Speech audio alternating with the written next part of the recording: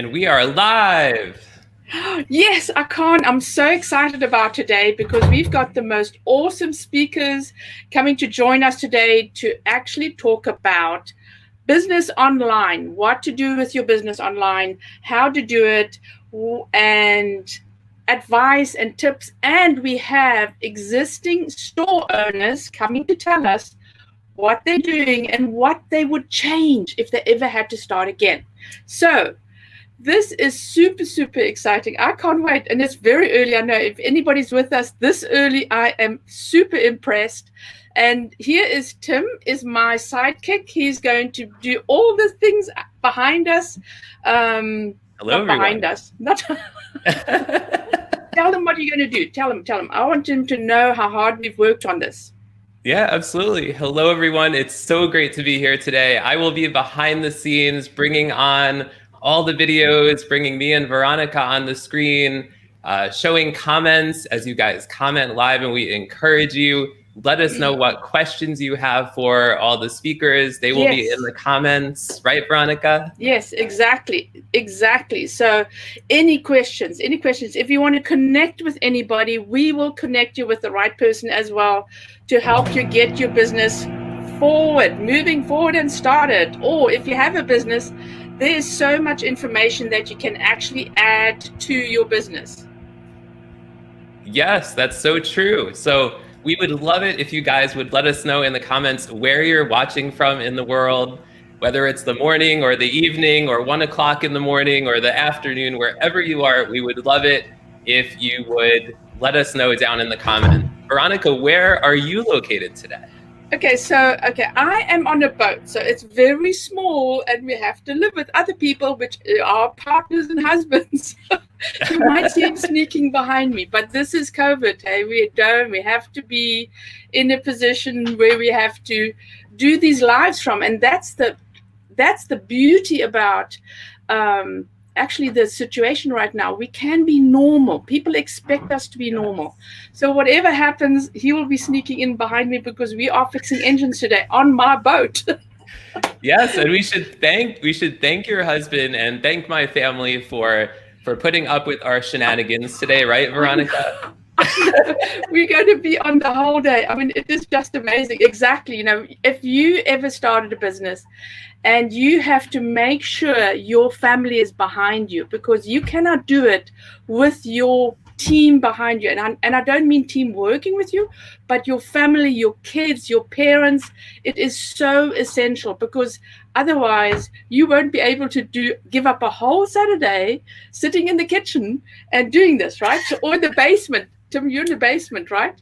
That is so true. I am in the basement, and we should thank everyone who's tuning in. Black Taco is tuning in from Florida. Woo-hoo. Hey, Black Taco. Lisa Month is tuning in from Australia. Lisa, welcome. I'm so happy you're here.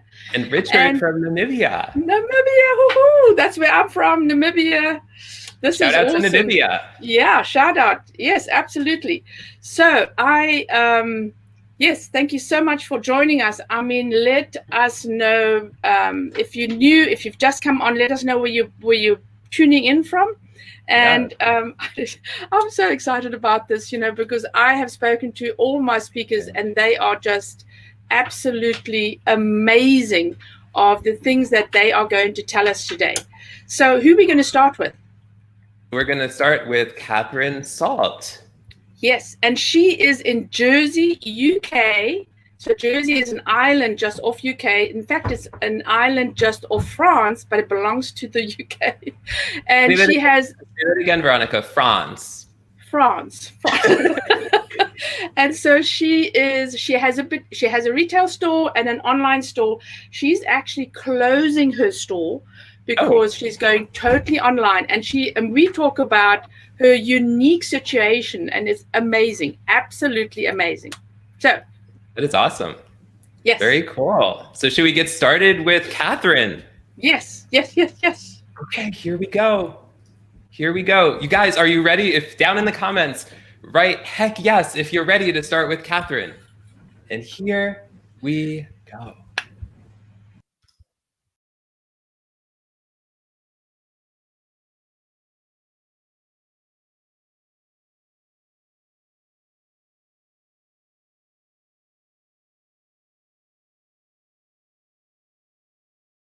Hi, Catherine. I can't believe we actually got on, and it's so amazing because you're going through so many changes right now. Okay, so let's start with you, Catherine Salt, and your store is called Plum Lingerie, right? But, yeah, that's right, Plum's Lingerie. But you have a unique situation. So tell us where you are, what you're doing, and what you're selling. Obviously, it's lingerie, but just talk more about it.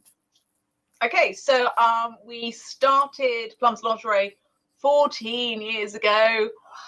It's a little boutique in a little island called Jersey, which is not New Jersey, it's Old Jersey, and it's just off the coast of the north of France. So tiny place, 9 miles by 5. And we probably started online,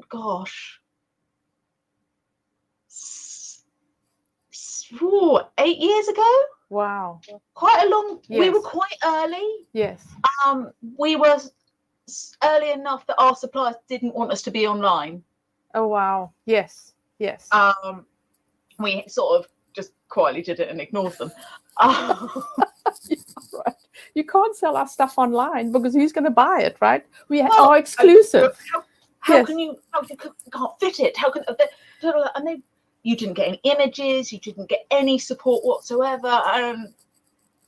It was very different. Now it's an absolute breeze in comparison. Exactly. Yes. I remember when I was talking to people about selling overseas to Africa, where they actually bought stuff here in America, then shipped it to Africa, but sold it online, and people would actually COD it. Just pick it up and pay for it yes. So she would just go into the big stores, buy stuff that's on sale, and then send it off to Africa. And that was their online shopping. And it's changed so much, right? So you've been selling, obviously you've been selling lingerie, and your mom started it? No, we started it together. Mm-hmm. The shop, I had a proper job. A job where I got holiday pay and, yes, radical things like that.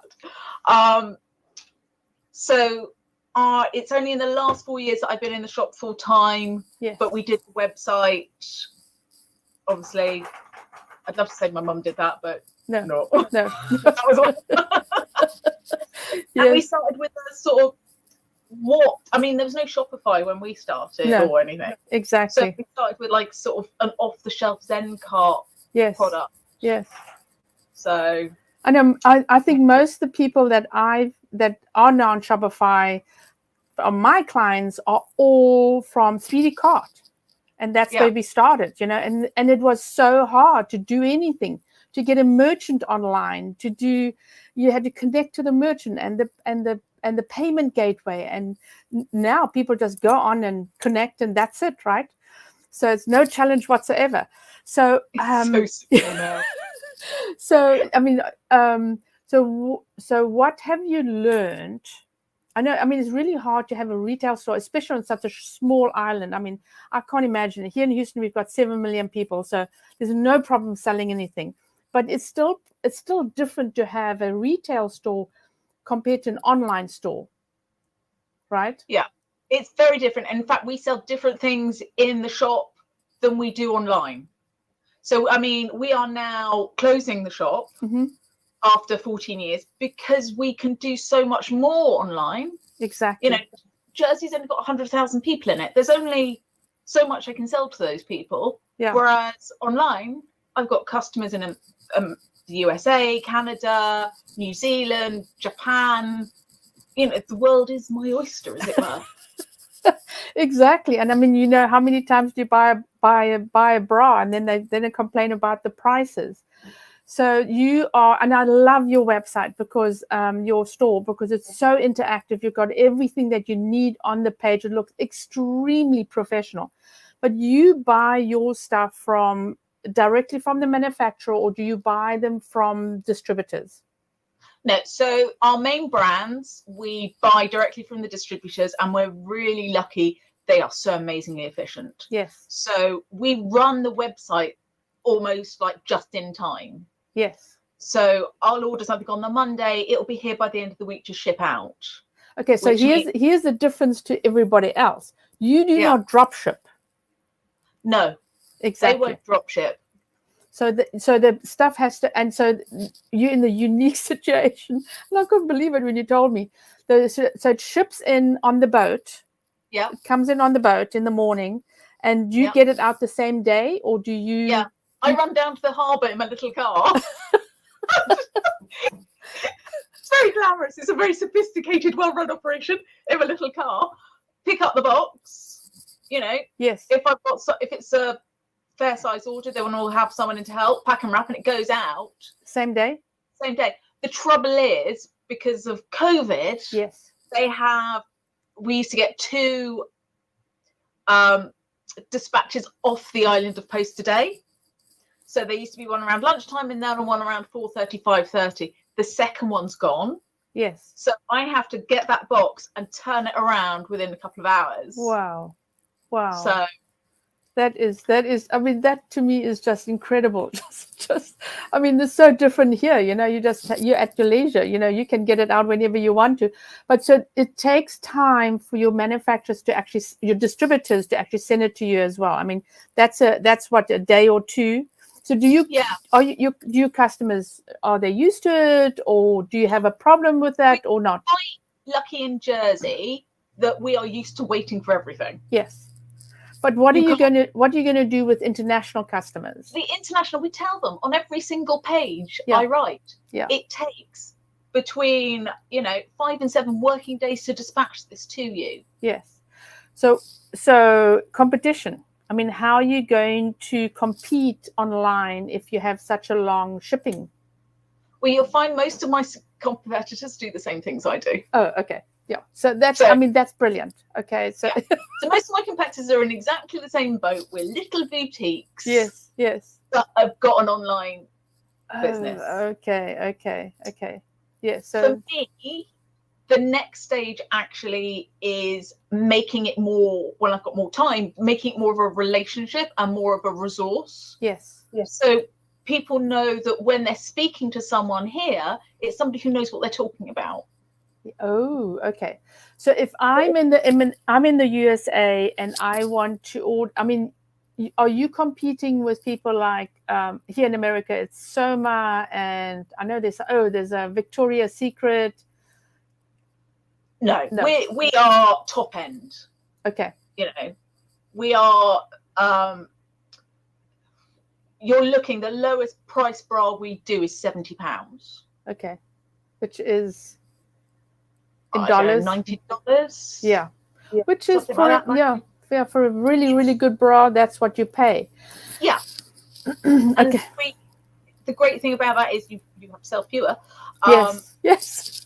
We don't get the returns because people know the products really well. Okay, that's a very low return rate. Yes. Okay, so I mean, selling something cheaply, you think, okay, it'll go out faster, but selling something more quality, did you find that is more of a challenge to sell online or not? No, because the thing is, these brands are very brand loyal. Yes. So they are looking for that bra. Okay. They're not browsing, I fancy a purple bra. Where can I find a purple bra? They're going, I wear a prima donna Deauville bra in this size, and I need a black one, a beige one, and a white one. Yeah. And they come in, they buy 3, job done. And it doesn't come back because that's what they have been buying for 15 years. Exactly. And I find that with Susan's, it's a Bitsy Boutique as well. It's the same thing. I mean, these are high end, $35 for a 2-year-old T-shirt, right? Yeah. And it's like, what? You're going to pay that? But those people are looking for it, and that's what they buy. So you're in the same position. So I want to see. So I mean, the shipping is a challenge. Would you ever get back into this industry if you ever had to start again? I love online and I like e-commerce. Yes. Bras are not easy. No. Because you have so many different variants. Yes. So my best-selling bra has over 600 variants. Wow. Which means the majority of platforms cannot handle it. Yes. The fun and games I've had trying to get a till system in the shop that will work with a website. So the till system is a point of sale Yes, system. point of sale. Yes. So exactly, because you're using point of sale as well as your store. So does it sync between your point of sale and your online store right now? I mean, until Saturday. Currently, when it fancies it, yes. It was the best option we could get, and I went through every option. Yes. And all I had to say is how many variants can it take, and most of them stopped at like 500. Yeah. Or 400, and I'm like, well, that won't work. No, exactly. So I mean, I know Shopify you have to use an app if you go more than 100 variants. Yeah. And then 100 variants is for the people that don't know what that means. Is those options that you drop down. So you have your sizes, you have your colors, and every single combination is a line item, is one of your variants, right? So yes, I have clients as well with options. I'll just use an option app actually. I had to think about it. What am I using?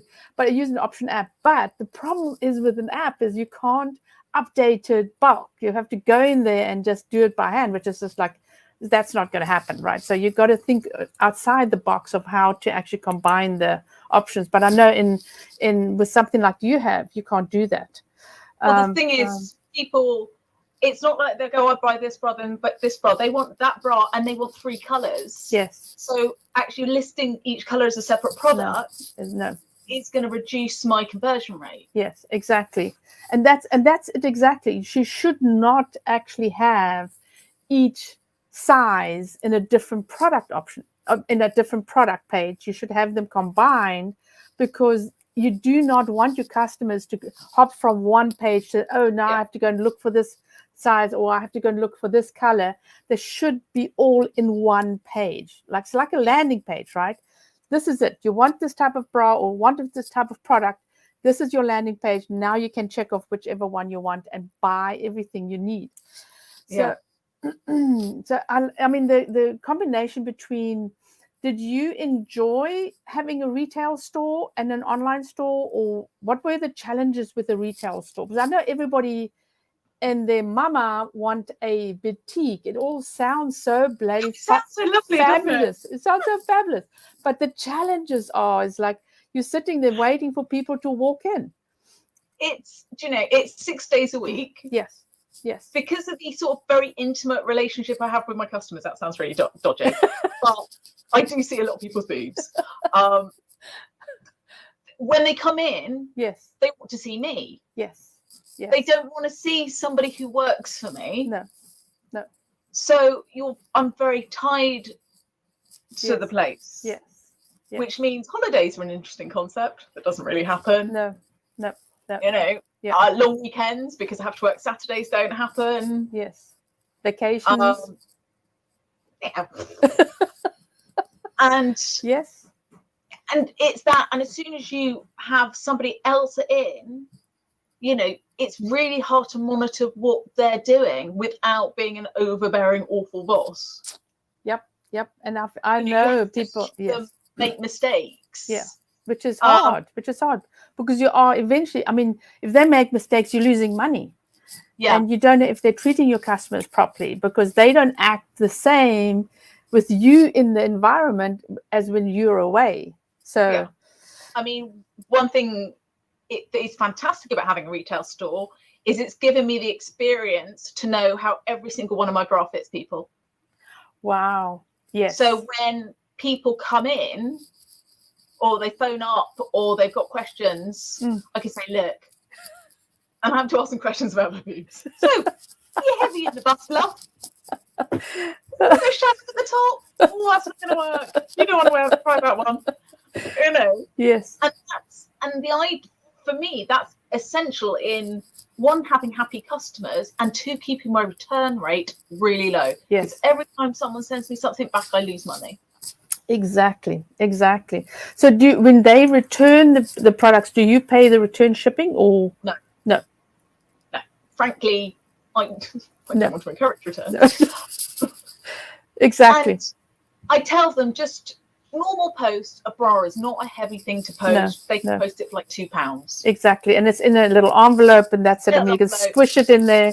Yeah, exactly. So, no. Because the thing is as well, they do things like send it next day delivery to you, which is like £7. You're like, I don't want it the next day. I don't need it. And I think, no, they expect me to pay that. Yes, I know. Right? No. Exactly. And the thing is, we only do free postage for orders over £100 as well. Yes. Although if you're selling a bra at £70, that is also not a lot of products. I mean, they have to then buy. So do you find that if you have that shipping free at £100, that they will buy that extra article?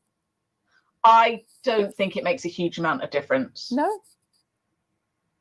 Because people who are buying my bras are quite they do sort of go, oh, it's a bit expensive. Yes. But they want the bra. They want the bra. Yeah. And do you know what? If they want 2 bras, they'll buy 2 bras. Yes, exactly. And I mean, we do now. The thing is, by holding on to a section, by holding on to something where you can charge shipping, it gives you the marketing opportunity of giving it away now and again. Yes, exactly. So that's when I notice all my sort of lower, more cost-conscious customers will buy ones. Yes. So if I do free shipping, you're guaranteed I'll get a pile of 1 bras. Oh. So what has been your best experience online getting your information out? Is it ads or organic or? Well, when we first started, and because I didn't know any better, I like Google Ads. I know, right? Gangbusters, and I thought £4 a sale was really expensive. Oh wow! It now costs me £25 if I want to use Google Ads. Yes. Google, I don't use Google Ads anymore. Google Ads is just stupid. It's actually stupid, right? It's gone crazy. I find that Facebook advertising is working quite well for me because again I can target by brand. Mm-hmm. So I get a much better conversion rate and conversion cost on that. Yes. But it is just a case of just consistently showing up. You know, I did a lot of Pinterest at one point, and it drove huge amounts of traffic. Yes. Never sold a damn thing. I'm from Pinterest. Yes, because people are just pinning. That's because it's a US centric. Very US centric. Yes. Thing and not necessarily UK. Yes. No. No. So do you have a lot of customers in the USA or more Europe? It's mainly the UK. Mainly the UK. I would say 90% in the UK and the rest are smattered around the world. I'm the sort of on first name basis with my international customers, let's put it that way. That's amazing. So what do you do to keep your customers?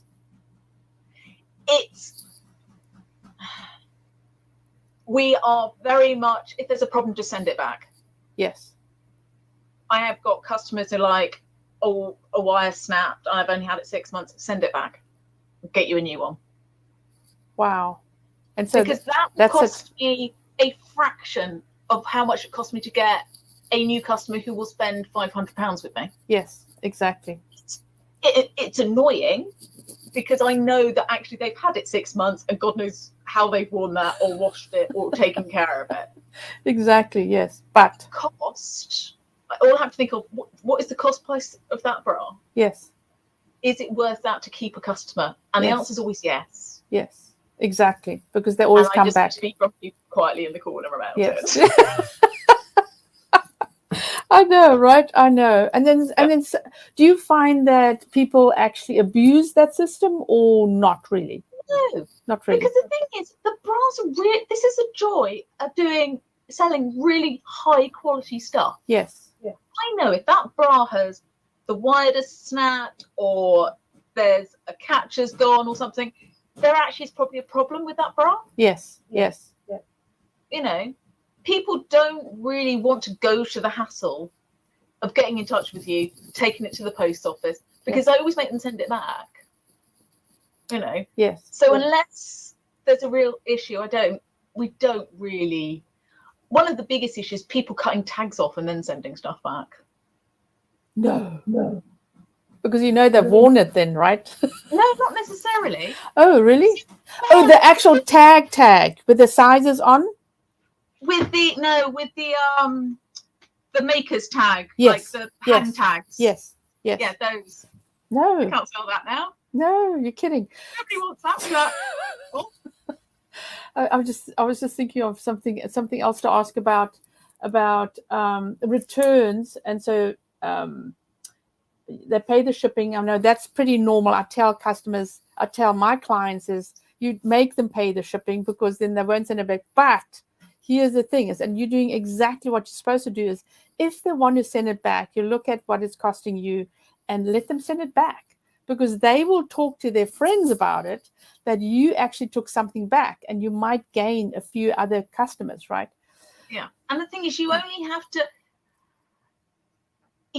the trouble is you have to be consistently good. Yes. To keep a customer. Yes. You only have to be bad once to lose one. Yes. And they will talk about it. Believe me. Oh, yeah. Exactly. So I can't remember when I looked at your website, but do you have your telephone number on the website?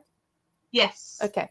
We do get phone calls. In COVID, we got long rambling chats because I think people were a bit lonely. I'm a little bit bored. I'm at home. Can we have a chat? Yes. People would phone up with a couple of questions about the bra. By the end of it, we talk about their dogs and their kids. But that's all customer service, right? That's communicating with your customers. So I know that Jonna with the puzzle piece, the missing puzzle piece, I better say the whole thing. She also, I think it's so essential to have the telephone number on the website and your contact. Obviously now that you are not going to have a boutique, you will only be online, your address won't. Oh no, you can still have your address on there, right? Have address for staying in the building. Exactly. So. Exactly. But it's so essential to show them that you are available to talk to. Otherwise, it just looks like everybody else out there, right?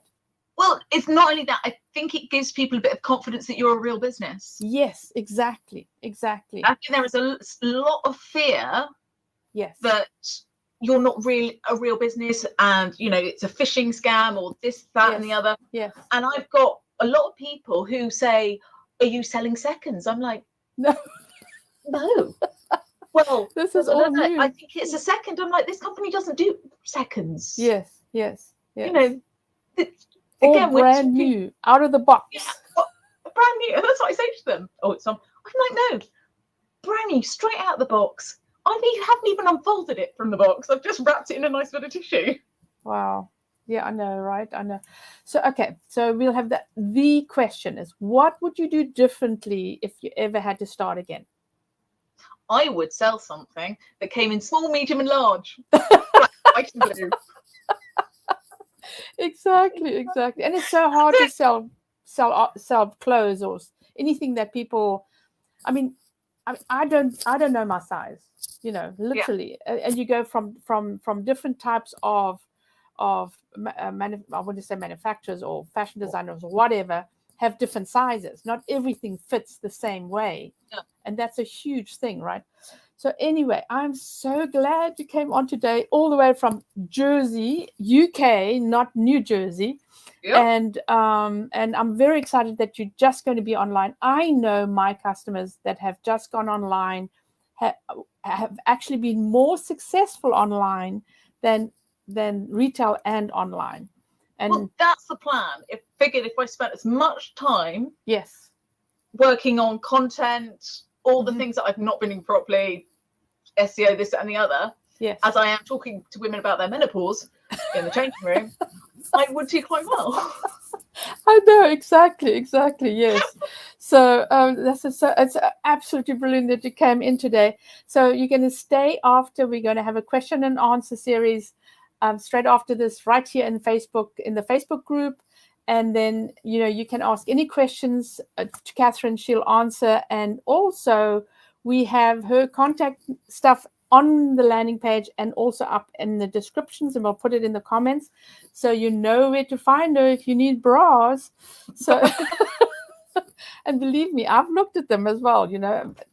But anyway, so thank you so much for popping in. I love having you on, and let's go to questions and answers. And we're back. And I'm back as well. So you caught me unawares. Anyway, this has been very, very exciting. She is absolutely amazing, and she gave us so much information about her store, what she's doing, and the future about her business. So we are going to our next speaker, which is Amy Monroe, and she is the sales tax expert. If you want to know anything about sales tax, you want to know anything that has to do with sales tax in any of the states, what's happening in America with sales tax. And here's a tip. If you are selling in America to any of the states, as an international company, this concerns you as well. So let's welcome Amy. She's going to be on right now. Yes, welcome Amy in the comments. Put some emojis. Say hello, Amy. Yes. Here we go. And I think Amy's in the comments already as well. Awesome.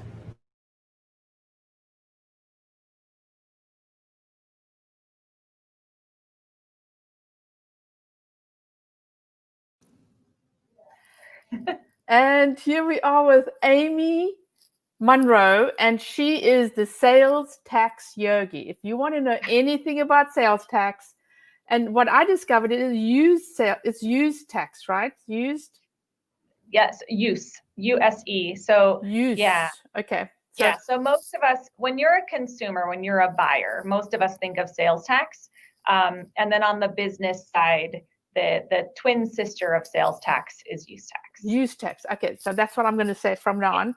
Just because people don't really know the difference, right?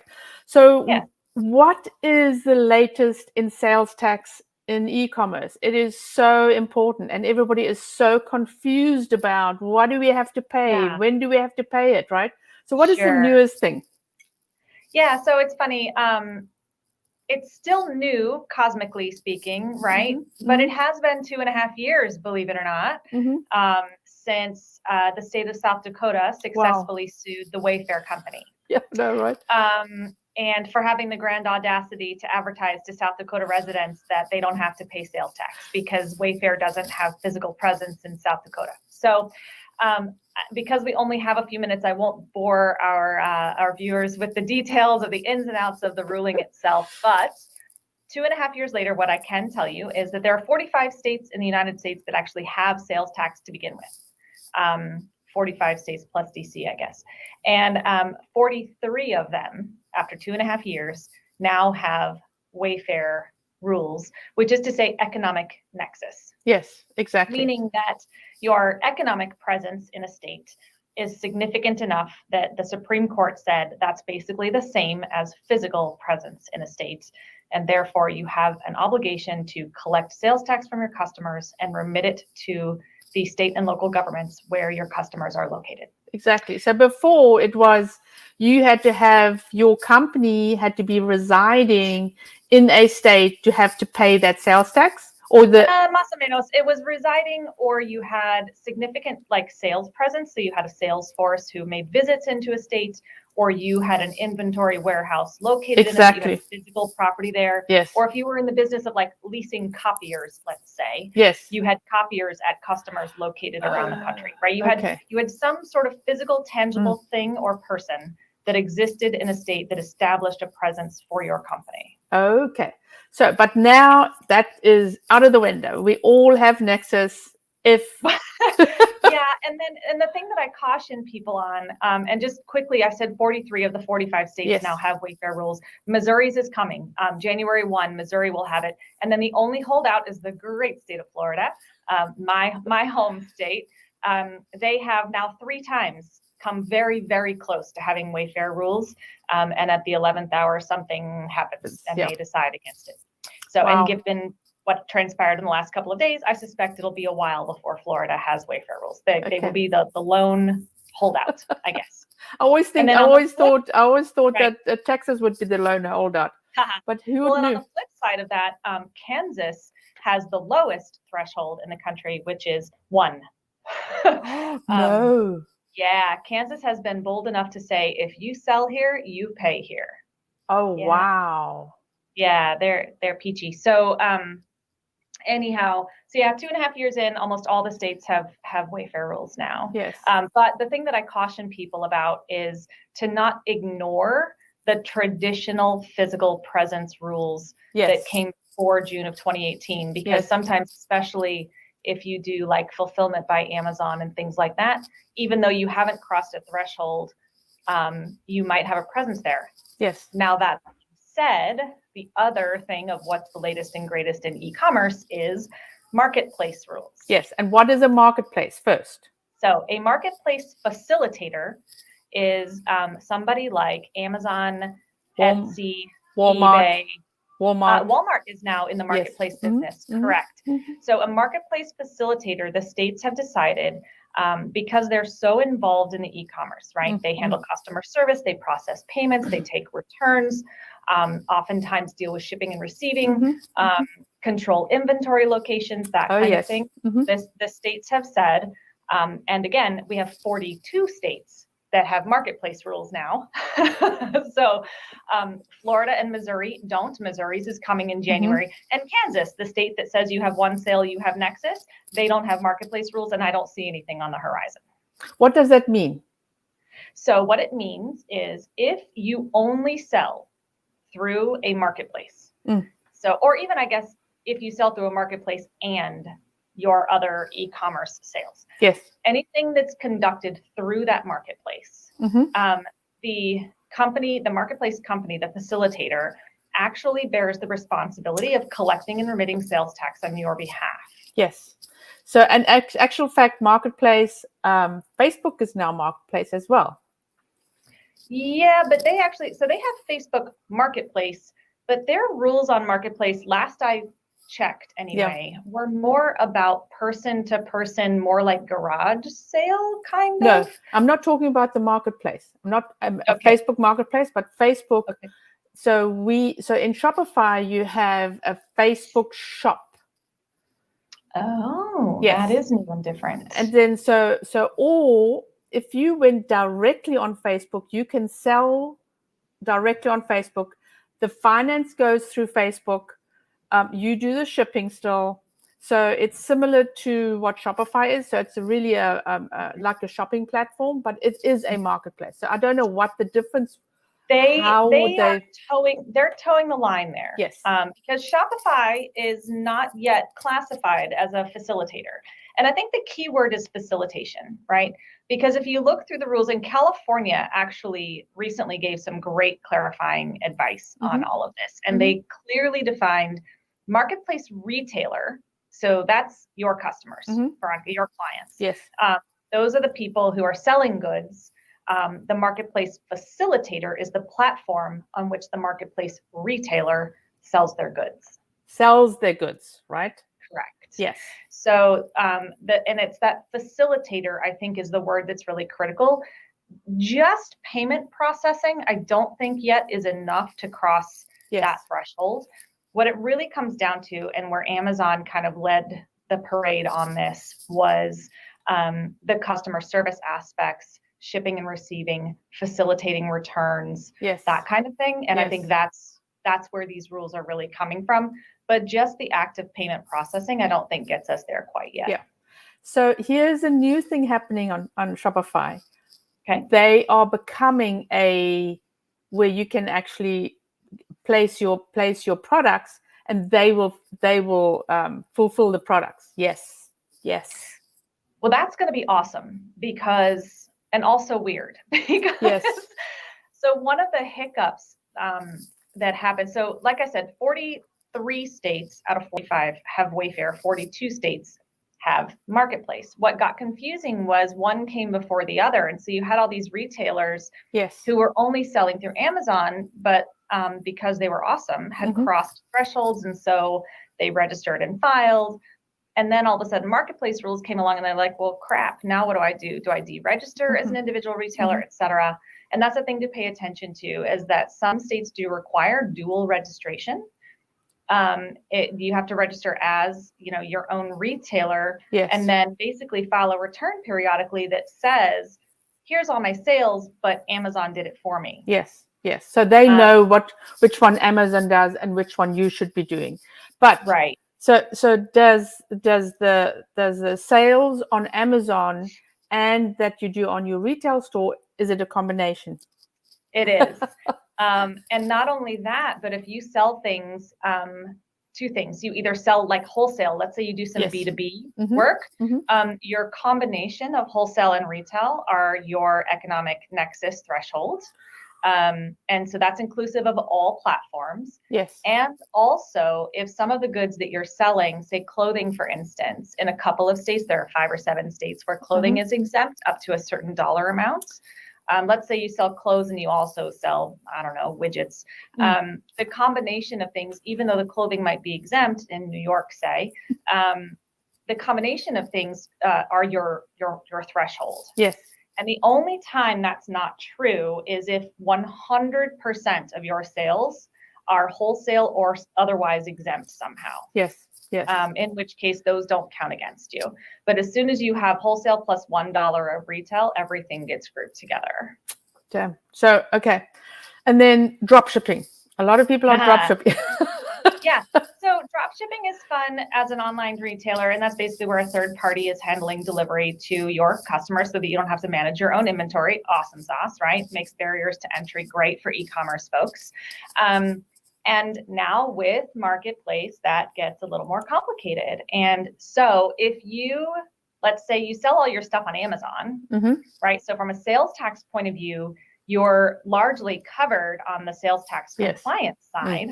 But your 3PL who's doing your fulfillment for you and doing your drop shipping says, that's cool, but I need a resale certificate on our part of the transaction so that I don't have to charge sales tax to you. Yes. And you say, well, I'm not registered in a state. How am I supposed to give you a resale certificate?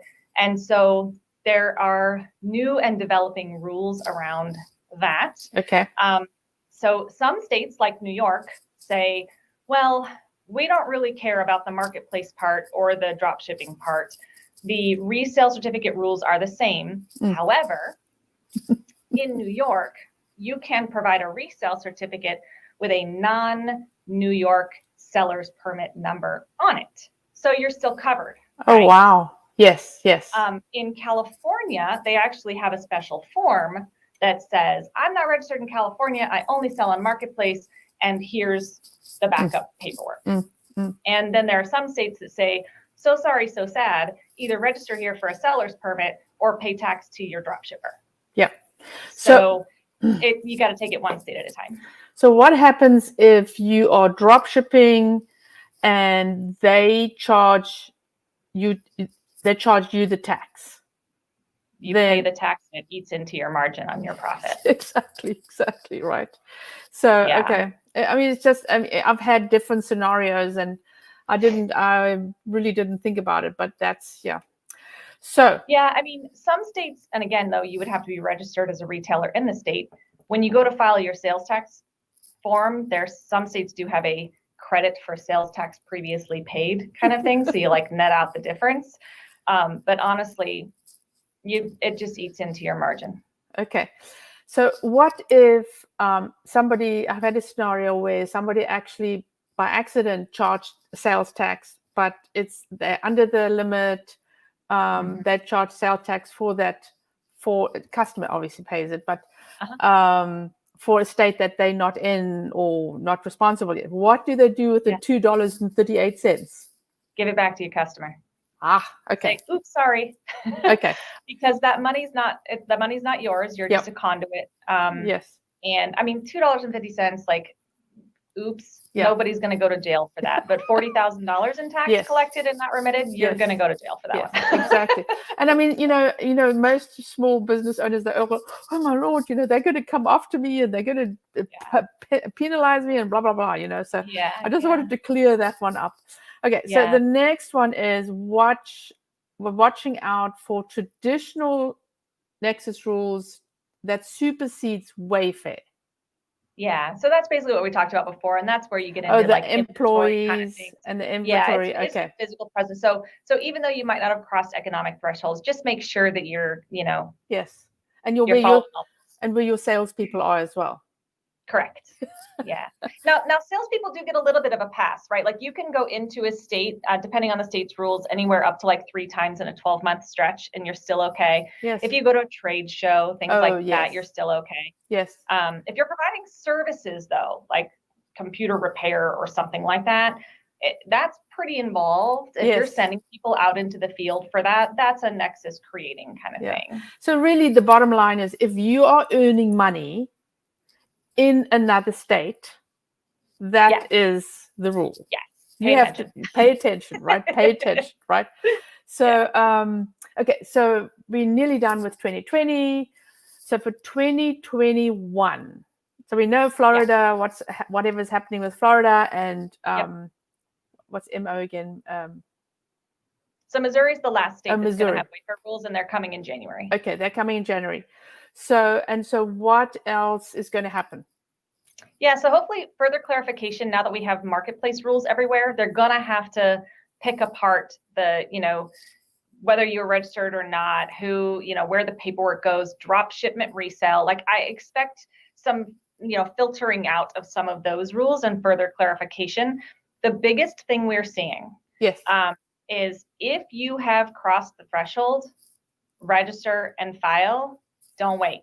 Yeah. Early on in Wayfair, you could kind of use Wayfair as cover to get yourself square with the state. But we've seen 3 states in particular who are coming back after e-com taxpayers register, and they're being extremely aggressive and saying, that's cute. You registered in May, but our threshold started last October. Show me what you got. And those are Massachusetts, Maine, and Wisconsin. And I expect in a post-COVID world, hopefully we're post-COVID at some point, the states have a lot of revenue to make up for, and we expect that aggression to continue. Yeah. I mean, and you've got to think about, e-commerce has taken off, and so the states are losing that money that would have gone into the coffers to fix bridges and streets and whatever, right? Put kids through school, all kinds of stuff. Yes, exactly. Yep.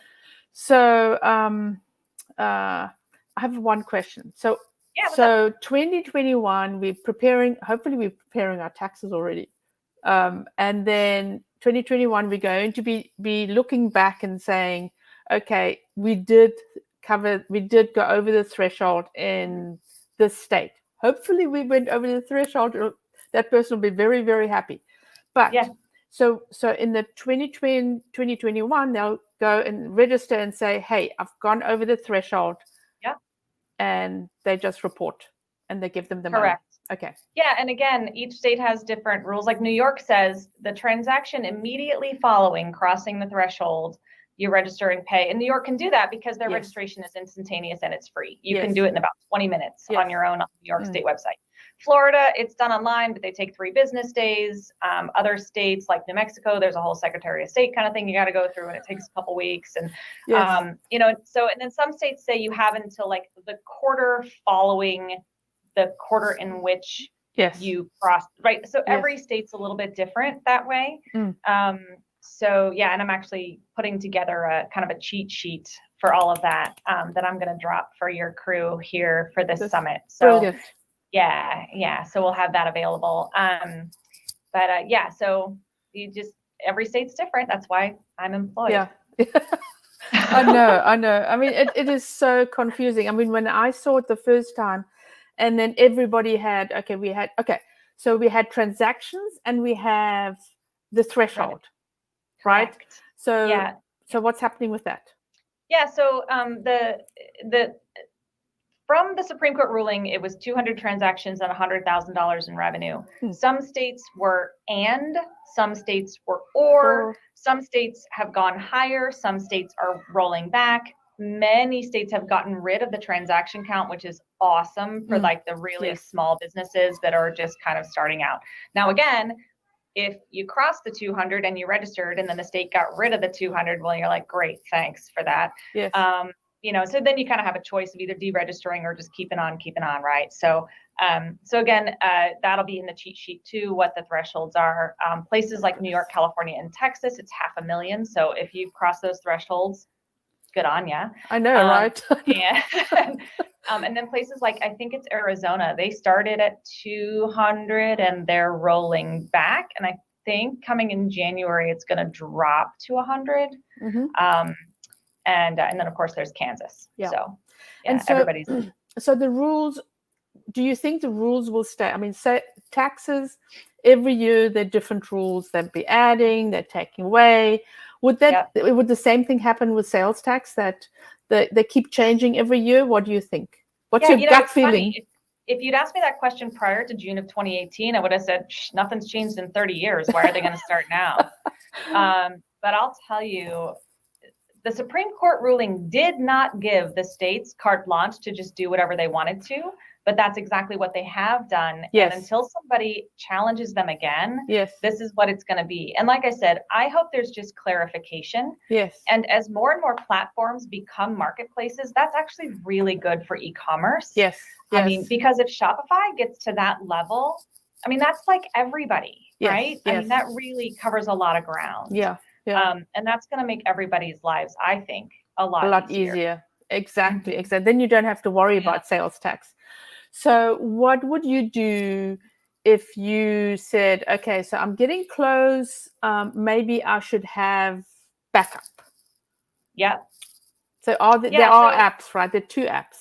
Yeah. So, there's more than 2, but in I think the most common and sort of the household names and the most sort of low cost opportunities for those starting out, TaxJar and Avalara.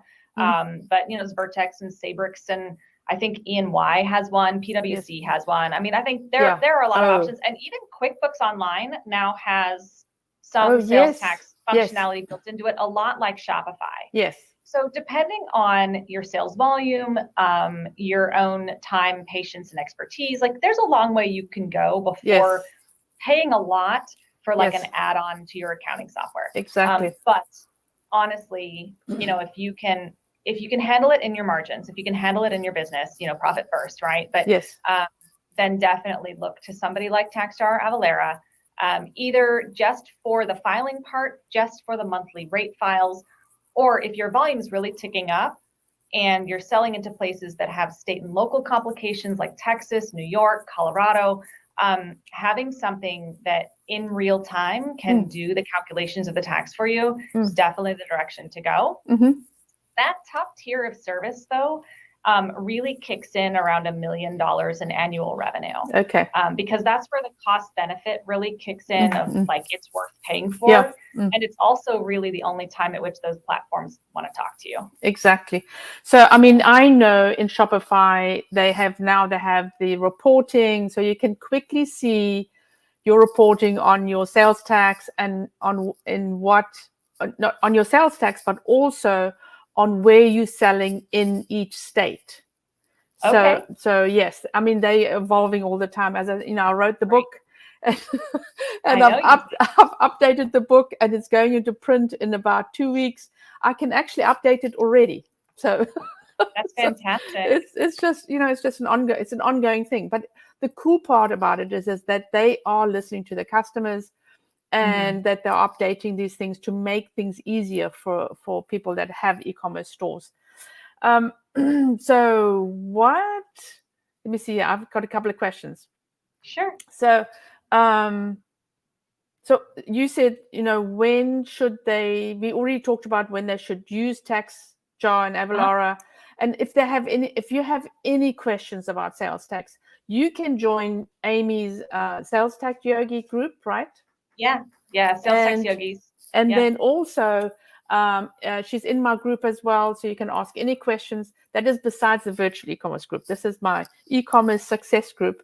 That just make sure to tag me so that it actually pops exactly, up. Exactly. Yes. So you always got to tag, because whatever question you ask, it'll pop up for Amy. And because there's always questions. And I know that you have no problem talking to people and helping them with their sales. The amount of times I go, Amy, they need to know more about, I can explain it. I understand income tax. I understand sales tax. It is just more complicated than what I've ever learned. So, and you are in the trenches every single day, right? And so tell me about one example of a really complicated situation. And I'm thinking about like the bottles. There was the bottle thing. Oh, well, that's a little bit of a different tax type with the recycling fees and all that fun stuff. Yes. Because, oh my gosh, talk about a lack of standardization and a lack of transparency and inconsistency across the board. No, I would honestly say one of the things so there are two clients right now that kind of pop to mind. One we've touched on with the drop shipping, and then the intricacies between direct to consumer versus the marketplace platform sales and the paperwork required to support resale certificates with your drop shipper. So that's pretty complicated. And then, 4-party drop shipping scenarios get messy very quickly. Yes. And then we have a client recently who used to be in the live event space, and then COVID. And so they quickly pivoted, very beautifully pivoted, and went to online streaming. And then the challenge that they're having is, they were registered in like 25, 27 states or something where live events are subject to sales tax. And then when they transitioned over to streaming, there are like 7 of those states where they were filing for live events where they no longer need to, but then another 7 or so states where live events aren't taxable, but streaming is. So in addition to pivoting their business, they're also having to pivot their back end and their understanding of that kind of stuff for their business. Yes. And so that's where, my Facebook group goes a long way, and I'm willing to answer a lot of questions and, a half-hour consult here and there. But when it gets to that level, then I actually kind of transition you over to the boutique firm that I work with, and you get the full weight and intelligence behind you of the firm that I work with. Yeah. So, and I mean, I was talking to Joey, the trademark lawyer, and I said to him, I always advise people going into business, pay an hour for a business lawyer. Just the hour, you will learn so much. And that's the same with sales tax. Just make sure that your foundation is right, and when you have to make that next step. Because as Donna said from the puzzle piece, she said, if you don't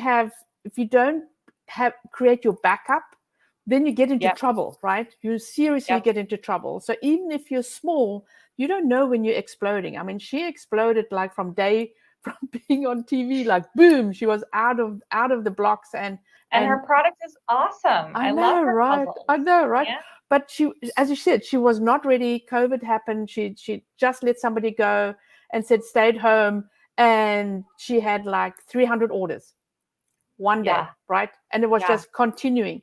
So we were talking about what would you do if you ever had to start again, and she said, make sure that your backup, that you have a plan, and your plan is in place. If things should go this way, this is what you need to do, and one of them is actually telling your employees what's happening and having people in place that can come in and help you. But coming back to sales tax, it's I think staying on top of what's going on, doing some reading, doing a little bit of research. And, if you're in my workshop, then you'll also know what's going on because I keep on top of it. But seriously stay on top of it, because you don't know when these things happen. And I do know that TaxJar and Valera have wonderful blogs. I mean, they are always they're always talking about what's happening, what's coming up, and what's going to go on. So, I mean, if you're in business, you've got to stay on top of things, right? Yeah. Okay. Yep. So it's nice for me having an expert like you with Shopify, because Oftentimes we have sales tax clients that ask us to help set up their back end of Shopify. I'm like, oh, I know a person. Hold on. I know a lady, right? I used to say, I know a guy, but I know a lady, you know, I know somebody. I know somebody. Yeah. I know this guy. But anyway, so thank you so much for popping in and being here, answering and hopefully answering questions straight after this. You can put them in the comments. Amy will be here to answer, or I will make sure she's here to answer. And we'll have all Amy's information probably either in the comments or above in the description. And we have it on the Virtual Summit landing page, website page as well. If you want to contact Amy for any questions, okay, it's well worth paying for it as well. I'm here for you always.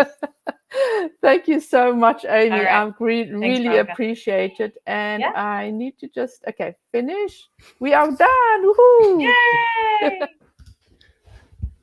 Woohoo! Oh, I need to keep my unmute myself. So that was amazing. Isn't she amazing? She is amazing, and it's so important now more than ever to understand all of this, right? I know. I mean, everything's going online, virtual. Here we are, virtual, right? And and especially in business, you do not want to get into trouble with your tax people. Okay, so the next person is, who is it? Who is it, Veronica? Who is it? Meg Staples. Yeah, she has a her website is called Her Tribe Athletics, and she has a business and she is a teacher as well. So this is like a side business, but a main business. And so she is amazing. So many things. She designs her own leggings. She designs her own T-shirts, and she's got these cute caps that you can wear in winter. I mean, really amazing. So let's get her on and see what she says about her business. I'm so excited about this. Let's do this. Yes. Right. Woohoo, here we go.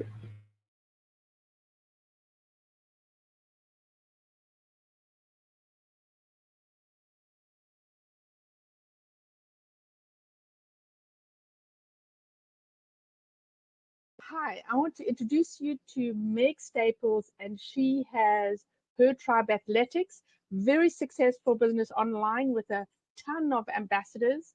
And Meg, tell us why you started this business, because you are a teacher, an art teacher, well qualified, and now suddenly you started this business. Why did you start?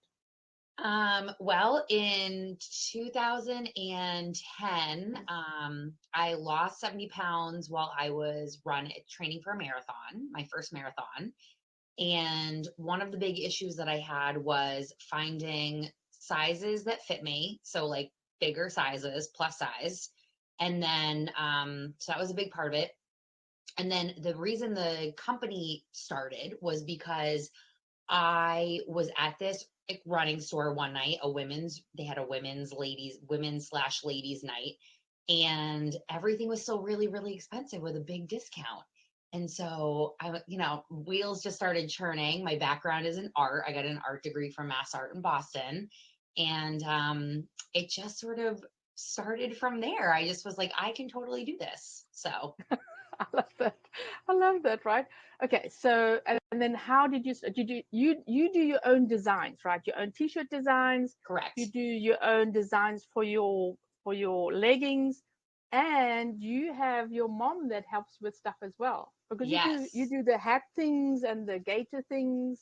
Yes. And so she does the sewing. So yeah, I design all the shirts and all the prints on the pants.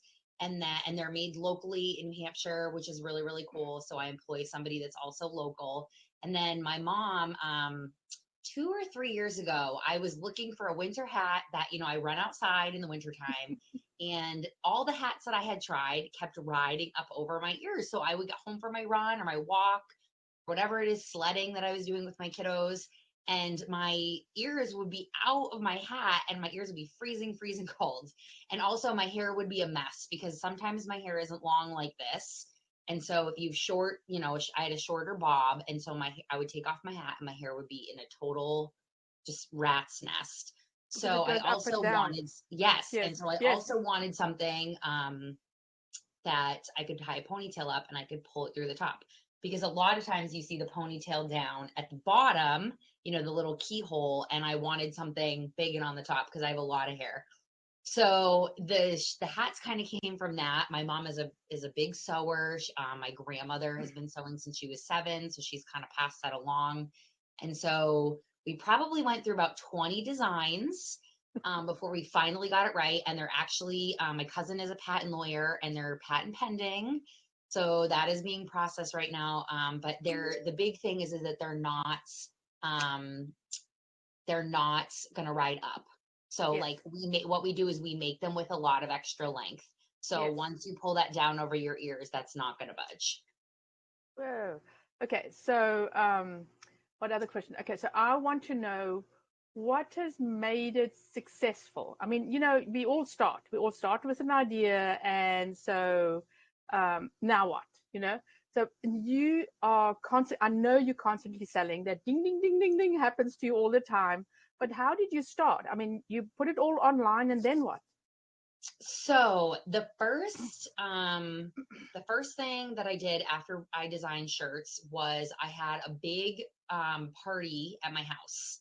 So I have a large running group. Moms run this town. So I don't know if any of your viewers or the people that you work with are part of that group, because there's chapters all over the country. Yes. We invited pretty much everybody to come out, and there was about 100 people that showed up and sold. Yeah, it was crazy. It was crazy. We just built up the launch and we had a party at the house, and we had about 100 people show up, and we sold out of almost all the shirts. I only had 4 designs when I started. Wow. And then what I did was, after the website went live, up until this past year, I went to a lot of races. So I think that has helped my growth tremendously. So I've been to the Boston Marathon Expo, the Cape Cod Marathon Expo. I go to all the local races, so people are beginning to start to see me a lot. And I think that's a really huge part of the growth of my business, is that I'm really putting myself out there. So I know, and you're not the first person to say that. I have Susan. She has a retail store here in Houston, and I said to her, you don't open your store doors and you go, okay, where are my people? And there's a lot of crickets in the beginning, but she did the trunk shows and the mom shows and the whatever shows, but now she has her people, right? Okay, so then the big question is what are you doing? And I know you're trying to grow more now, right? You're trying to be more out on the map and to sell to people more outside your group. So what are you doing?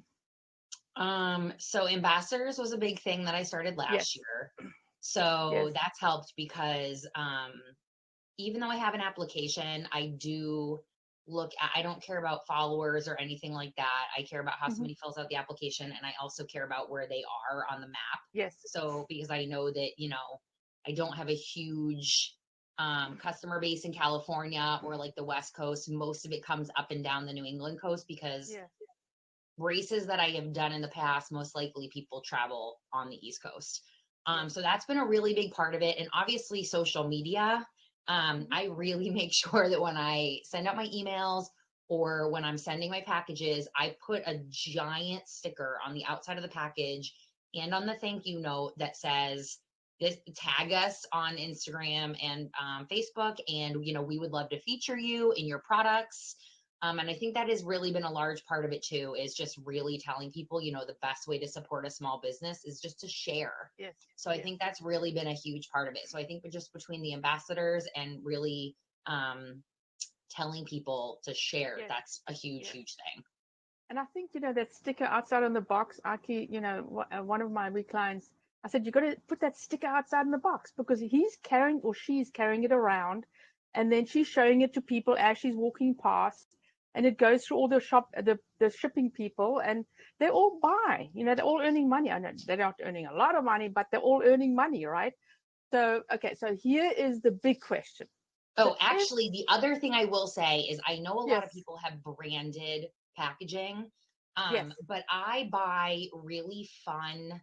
I don't have branded packaging yet. I'm like kind of working towards that, but I do buy really, really fun packaging. So like I send my stuff in like donuts and like rainbows and kittens and fun things Just like that, or something like different. pineapples in the summer. So people say they usually know that it's from me because of the really fun packaging that I use. So like I said, I have not there with the branded packaging yet, but I think that also helps when you put your items in something that's a little bit different than, just like a manila envelope. That really helps also. Yeah, I bet. I mean, and that's part of your branding, right? I mean, you're fun and that's what you're doing. Okay. I'm dying to answer this question. So what would you do if you started again? Honestly, so the different, let me put it differently. What would you do differently if you started again? Let's put that one question. What would you have maybe thought of, okay, I should have done this when I started out? I think that, I think probably like my pictures were not great when I started at the beginning. That I didn't know too much about. So pictures were just sort of, I look back at some of the ones now that I had and I'm like, oh, it's so bad. And then the other thing too, is that because I have an art background, I don't have a retail background or retail marketing, anything like that. And so my background is in textile design, so like the fabric designing stuff. And I think that if I had been a little bit more informed about just, about the money side of things and just retail, and I think there's a lot of knowledge. Like I've taken all of my education that I've given myself on my business has been retail education and marketing education and things like that, because the designing comes very naturally to me. So that I think is huge. If you have some background in that, even a little bit, I mean, you can definitely do what I did and learn as you grow. But I think if I had even some more of that going into it, it would have been really helpful. I would love to say that I could have just gone all in right away, into my business right away, just like all in. But, I'm a full-time art teacher right now. Hopefully I'll do it full-time at some point. And I'm just, I've seen growth every year. So I'm just hoping that continues. But I mean, I'm just really passionate about it. I love it. I love seeing women's of all different backgrounds, doing all different kinds of sports, being active in all different ways. It's really, it's been really, I mean, it inspires me to keep creating, so it's really, I'm really lucky that I can have such an awesome side thing, hopefully full-time thing. And that it's growing and that people are supporting me. Like my husband is really supportive, the hours that I keep, that is huge. That is huge. Yeah. So, and when I'm gone on the week, not this year, but in the past when I've, been gone on the weekends, like when you do Boston, it's a 4-day commitment for the expo. So, I mean, it's a lot of time away from the family too, but I think one thing that 2020 has really given me is like, I'm home all the time and I've been able to slow down. So even though my business has still been growing, I've been able to spend more time with my kids, spend more time with my husband, spend more time with my parents. And that's been really big. So that's been kind of a nice sort of takeaway from as crazy as 2020 has been. That's been really good. So it's, you need that. Any business owner / entrepreneur knows it's just, we burn that candle down. Just go. Doesn't matter what happens. And then if we're not going, then you go, something wrong. Shall I do something else? I think this is a good idea. Okay, let's go for it again, Yes. And I think that's why we're entrepreneurs as well. And I love your little hanging things at the back, your medals. Those are all my running medals. I know. No medal from this year. My husband did a lot of running in South Africa, and we got the thing sticking. You can put it on your jacket, you know. Oh, yeah. And then eventually they got into the metal thing. But anyway, and I still have them. You know, he hasn't run in 30, 40 years, and I still have them. I've got to put it in a frame, right? I mean, it's an achievement, right? It's an achievement. So, okay, this has absolutely been fabulous. I'm so happy you came on with us to talk about how you run your business, what you're doing with it. And I will be adding your link, and everything's on the page, but I will be adding it to this post as well, so that everybody knows how to connect with you, and then they can connect with you a little bit later. If they have any questions in the group, they can ask you, and you'll be answering them, or I'll be tapping on your shoulder to answer them. Yes, so thanks again for popping in. And yeah, you're the best. Thank you. Okay. I could not have redesigned my website without your help. It's unbelievable. It's beautiful. So thank you very much. Okay. It was such I mean, I love running. I can't run at all because I have knee problems. I've always had knee problems. And I started running, and somebody said to me the other day, is you get that high, you get the high, right? And I started running here in America. When we came to America, I started running because I was walking and then shuffling and then running a little bit more and a little bit more. And I thought, oh my God, I can run again, you know? Oh, this is so wonderful. So I did triathlons. But wow. yeah, and then I'm 52. I decided, what? You're freaking crazy. This is 3-hour training a day. Okay, bye. Anyway, so, but my knees are, yeah, I did a little bit extra damage to them. You bike? No, that's another problem. But anyway, but I'll walk, and I'll what's it called? Powerlifting. So yeah, I totally believe in exercise. You've got to keep your body healthy. Doesn't matter what age you are, right? Okay, let's go. The next speaker's coming on. Thank you so much for popping in. I'm so glad we connected.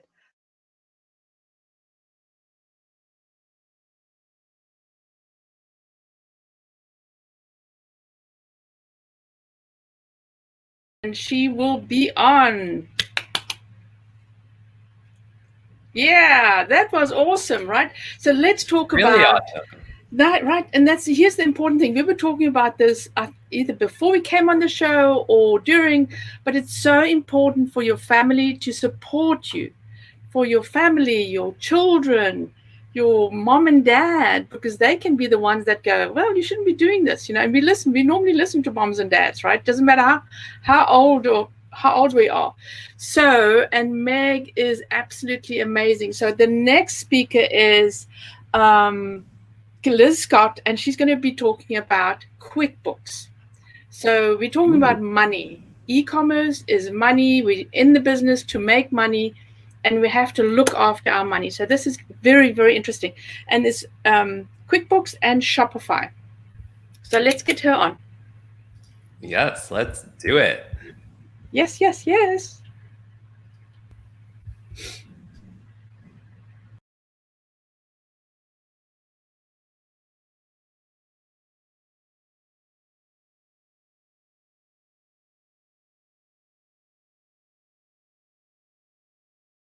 Hi, and now I've got Liz Scott with me. She's the QuickBooks online lady, as I call her, and she's absolutely amazing. She knows all about how to get your QuickBooks online, how to integrate it with Shopify or any other e-commerce, right, Liz?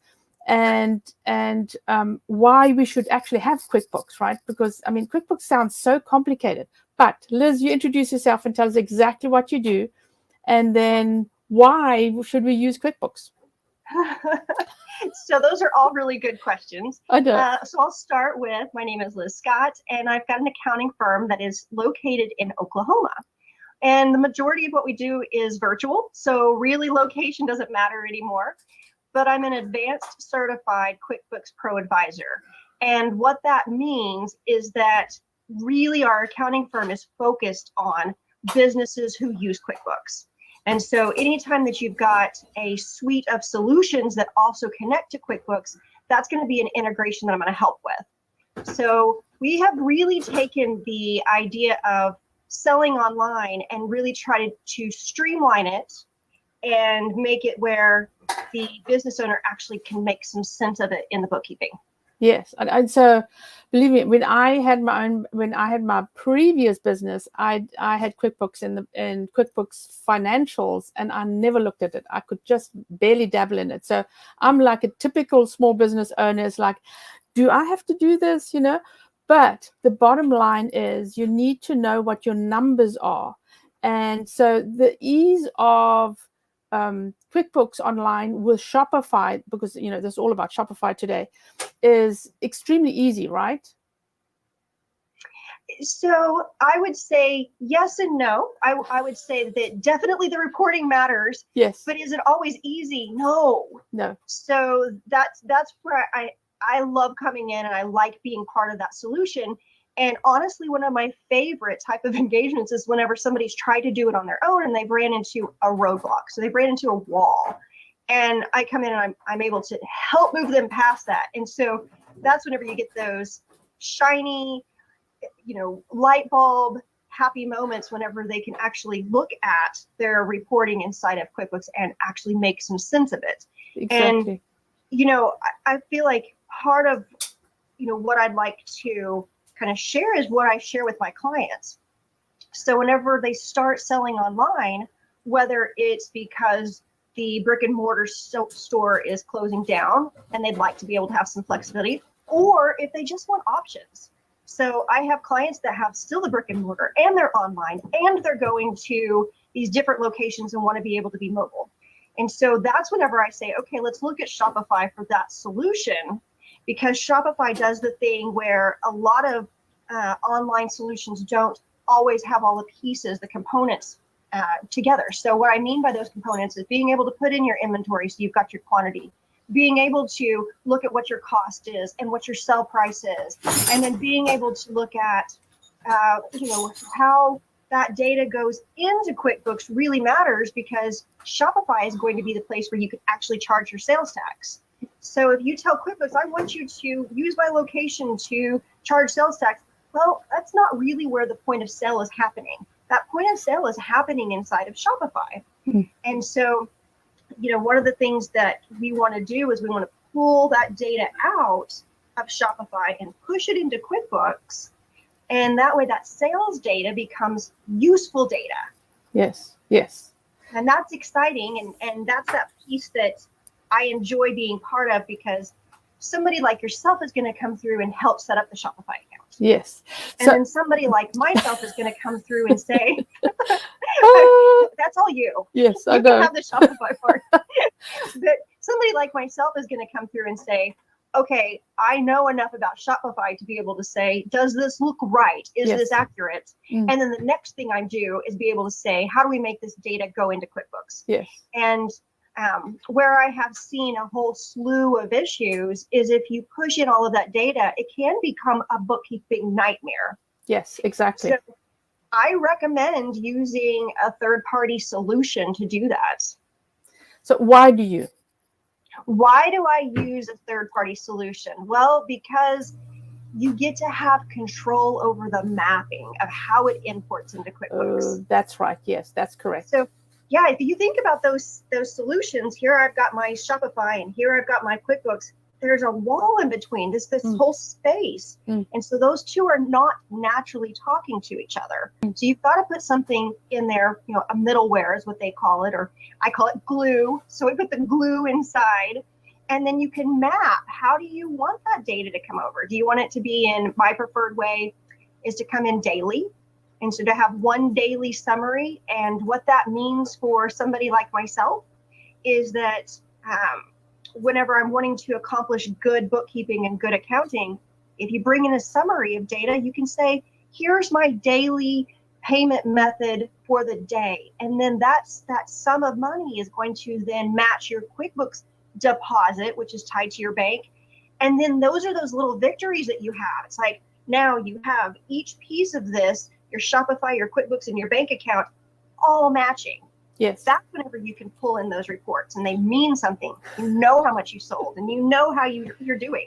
So I know that we have one little customer who has a boutique and she's got an online store. So Shopify, I know Shopify, and see if I'm correct or not, is they put the money into your bank account as one sum. That's it. You get the sum for the day or however they pay out. So you don't really know if you sold it on your POS system, your point of sale system, or whether you've sold it on in your online store, right? So that's true unless you use one of these middleware software. Exactly. So the middleware software can actually go in and it can look to see, was that brick and mortar? And there's a tag to it. There's a tag to that sale. That's exactly what you're talking about. So that tag to that sale is able to say, this was brick and mortar. And so that brings it in on your financials as the brick and mortar. And then that other tag could be the online point of sale. So then you're able to know, well, this was generated from my web store with Shopify. Exactly. So, and then I had Amy, our sales tax guru, on as well. And we were talking about at some point, and everybody is happy to come to this point where you have to start paying sales tax into every state, right? And so is it better to, I know we get some reporting in Shopify, but is it better to have the reporting, does the reporting then flow through to QuickBooks so that you know in what states you would get to a certain level, or does it not? That's one of the questions we were asking each other, actually. So I think that's a really, really valid question. And that's an area that I come in and I say, let's go to the source of truth. And that's going to be the Shopify account. So let's go pull those reports, because that actually has all of the details of that sell. What is the ship to address? What is that actual pinpointed location? And so that's going to be the report I would recommend. And again, that comes to that summary that I'm talking about pushing into QuickBooks. Instead of having each one of those transactions coming in and creating this nightmare collage of all of this data that what do you do with it? Instead, create this really clean summary that you can say, I can see my sales data. I have a summary of all of the sales tax that's collected. What is my liability for the day? And that builds your liability, and that's based off state or whatever your locations are. So I mean, Shopify is expanding and adding new capabilities as we're speaking, since I've just practically finished my book and I can already do an update. So it's like I'm never going to keep up, right? But I actually did the Kindle version, and then I've decided, okay, so now I have to do the printed version. And obviously I'm on the boat. This is a working boat, but I did the printed version, and it was practically all yellow because it's all changing. Why I'm mentioning that is now under products, you can actually add your cost to the product page as well. So here's the thing is if you don't know your fixed cost and your variable cost, then that profit is not going to be a true profit, right? So if you have QuickBooks, then you will really see what your profit is. Am I right? Yes, exactly. And so, I would even take it one step further to say that whenever you're using these middleware solutions, you can pull in, what are my selling fees? And, if you want to advertise on Shopify, that's great. Those are great options for you. But, each industry, each area has different fees. And if you want to see those, there is a solution out there to get that data into QuickBooks. Yes. I mean, and you got to have, and this is what I stress as well with any of my clients, that you got to know your bottom line. You got to know how much money you're bringing in, because from the profits, you should be spending at least 25% on marketing, which a lot of people don't do. They just go, I've got this money and I'll use this tiny little bit here for marketing, right? But double. Like, oh, I have to use my money. But because, as I was just chatting to somebody, and he said that he spent $50 on advertising and he sold $100 worth of books. So he made $50. But if he didn't do that, then he wouldn't make anything, because organic right now is like 2%. So you have to start advertising.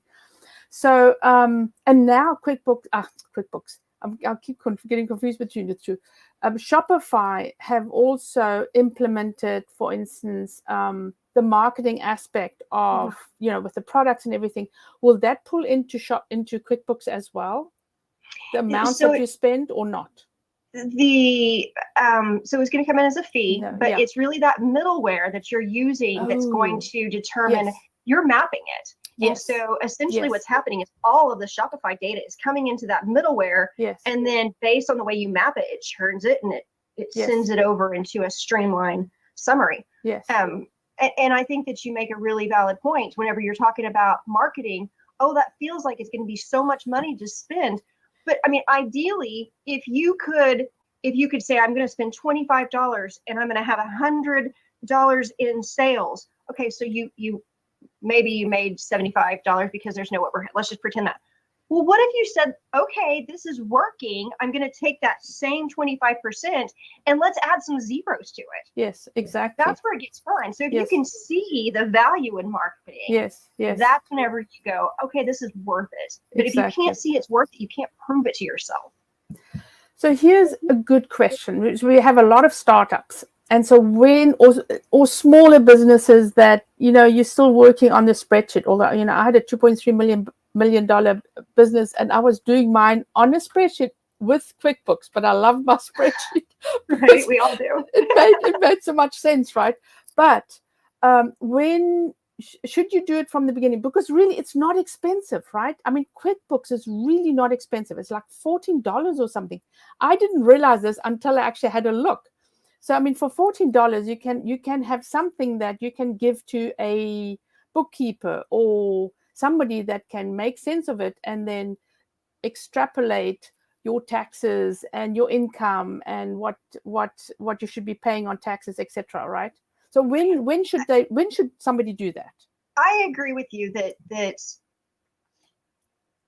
QuickBooks can be inexpensive. And I would say that there's some options in QuickBooks, which version should you get?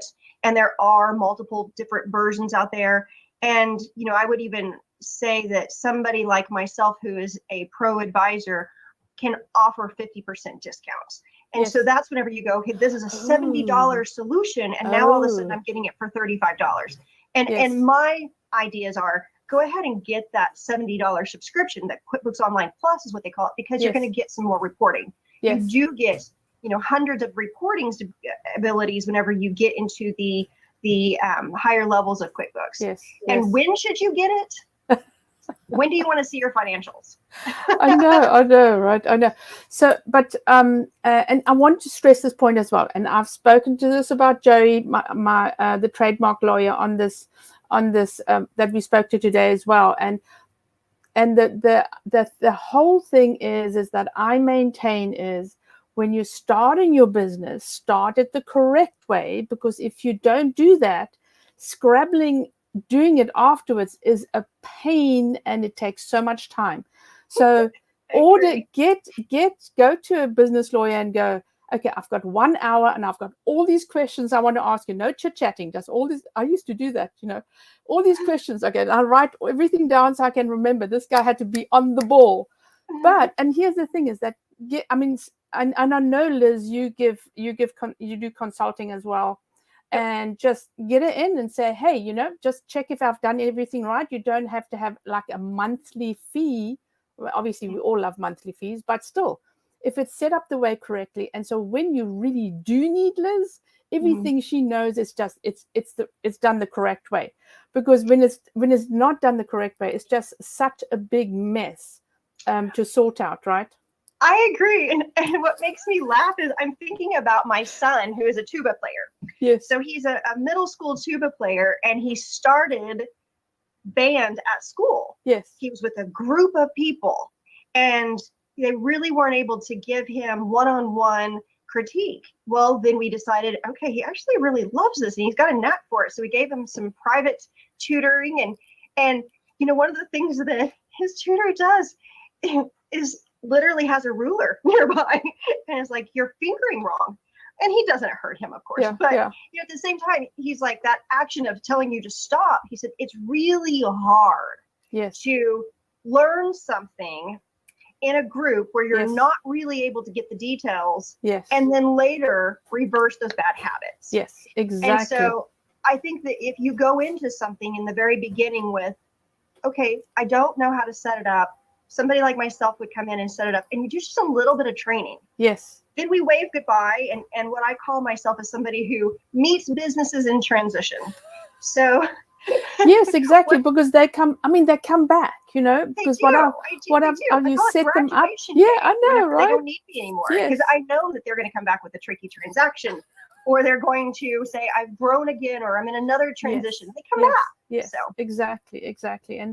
And I mean, you know, I've seen messes. I've seen where I just, you know, it's just, you've got to be kidding me. I have to fix this, you know, and they've got things all over the place and 4 or 5 different platforms, and you know, the reporting is terrible, and the apps that they're using is costing them a fortune, you know, where you can solve the problem and bring those costs down so much, because literally everything you spend is an overhead on a product that you are selling, and is less profits that you're making. So you got to look at your whole business and then start it correctly. I mean, in my previous lives, I used to actually set up businesses in America from overseas. So I did everything. I did the accounting, the businesses, the not the accounting. I actually didn't set up the accounting, but I did set up. I was like, whoa, no. The bank, you know, getting the bank accounts and all the government stuff in for the business, and setting up the files and forms and whatever, and getting in the experts to come and set it up correctly, so when they started the businesses, they can walk in and the business goes. And so I've learned that you just have to do it the right way. You got to have a budget. When you're starting a business, you got to have a budget. I don't care what anybody says, especially when they say, you know, you can start a business and just sell stuff, you know. And I've seen it. I've seen them do it the wrong way and getting into trouble, especially when you're talking about taxes. So, I mean, you know, the government there and the state, they want their taxes, they want their money. It's not your money, it's their money. So all of those little bits and pieces have to set up correctly. And one of the good habits, and I'm sure you agree, is to have that money, the sales tax money, go into a separate account. So you don't think you have a lot of money, right? Well, and you know, some people do that, and you know, other people are just like, well, if I'm going to pay it monthly, fine, whatever. But yes. I agree with you. No matter what, those taxes have got to be paid. There's nothing that shuts a business down more than tax penalties. Yeah, so fast, right? So fast.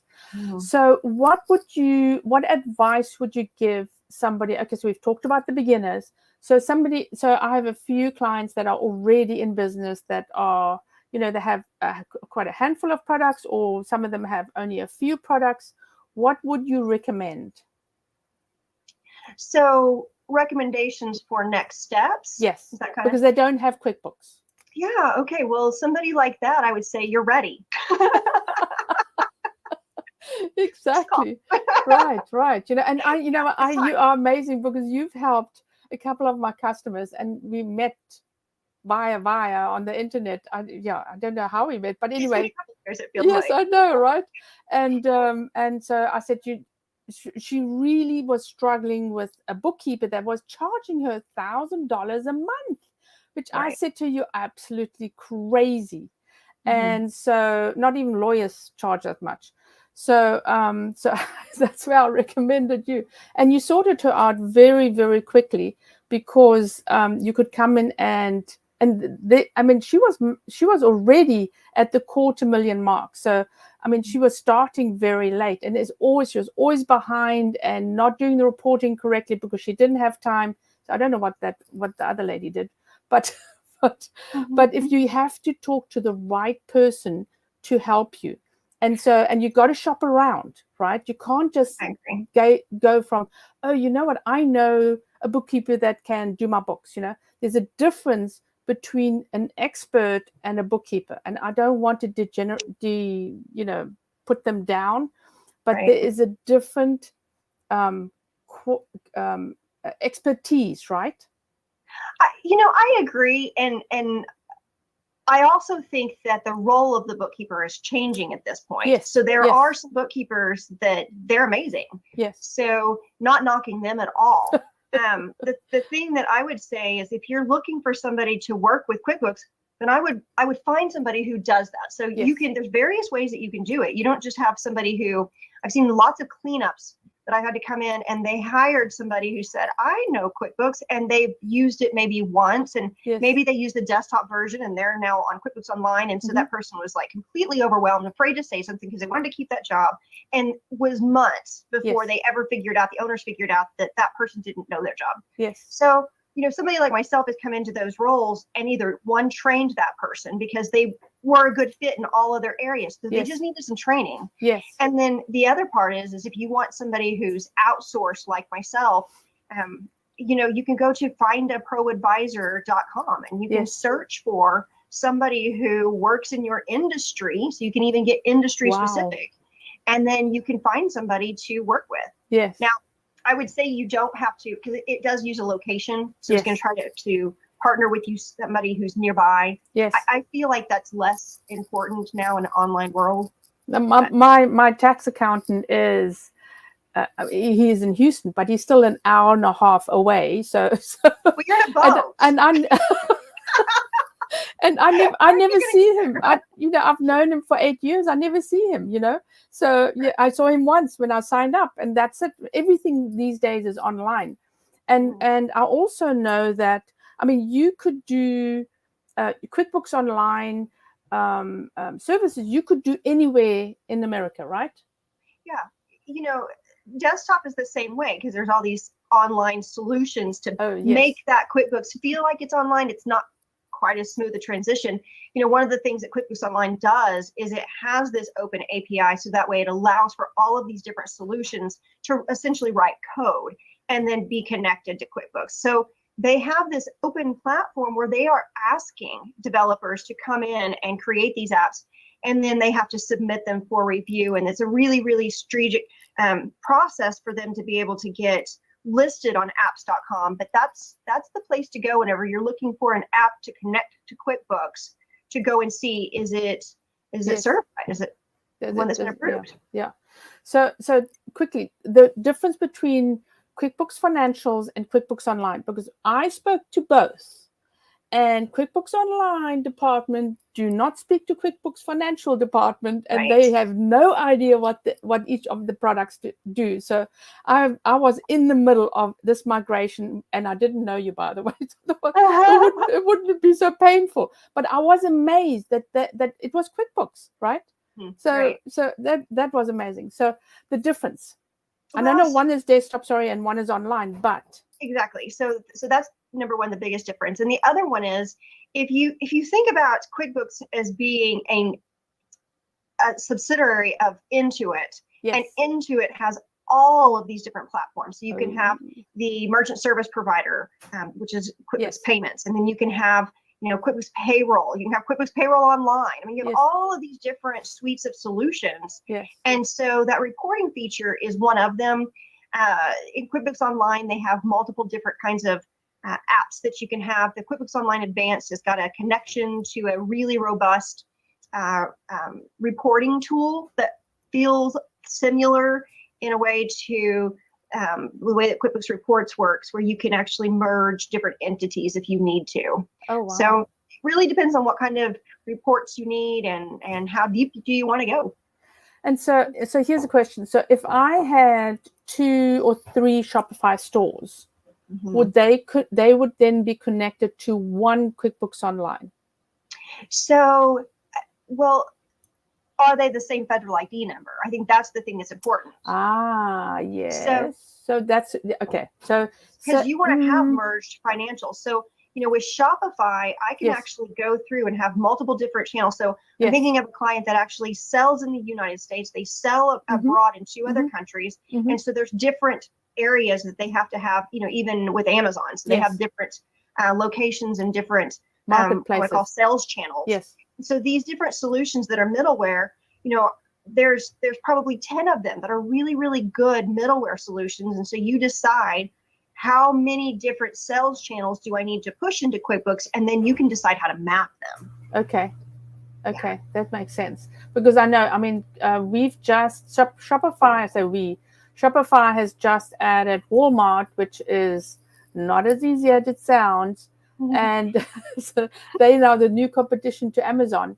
And I want to say there's one for Japan, and I saw there's another one, something that I'm still haven't investigated. You know, as soon as it pops up, I'm always willing to actually check what they're doing, but I have to have somebody that wants to use it, right? We can't all just use all the other sales channels. But so we are going to, if you have any questions, leave them below in the comments, and Liz will answer them for you. It will be in the group, and we will keep an eye on all the comments for the next few days.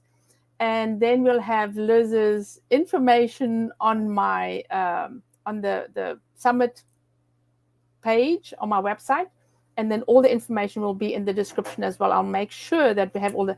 Okay, so if somebody wants to sign up for QuickBooks, I'll put a link in the description for them, right?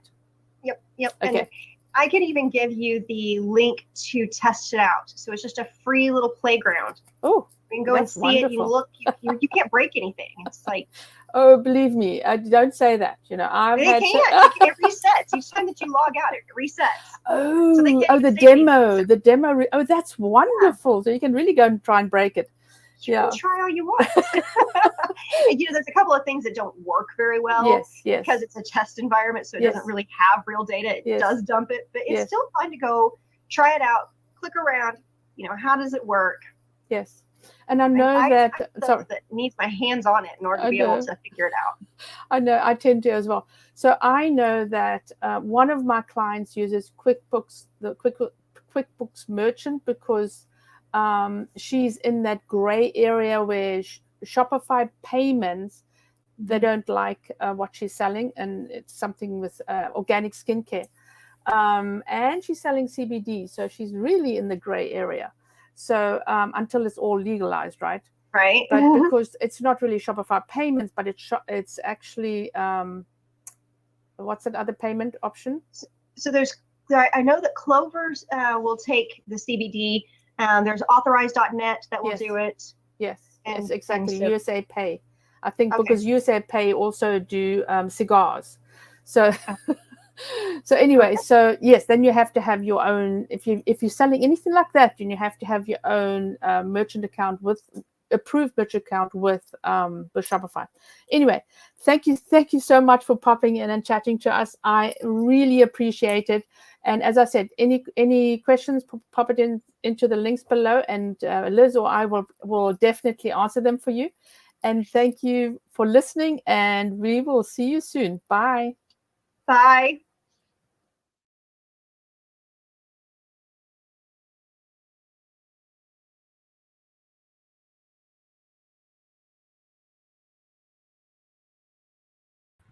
If you have any questions for Liz, pop them into the comments. I need to keep this mute going. Okay, This is us very quickly. Kelly's on next. She has a skincare business and a organic natural skincare business. And we were going to chat to her about how she started, what she's doing, and how she would do something differently. Let's go, Kelly. Let's go, Kelly. Let's go, Kelly.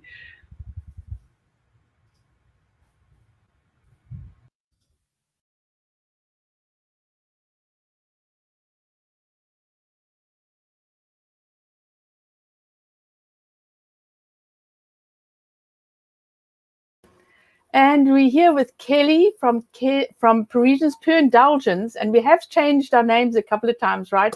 Because Kelly's been pivoting her business several times since she started. But I'm Veronica Jeans. I'm an e-commerce coach and a best-selling author. Right now, my book is called Shopify Ladies. I'm so excited about it. So Kelly, we're going to be talking about how you started your business, what you're doing, why you got into it, and I'm really interested in how we worked on the rebranding of your store, because that was a huge deal with you, right? Yeah, it was. So why did you get into this business? Well, Veronica, I have been in the beauty business now for 30 plus years. When I Yes. started Parisian's Pure Indulgence, I had been in it for 20 years. I worked in a very high-end salon in Los Angeles as a manicurist. And I start talking, we're going to talk about pivoting. I know I started in 2004 seeing a change in my industry. And in that change, I wanted to be able to create something for my manicuring clients that was special, that was an experience. Because what was happening is we were seeing a lot of what I call cheap and cheerful salons popping up all around. And yeah, I mean, that happened about 15 years ago. And so I knew at that point, I needed to take a pivot, offer something better to my clients. When you go into a beauty salon for your hair, you're going to get the best products used on your hair. Yes. And you can buy them there. Yes. Well, the products that were being offered to manicurists were they weren't good products. No, they they weren't. were cheap and they did, a somewhat decent job, but I knew I could do better. I wanted to create a spa manicure. And so I knew that part of doing that was great customer service. The other part was wonderful products. Yes. And but products that didn't just feel good for 5 minutes while you got your nails done, things that were just really of better quality. Yes. And so that's kind of where I started studying. That's where I took a pivot. I started studying natural ingredients before it was really the thing to do. My company is a organic skincare company. I take a lot of pride in the fact that our ingredients are clean, but our products are super effective. Yes. So back to why I did it, I started to notice that clients were coming in. I would see 100 women a week. Wow. And men and women. And the women were all kind of telling me the same thing. I can't use this line. I can't use that line. Because it makes my eyes water. Yes. It makes my skin turn red. And I start to realize, well, there's a reason for that. And I want to find out what it is. And I did. Yes. The reason, and I'll just share it now, the reason most people have allergies to products are because of fragrances, artificial fragrances. Exactly. Yes. I don't use any fragrances. I agree with that. Yeah. And your skin looks great. Anyway, but it's more, feeling great. A lot of brands were very popular back then that were, you'd go to the department store, but those were the brands that my customers were coming to me and saying, Kelly, do you have anything better? Yes. Backing up, I started off with a sugar scrub that I made myself. It's a sugar scrub that I used in my manicuring for my manicuring clients. It's still my #1 seller. Wow. And of the body care line.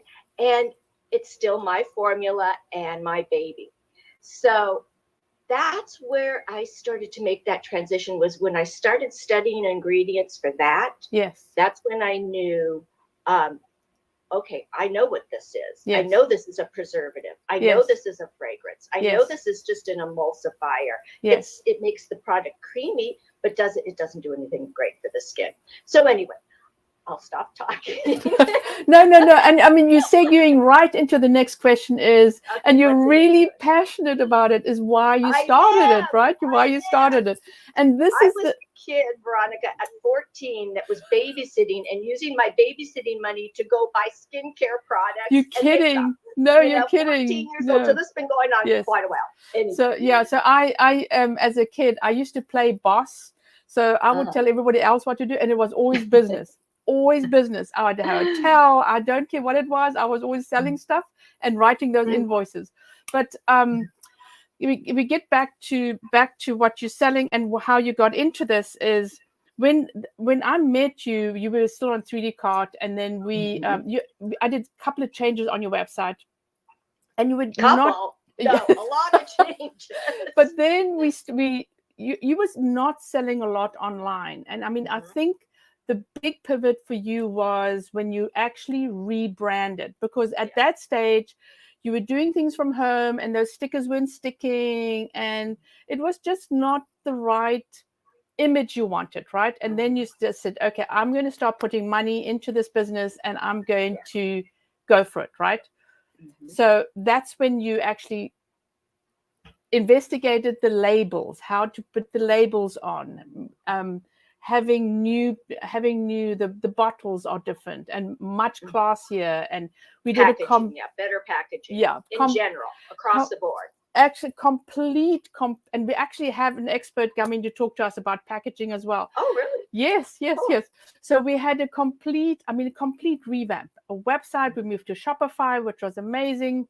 And you had, and we'll talk about one of your challenges you had, but so that for you was the beginning of where you started really concentrating on selling online. When was that? That was about 4 years ago? 6 years ago. Six years ago. 2014. My goodness. It's been that long.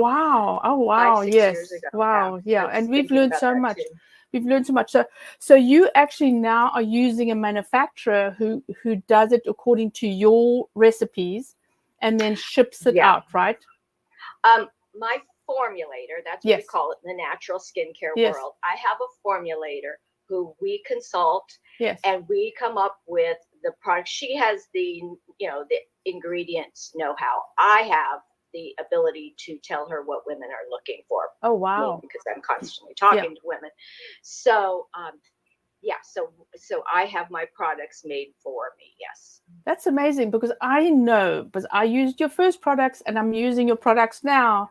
There is a huge difference when you actually go into manufacturing to make your products. So you can actually price your products accordingly as well. And our price has changed as well. And I say we, because I've known you for such a long time, right? Yeah, you're part of my world.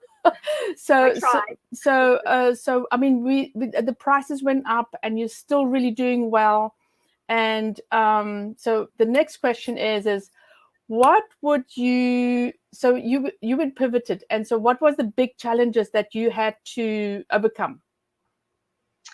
Oh gosh, the challenges that I had to overcome in the pivot were my own wanting to keep my business small enough to be personal, because that's really important to me. Customer service is extremely important to me. My clients know they can contact me, and I give them all kinds of ways to contact me. Yes, exactly. So, the pivot and the challenge was, I also take a lot of pride in the fact that I don't have debt for my company. Yes. And so, it's always a challenge when you're trying to work in a certain budget. Yes. And if I could, do something differently, I would probably be a little bit more of a risk taker and have gone ahead and gotten a small business loan or something like that. So I could have thrown more money into things like SEO and, just develop.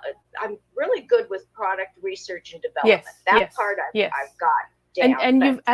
You've added more products to your line as well as you were going along, right?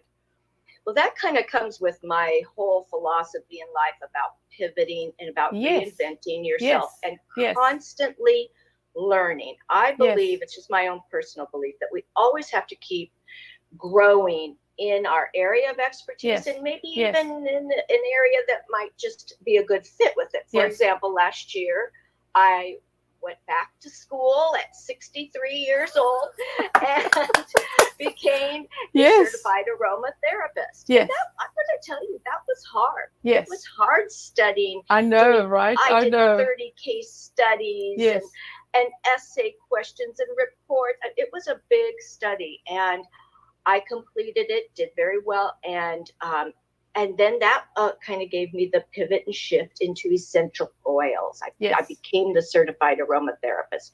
Now I offer essential oil blends because it's a good fit for my business. My business isn't just about what we put on our skin. My whole business model is about wellness. Yes. Wellness and health, good health, and that went along with it. Essential oils and the benefits of essential oils went along with that whole philosophy.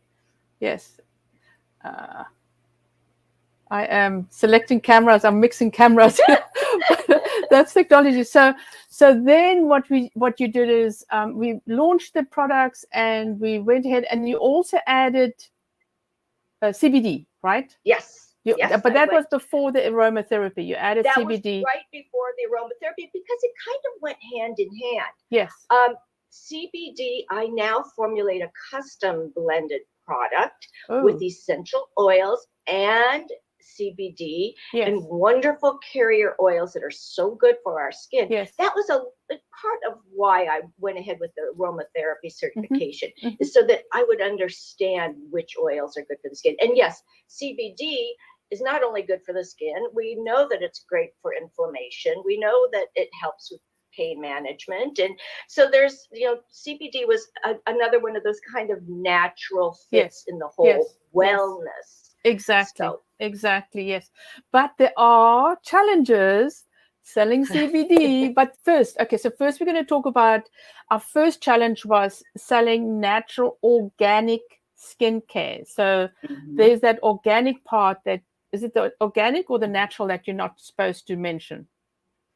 Oh, organic, you can use the word organic, but you cannot say your products are certified organic unless you have that certification. Yes. And my facility, my manufacturer is a certified organic facility. So I can say organic, and my products have at least, most of them have 70 to 80% of organic ingredients in them. But the biggest challenge is not that, it's to not make claims that you can't prove with testing. Exactly. With, having extensive testing. Yes. That's the biggest thing. Yeah. And CBD is one of them. We know the things it's good for, and we can in a way say it, but I can't tell you if you have this problem, you should use this. I can't do that. Right? We're not allowed to do that. So you have to be creative. And exactly. I mean, even on Facebook, showing the before and afters not allowed. If you're showing a skincare before and a skincare after, frankly, I'm glad about that because most of it was bogus. Exactly. I mean, we all know what can be done with lighting, with certain apps, Photoshop that take, we've all done it. Yeah. But we try to do two types of nails. The horrible state of a nail and what happens if you use your nail stuff. Oh, right. Yeah, you can't even do that anymore. Yeah, you can't do that anymore. And then and CBD is no on Facebook and Instagram. You can't. I mean, CBD I got my literally hand slapped. Yes, we got into Facebook advertising jail, but we're way over that now. But so the next thing is so here's the thing is, what would you do today if you started again? I mean, a horrifying thought after so many years, but what would you do if you started today differently? What would you do differently? Okay, I would not. Here's what I did wrong in the beginning. I tried to be everything to everybody. That means when my customer came in and said, Kelly, do you have something for such and such? Well, 2 months later, I did. I would research it, talk to my formulator, and then I would have it. Yes. And even to the point of, because I have a large male clientele in my manicuring business, I created a men's line. Yes. Well, hey, men know about good skincare, but if you're going to do that, this is what I did wrong. I created a whole line for men, a whole line for women, body care, facial. I had too many products. Yes. It was too much. If I had only had a men's line and focused only on that, that would have been great. There's a lot of very successful companies doing that. Yeah. But my point is, don't try to be everything to everybody. Start with a small core group of products you really believe in and slowly add. I quickly added. And you get stuck with too much inventory and too much money's going out for packaging. All the photos, packaging, Excellent. Right, all of it. Yes, and people don't remember because you're not one of the big guys. I mean, they can't remember you, so you have to be specific about what they remember you by. And I mean, you have the most amazing reviews as well, which are extremely difficult to collect from any customer, right? So I mean, that's what makes your little store, online store, successful as well. But you do sell retail as well as online, right? A little bit. I really focus on my online business. Yes. I sell Yes. retail to my clients that I still do in my little studio. There's another pivot. I did a pivot this year. Yes, yes. I pivoted my manicuring business away from a salon into a home studio so that I could do both businesses better. Yes. So, so I do sell retail to my Your clients. customers. Yeah. I think is exactly, I mean, this whole situation we're in is where we had to really rethink about our business, but you had to do it 6 years ago, and I mean, not as long as 2 years ago, and now again, is I think we have to be very active in looking at our businesses and saying, okay, so how can we improve it, and what's the path forward? So this is brilliant. I'm so glad we had this chat, and glad to have you on. And again, Kelly is at ParisiansPure.com. Indulgence. That's true. yes, We're yes, we changed. We shortened it because that was too long to type out. Yes. That's one of the changes we made, thanks to Veronica. Yeah. So ParisiansPure.com, and Kelly, you have something special for us today. Yes, I am going to offer anybody watching this video a special code to use if you would like to go to our site and try any of our products. First-time customers, a 15% discount on any purchase. And I will give you the code. It's Veronica. So that should be easy, right? That Veronica. should be brilliant. That's brilliant. 15% off, and I hope that you'll give our products a try. I think you'll see the difference. Brilliant. Thank you so much, Kelly, and thank you for popping on with me. I'm so excited about this, and thank you for watching. And Kelly will be in the group answering some questions. If you have any questions about skincare or what she did or what she didn't do, she will be in the group answering any of your questions. So thank you again for watching us. Bye. Bye-bye.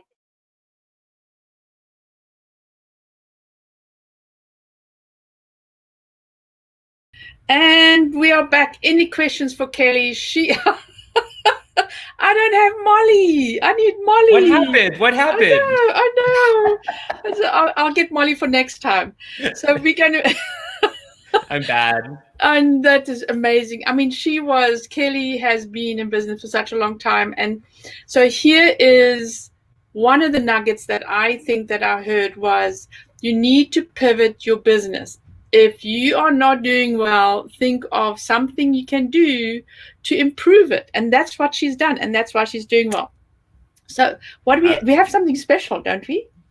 We do. We do have something special. What is it, Veronica? Do I hear something about giveaways or giveaways? Like yes. We got we got a special discount code from Kelly, but we also have giveaways. So what's our first giveaway? Good question. What is it? I don't know. Let me check. We are going to... Okay, I'm going to give away a printed version of my Shopify Made Easy book.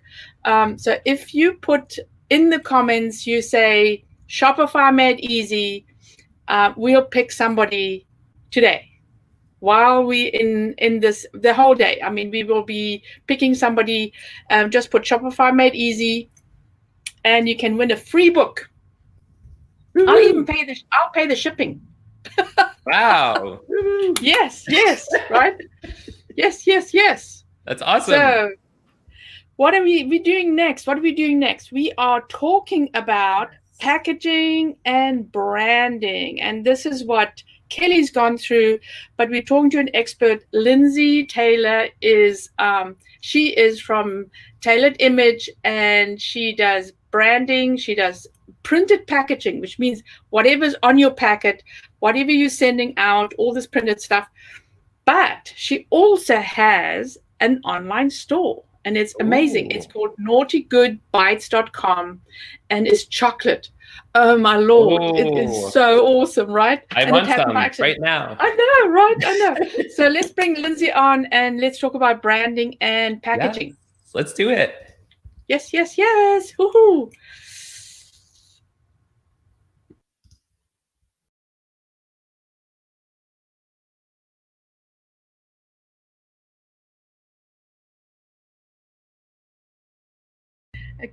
Okay, so I have Lindsay Taylor with me, branding and packaging specialist, expert, whatever. But you've been in this for a long time, right? I have over 20 years. I've been a designer. Yeah. So this is not website design. Everybody calls me the website lady. I go, that's not what I do. But you literally do the packaging, the business cards, the packaging, literally, whatever they put their stuff in, right? Or on their packages. So tell us more about it. Absolutely. It's yeah, soup to nuts. It's all I work with I've worked with a lot of large corporations, and I also work with small businesses. Lately, a lot of small businesses, I find I can really be of a better help. I can see the return on what I'm doing better. So I like those clients so much better. They're the ones who are staying up late at night saying, like, the big CEO is not doing that, right? Yes. So so anyways, I work with them on logo design, creating a brand, and then how we implement that with their packaging, business cards, on social media, maybe with their website, and understanding how important and valuable that brand is. Yes. So it was interesting when we met, you said to me, you are a print designer. So what makes that different to another designer? Tell me the difference. So I feel strongly that there are different designers. Now, we all have similar training. Well, maybe not all of us, but I know like my training is all in fine arts, but the way I execute the designs is specific because there's so much to it, right? From print, understanding how printers work, how what paper to choose, how that's all part of the actual brand and the design, versus a web designer who has to have all of that coding back end. There's a lot of variables when it comes to web design. Yes. There's a lot of variables that come to print design. But to try to be the jack of all trades with both, I think it's just doing our clients a disservice. Yeah. So I work with people like yourselves who do web designs to execute what it is. I might work with people as an art director, creative director to execute the brand. But that's not my forte. That's not, I don't, I have no business doing that, right? I leave that to the professionals.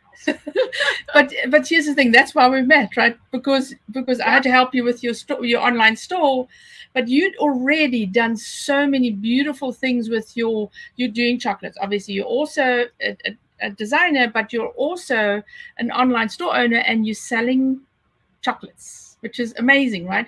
So your branding is on target. I mean, the packages are on target. The little band around the packages you've got. And so it is all about how we present our products. So how do you start that out? Why would people do something like that, but do it right? So tell us about that. So with branding, I am a huge proponent, or I preach to my clients all the time that branding builds trust. It's so important, because if people don't, if you can't put your best foot forward, they are not going to want to buy your product, particularly from a product. So now I'm doing, obviously, like you said, I'm a product business owner, not just service. And so from that product side is you have to, now it doesn't have to be expensive. We started out with finding boxes for our chocolates that were the color of our brand, which is a teal. I found those. I got myself a Cricut machine, okay? Like we're talking like crafty, right? Got vinyl and had our logo, whatever they do it, with the little vinyl cut out. And now it's a lot of hard labor. I had to go in and put that on every single one of our boxes, but it put our best foot forward right from the get-go. Don't cut yourself, sell yourself too short when it comes to your brand and putting yourself out there, because you can do it, but you can do it on a much more affordable scale as well. Yes. We've recently since purchased and had our boxes made, because now we're at a point where we're growing and we can invest in that. But from day one, people didn't realize, I mean, we had wholesalers calling us and whatnot, that these were handmade boxes, essentially. It didn't matter because they were very professional, and our teal was everywhere. Our logo was everywhere. Your brand is going to build trust, and we had people come to us. I remember on our first event, and they said to me, they were coming into my home. I have a homestead license, and it's where we make our chocolates. And they came in and they were shopping, and they said, oh, so you're a distributor, right? And I was like, no.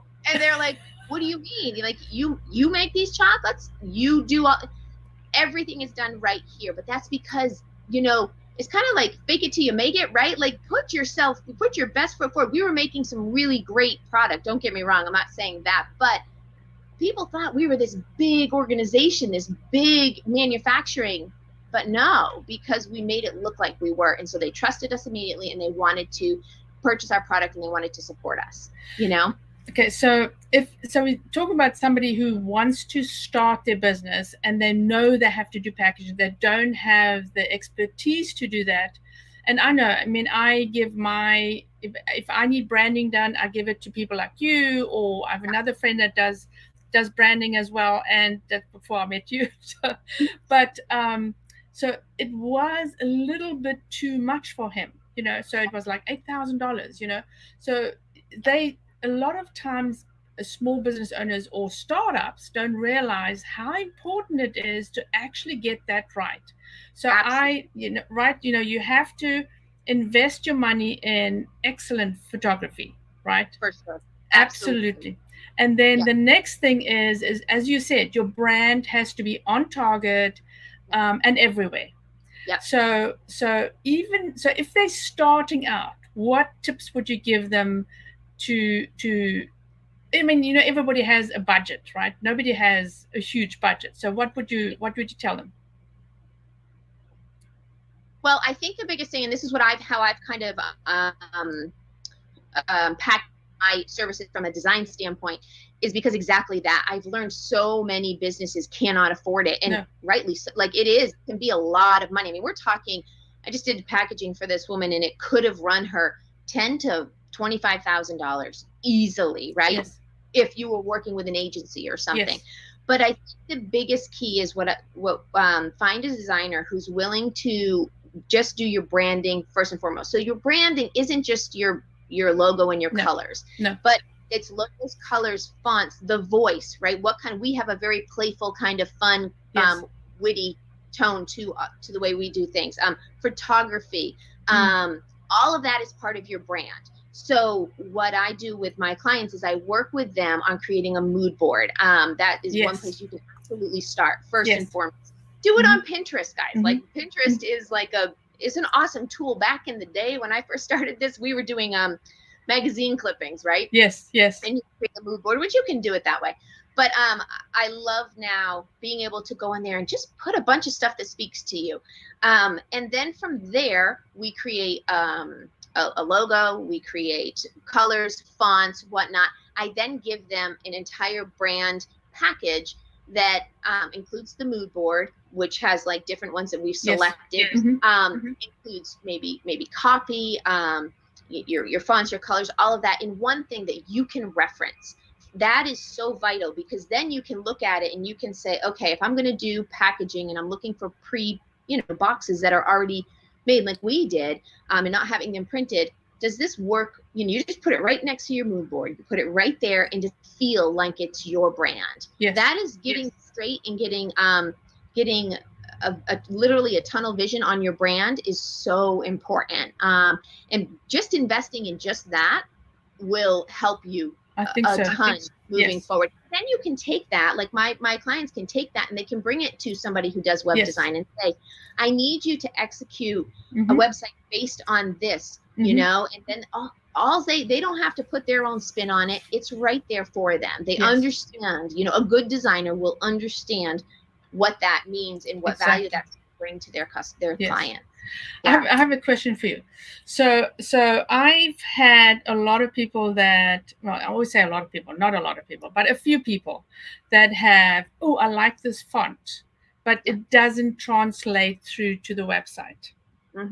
So do you think about that when you do the design work? Because, you know, it can't be too scrolly where you can't actually read it, or it can't be typeset, right? That type of thing.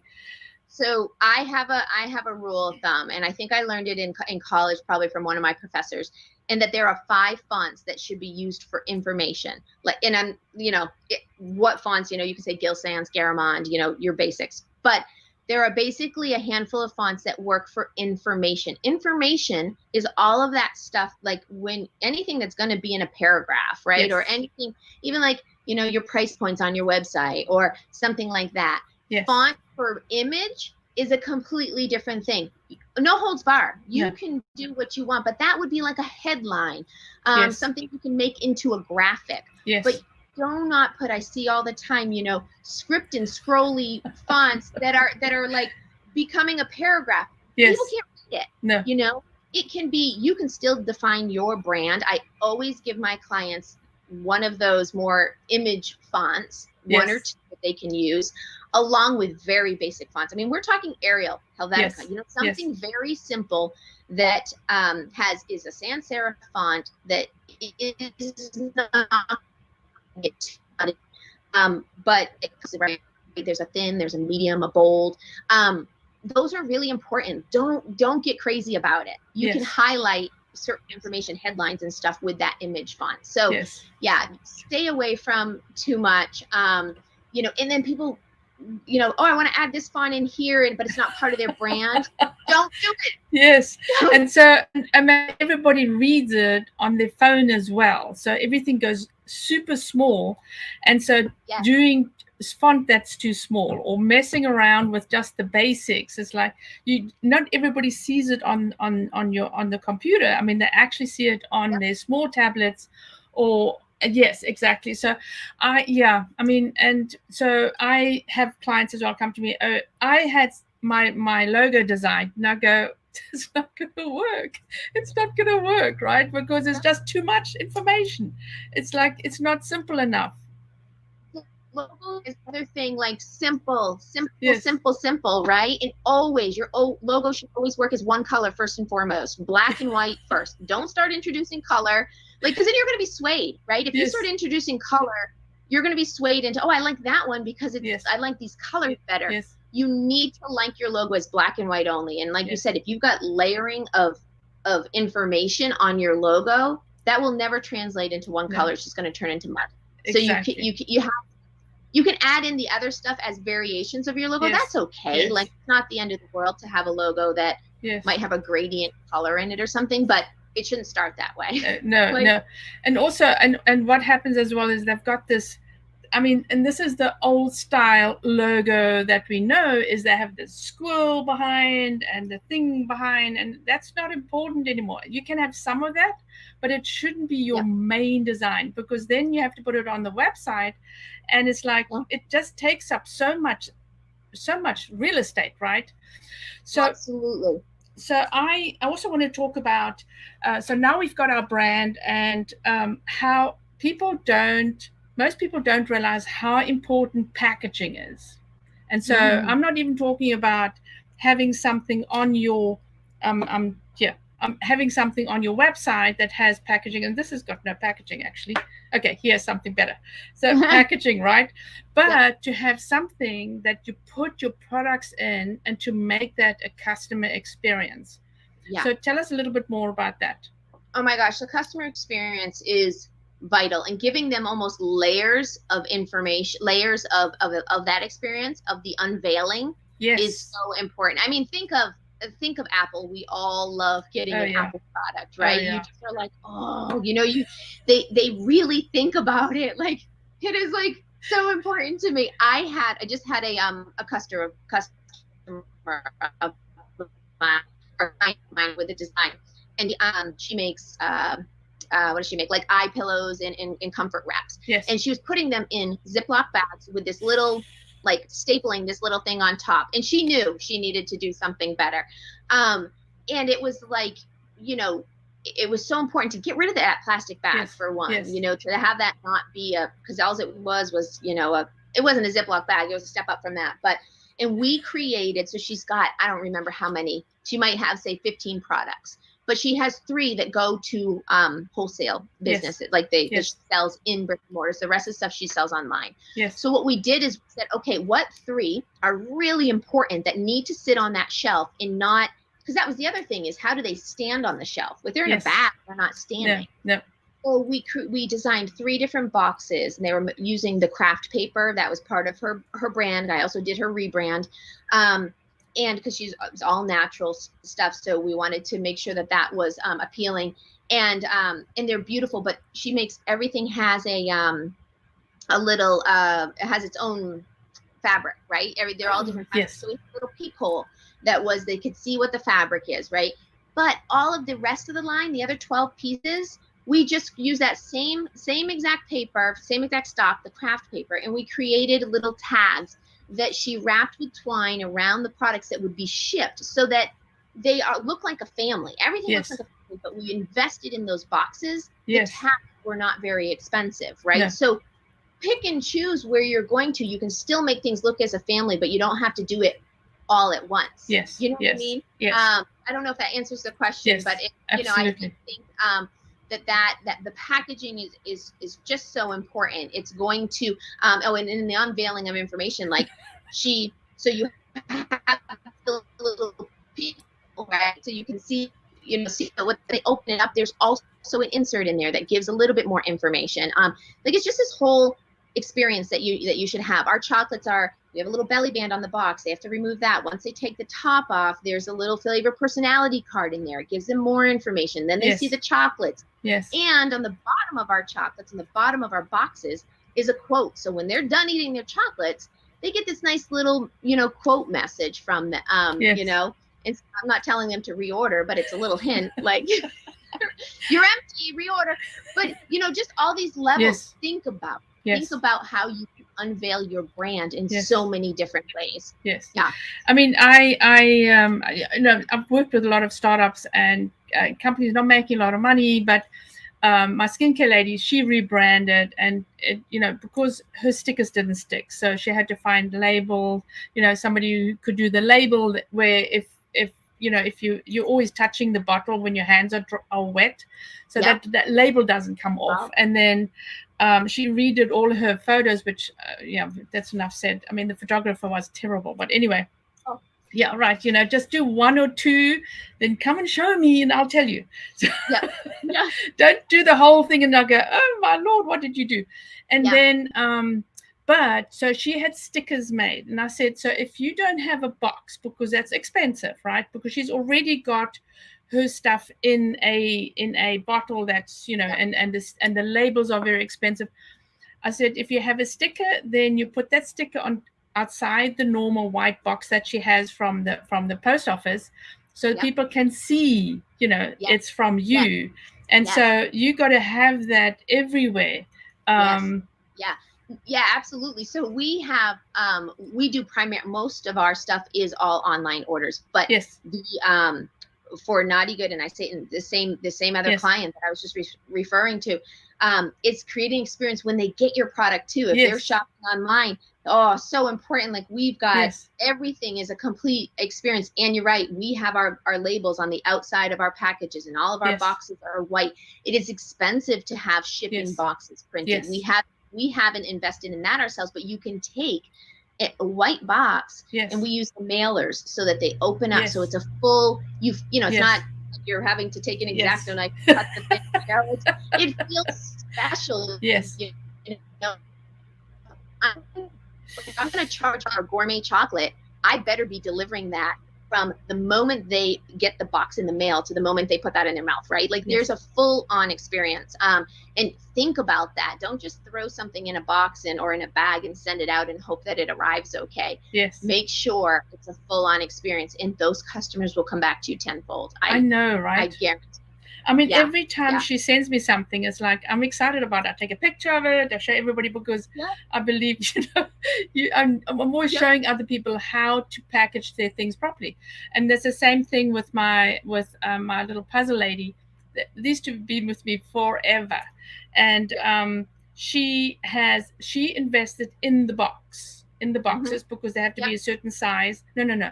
She's got the white boxes. But what she does is she actually adds the photo on top of the box, so you always know what your puzzle looks like, right? And that's all hand done because it's personalized. You load on one of your photos. She makes a puzzle out of it. So but it when I got that box, I thought it was so special. I didn't even think about it. Yep, absolutely. And that's a lot of our stuff is gifted to other people, and so there needs to be, when they receive it, that they really feel, personalized notes and offer that to your customers. All of that is, it's just going to make that experience. I remember, so I have a local business who reached out to me to create a thank you gift. We've done this for a number of customers, but this was, we did, I think, 90 different custom boxes. So it was our chocolate, but a few other of our items as well. And they said for years they've been doing something different. They never get a thank you, nothing. For the first time, they were like, we couldn't believe the overwhelming response of people that said, oh my gosh, thank you. This was so thoughtful. It was so, and I said to him, I said, honestly, I think we could have probably put anything in that package, but because we just took the time, there's a special thank you note in there. There was crinkle paper and special colored tissue paper. It was just all these little details that was an unveiling for them. And I think that's what they appreciated, and that's what made it feel personalized and special for them. Even though all 90 people got the same thing, they felt like we were sending it just to them. It's important. Yeah, and you know what? This is one of my mantras as well, is send them a special thank you card. I don't care if you have to print it every time something goes out. So I happen to do the shipping for a client who's stuck in Zimbabwe, and I actually literally have to pack up their sculptures, which is a big issue. But I print out a card which says thank you, and it's handwritten, and my post office lady does that for me. She's got a beautiful handwriting. But the UPS lady, I go to the local.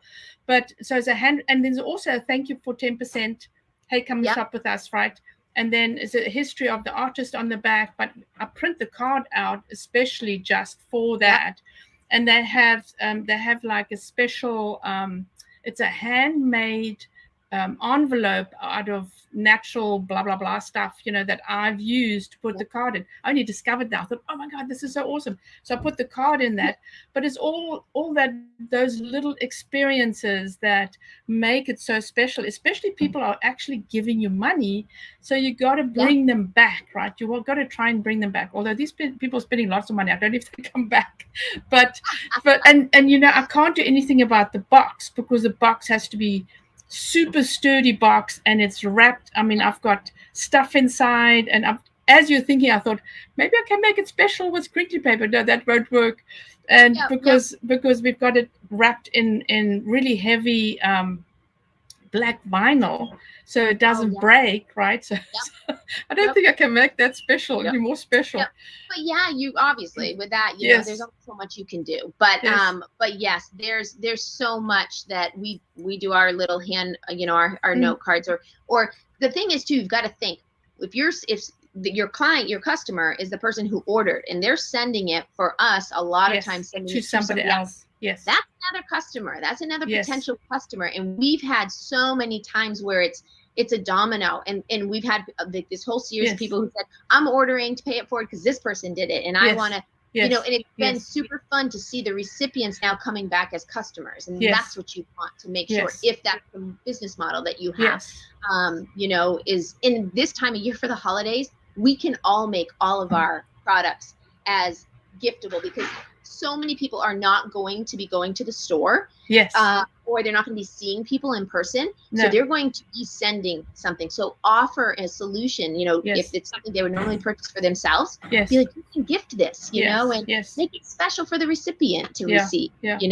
Yeah. And I'm, so I'm also thinking about maybe offering a gift wrapping service, I mean, I would not offer that because I suck at gift wrapping. I'm seriously bad. But I mean, that could be, I would want that done for me. That's why when you go to the malls and they've got these gift wrapping stations, they're always busy, right? People don't like to gift wrap. Yeah. And then it's ready. You don't have to do anything yourself. You just put it under the tree. So that's another little service you can do during the holidays, and make it special, right? Yeah, absolutely. We thought about that as well. Like, doing gift wrapping it and telling people, having a little note saying, don't open this until, the 25th or whatever. But ours are perishable. So we want to make sure that, people are eating them right away. But absolutely do that. Offer these things so that people, it's a gift. It's truly a gift, The holiday season is a perfect time to do that. Yes, yeah. Exactly. Yeah. So, any other small tips? Okay, so say for instance we have an existing business and they definitely need to rebrand, but they don't want to change they don't want to change too much. You can do that as well, right? And also advise them of, okay, so I've got this business and this is my brand. I maintain is my whole thing is, if you're rebranding, you're not Coca-Cola or Nike or whatever, you can rebrand, they won't remember. But if you rebrand, you give your customers another experience, which is called a launch. Yeah. Right. Oh, absolutely. Yeah. Yeah, absolutely. And plaster that everywhere. When you're rebranding, absolutely. Like, you can do little bits of rebrand, but if you're going to invest in, any time, you might as well do it. Yes. Do it right, Yes. And absolutely, like, have it as it's another opportunity to reach out to your customers, Yes. another touch point to say, look what we're doing. We're the same. We're new and improved here, but it's still the same product, or whatever it might be. We're looking to, we've even done that with some of our flavors. We we had a mocha flavor we weren't too thrilled about, so we came out with a mocha 2.0.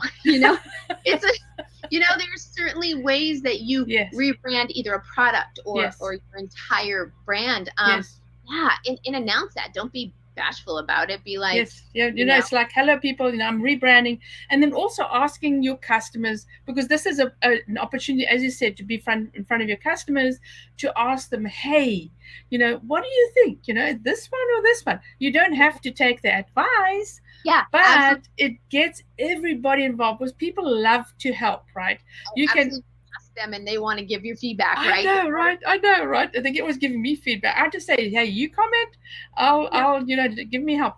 So one customer, I don't want to send out, because they've got two businesses. They've got one online and one offline, and they don't want to mix the two because it gets confusing, right? Although they're in the same business, but one, they are services and the other one is selling industrial stuff.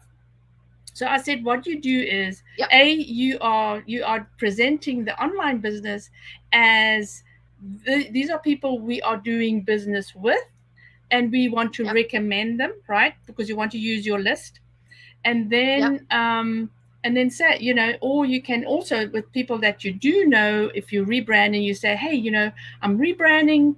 Give me some comments, pop onto my website, tell me what you think, and if they come on the website, boom, they get a little bit of a discount, So there's always ways to get in front of your customers, because it's sometimes a bit boring to always say the same thing, right? Yeah, and it creates engagement, so you want to create that engagement with this. With another customer I did a rebrand for, we did exactly that. We had narrowed it down to, she had already kind of picked the direction of the logo, but I always give, 3 or 4 different options initially, the concept, and then we kind of dig into the next, the next one deeper. But she shared them with all of her customers and said, we're looking at rebranding. What do you think? What are these? And so they got to see it evolve in the whole process. And they were cheering her on the whole way, so that was really exciting. And I think that that's absolutely super important to have all of that engagement create.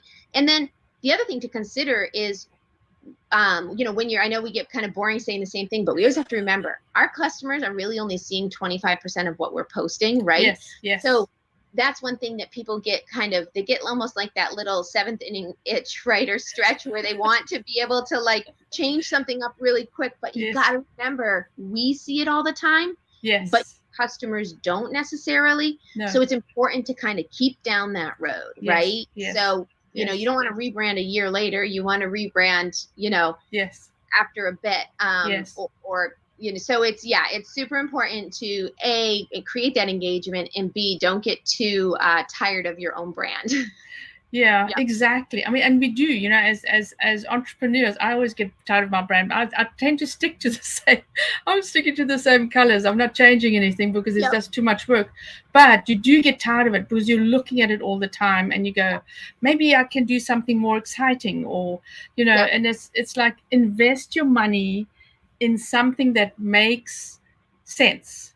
Yes. And basically, is it going to actually help you get more customers? Yeah. You know, is it going to help with the ROI? And so you got to really think about what you're going to do and where you're going to invest your money in. But I've seen a lot of people belong to some different like product Facebook groups or whatever. And I remember this one particular person was doing a whole holiday, their holiday advertising, you know, images. And they said, oh, here, what do you guys think of these? These are great. Well, every single one of them was different. They did not feel like they were coming from the same business at all. Like not even the logo placement or like the fonts that were used, right? So that's why it's so consistent. Everything needs to look like it's a family. However, if you're going to take an opportunity to maybe like throw in a new color or, you know, don't just do it once. Like this person had done one thing on each time. Do it and be intentional about it. So maybe you're going to take the next 3 months, or maybe you're going to do it with just one specific product and just do a little bit at a time. You know, if you're getting kind of bored of something and you want to add something in, you can do it, but you want to be very intentional about it and don't just do it once, because then what good is that going to do you? You know? Yes, exactly. Yeah, I had to, I did the photos, you know, the post photos, and they've colored. There was so much makeup on. I know I don't wear makeup. There was so much makeup. Nobody saw my freckles. So somebody said to me, "Don't put those photos up. Put the ones up where you're totally natural." You know, so you got to think about what you're presenting as well. I mean, I wasn't comfortable doing them. I'm not a poser anyway. You know, this is what you see is what you get, right? The glamour stuff. Yeah, I know, the glamour shots, right? And they were gorgeous, but I didn't recognize myself. In fact, my husband says, "Who's this? What happened to your face?" But and so here's another thing, you know, that I think it's also so important with branding is having your face in front of your audience, right? I know a lot of people don't want to do this, or they don't want to be show their faces online. And you know, I'm interviewing everybody for this virtual summit, and there's been some people had a really hard time coming online, right, and showing themselves. I think it helps by having me chat with them rather than them going on themselves, because it's intimidating. But put it on your about page. That's part of your branding, right? And it's part of your packaging. And you know, maybe, you know, if you send a thank you card out, put a photo of yourself on there. You know, you got to, I don't know if we said this before or right now today here in this episode, is you were saying that people are, it's a trust issue, right? And they connect to you as the person, because they like your face, they like what you look like, and that's who they are buying from. Yeah, they like your story. Like, we all have a story. Let's share it. You know, invite them in to an extent. Like, you don't need them to be too personal, but you know, invite them into your world. But the fact that we talked about this before, my family is part of my business. You know, they get to see glimpses of that. They get to meet, you know, my husband or the kids, or see maybe us behind the scenes doing something. All of that creates that brand. It creates, we're small businesses. We're not big corporations, you know, that so our brand should be an extension of us. Yes. For sure. You know, Yes. if it's something you can't align yourself with, yes. you won't do it for very long. Right? No, it's very, very hard to have customers, and I've had them that do not want their faces or whatever on the store, and I go, how are you going to sell this? You know, it's like people buy from people. They don't just buy products, right? I mean, we even know the Amazon guy and Bezos, right? So he's even in front of the camera. So we. So I go, you got to be able to write and tell people about it. And so the one client, I said, let's use your dog, you know. But she had this she had this app that made the dog talk. And I thought, I said, you know what? Let's just use the dog as the owner, you know. And so the thank you card. Oh, I love that. I think that's awesome. Had a paw print, you know, and it was ordered from Bella. It was a dog's name, and because it was rude, there were rude cards. So very rude cards. So she didn't want to associate with them because, I mean, just because they were rude. You know, in the UK nobody would care about it, but we're in America here. So, so I had to come up with something. I thought, oh my Lord, what are we going to do with this woman? You know.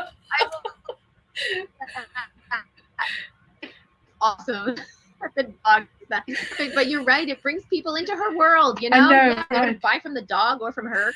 Absolutely, yeah. It's super important. Personalize your business, and I will. You know, we all can connect. That's what connects us all is our stories. So yes, yeah, exactly. Absolutely.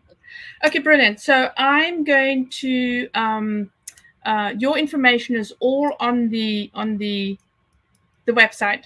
And we'll have it in the description and in the group as well. We'll have all your information if anybody wants to get in contact with you. And we will be available right after this. As soon as we're finished, we'll be available for questions and answers. I always think this is the wrong thing, answers and questions. And so you can ask Lindsay anything if you have a problem. She'll help you, and we'll have that for about 10 minutes. Before we close it out. So we'll be happily answering your questions. Thank you so much. Love having you on. Thank you. Thank you. Thank you. Bye. Bye.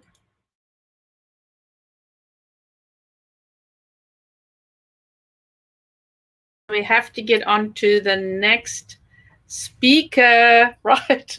Woohoo! We only have 8 hours where we can actually stream, so we have to squish everything into it. But you can ask. Only 8 hours? Yes, I know. You're going to sit here for 8 hours.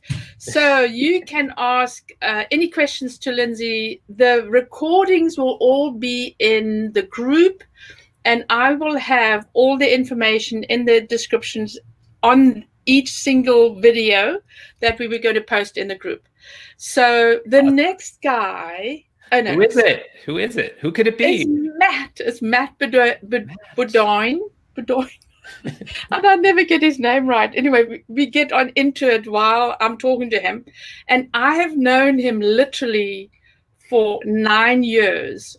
And so I've moved him from 3D Cart into Shopify. And he's got 2 retail stores and he's got an online store, very successful. And I love speaking to him. Yes. And he's got employees as well because they have to do their thing with his products. So let's bring on Matt. And we are running a little bit late, but hey, this is life, right? Yes, now more than ever. Here we go. Yes.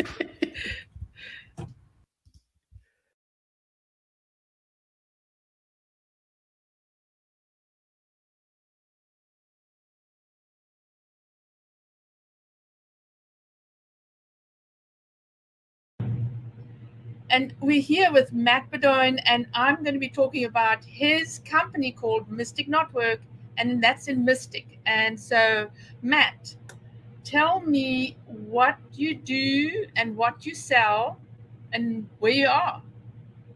So Mystic Knotwork is the advancement of my grandfather's old business, Bedoin's Rope Blocker. It's a handmade knot shop. We tie nautical knots for weddings, home deck, bracelets. Have you ever seen the sailor bracelet that everybody wears at the beach in New England? That's us. Fabulous. Yes. So you have, is it just one retail store or 2 retail stores? I have 2 retail stores. You're frozen. Okay. You have 2 retail. Sorry. No, My that's battery okay. alarm went up. That's why it got me off. No, don't worry about it. So you have 2 retail stores? Yeah, we have 2 retail stores. They're 600 feet apart. We have one at the corner by the drawbridge, and the other one is down the street here. This is the workshop. Yes. The reason we made the 2 so close together, this is a historic building. It's 9 steps to get into, so there's no handicapped accessibility. It's a very nice rustic old building. It's got floors that are over 200 years old. Yes. And the other shop is, floor access, modern amenities, handicapped accessible and all that. Oh, wow. It also gives us the ability to have a much cleaner space. We have to work on weight work, so we have to work with getting on the floor and getting dirt. Oh, yes, that's very important. So I know you've got the e-commerce store. We moved you from 3D card to Shopify. Oh, yeah. That was the beginning, right?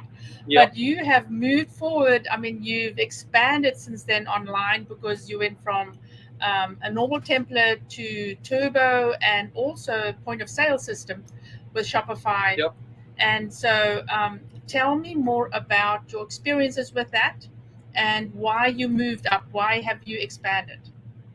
Well, to start with, we went from 3D cart to Shopify primarily because I could work on, and you could work on, the new theme under sandbox mode. Yes. And not be live. 3D cart made you work live constantly. Yes, exactly. So if you made a mistake, everybody in the world got to see your mistake if they were looking. Yes, exactly. So it's really nice. You can tweak with Shopify and make it look right. Then you kick it over to live and it's a seamless move. And if you made there's a bug, you just flip it right back. Yes, exactly. And that's worked out really well. So we moved the point of sales over to Shopify during the COVID shutdowns because the one thing with my previous had the same problem. My point of sale, I could only make choices and changes live, and it affected everything. So while we were shut down for 2 months, we did the cutover. Yes. And the point of sale is unreal. Yes. I can take a customer, check them out if they wander off or they're running late for a boat ride or something. I can email them their invoice. They can pay for it and do an in-store pickup or a ship. Yes. And they can finish their transaction after they've left the shop. Yes, And exactly. we've had people do that. They've rushed out for a dinner reservation. Yes. And come back after dinner and their package is sitting there paid for and ready to go. Wow. Yes. We've also shipped them back to their house. But all the weights and measures, everything's inside of Shopify. Yes. Yes. From the employee experience, they don't have to even think about it. And so what I found out as well about the shipping part is I was at the UPS store shipping a product for a client, and UPS quoted me $140 and Shopify was like $43. Same package. We measured it, we weighed it. She was blown away. I mean, she just couldn't believe it. So yeah, she wants a store now, by the way. So you've been very successful during the COVID. You've expanded online or not? Expanded, not so much. Our sales have gone up. Yes. So this year was a rough year because our business is built on 4 foundational points. Yes. It's built on in-store retail. Yes. Online retail, Shopify, Amazon, a couple of other carriers, weddings, and wholesale. Yes. Our weddings were down like everybody else, about 95% this year. It's unbelievable. And our wholesale, the other gift shops around the country, weren't buying from us as much as I would have hoped. Yes. But every state was a patchwork of rules. Yes. Mystic, we were especially blessed that we are the outdoorsy spot in Connecticut. People want to get to the shoreline outdoors and spread out. That's us. Oh, okay. So we were the only real town that prospered during the shutdown. Wow. Because there's 700 ways to get on the water at any given day. Wow. So you can spread right out and just Yes. So that played us really well. We had people waiting outside for us to come in because we only could have 7 people in the shop at a time. Oh yeah, they had to stand in line, right? They had to stand. Yeah, the first time I had to do that, I went, "What? I've got to do my shopping standing in line." Okay, so what would you say contributes to your success online this year? And we talked about that before. This year was the integration with Shopify? Well, the integration with Shopify. No. The Facebook. The Facebook. That's only been like last 4 days. Oh, you kidding? We only finished that this weekend. Oh no. Oh wow. That's why I'm so excited about it. But to answer to that question is there's a new app that integrates Shopify and Instagram and Facebook all together under one dashboard. Yes. Which makes the new Facebook panel actually tolerable, because you can go into Shopify, click links, and brings you to the spot you need to go to that you can no longer find inside of Facebook. But since I put that app live, I have not logged on to my admin panel and not seen at least 3 or 4 visitors on it anytime, day or night. Wow. So it's really increased our traffic. Oh, that's amazing. So I love that integration as well. It's a bit of a pain to actually set it up and everything, but once it's up and running, it's amazing. Have you done any ads through Shopify onto Facebook? I haven't yet. No. I do have some native ads I run inside of Facebook, where I own a brick and mortar store. I'm in a tourist destination. I will drop a pin on user events. Yes. So I'll find an event that's happening within 10 miles of us. I'll put a pin on it, do a tenth of a kilometer radius around the event, and advertise the hell out of my shop. Yes, exactly. So I'm basically taking their traffic and introducing myself to them. Fabulous. So I'm dying to try it out, to do some testing to see how it works with Shopify, especially with the new Facebook, Instagram, and Shopify integration. But I haven't yet. It's so new right now. So that's going to be very exciting. So tell me, so what would you suggest to do right now with trying to get more people into your online store? I mean, I know you guys do. I see a story every single day. Well, the word right now is what I'm going to pivot away from. Yes. There's nothing you can do right now to work beyond just giving out money that will get something in your store right now. Yes. What you want to do right now is start the habits of daily post on Instagram, Facebook, Google Places. Google Places is big. 44,000 views on it this month on Google Places. Yes. That's Pinterest. Pinterest feeds back into your Shopify. Yes. We have 400,000 views a month on Pinterest. Wow. So these are not small numbers. So do you post every day on Pinterest, or is it just? We don't post anything on Pinterest to speak of. What we do is we create blogs. We create a blog. We then go in and pin a couple pictures a day from Pinterest, from our blog into Pinterest. Yes. And we tag it appropriately. We edit the text of it to make sure it's SEO compatible, to bring people to that, so they see our shop. Yes. And then while we're in there, we kind of surf the ecosphere of Pinterest and find other people's pins, comment on a couple pins, save a couple pins, be part of their community as well. Because that's the big thing people who try to sell online forget. It's social media. There's 2 sides to that. Yes. There's you and I craving everybody else's attention and really want them to notice us. But there's also the other person hoping they're noticed too and really crave that attention. Yes. So if you give them the attention that they are craving, and genuinely appreciate their picture, genuinely notice something in what they're doing, show habits, show interest in them as both a person and as an artist, a visual artist. Yes. That favor will return itself, at least if not through attention to yours, which shouldn't be the ultimate goal, at least goodwill when they see your name again later down the road somewhere. Exactly. It's very, very retail marketing. Maybe 5 years away that they finally think of buying something from you. Yes. But you've created some goodwill into the social media aspects. Yes. So remember Donna, the missing piece puzzle? She did, I think 4 years ago, she was very active on Pinterest, and since then nothing. She still gets sales from Pinterest, right? Yep. It's a long game, but it was so rewarding.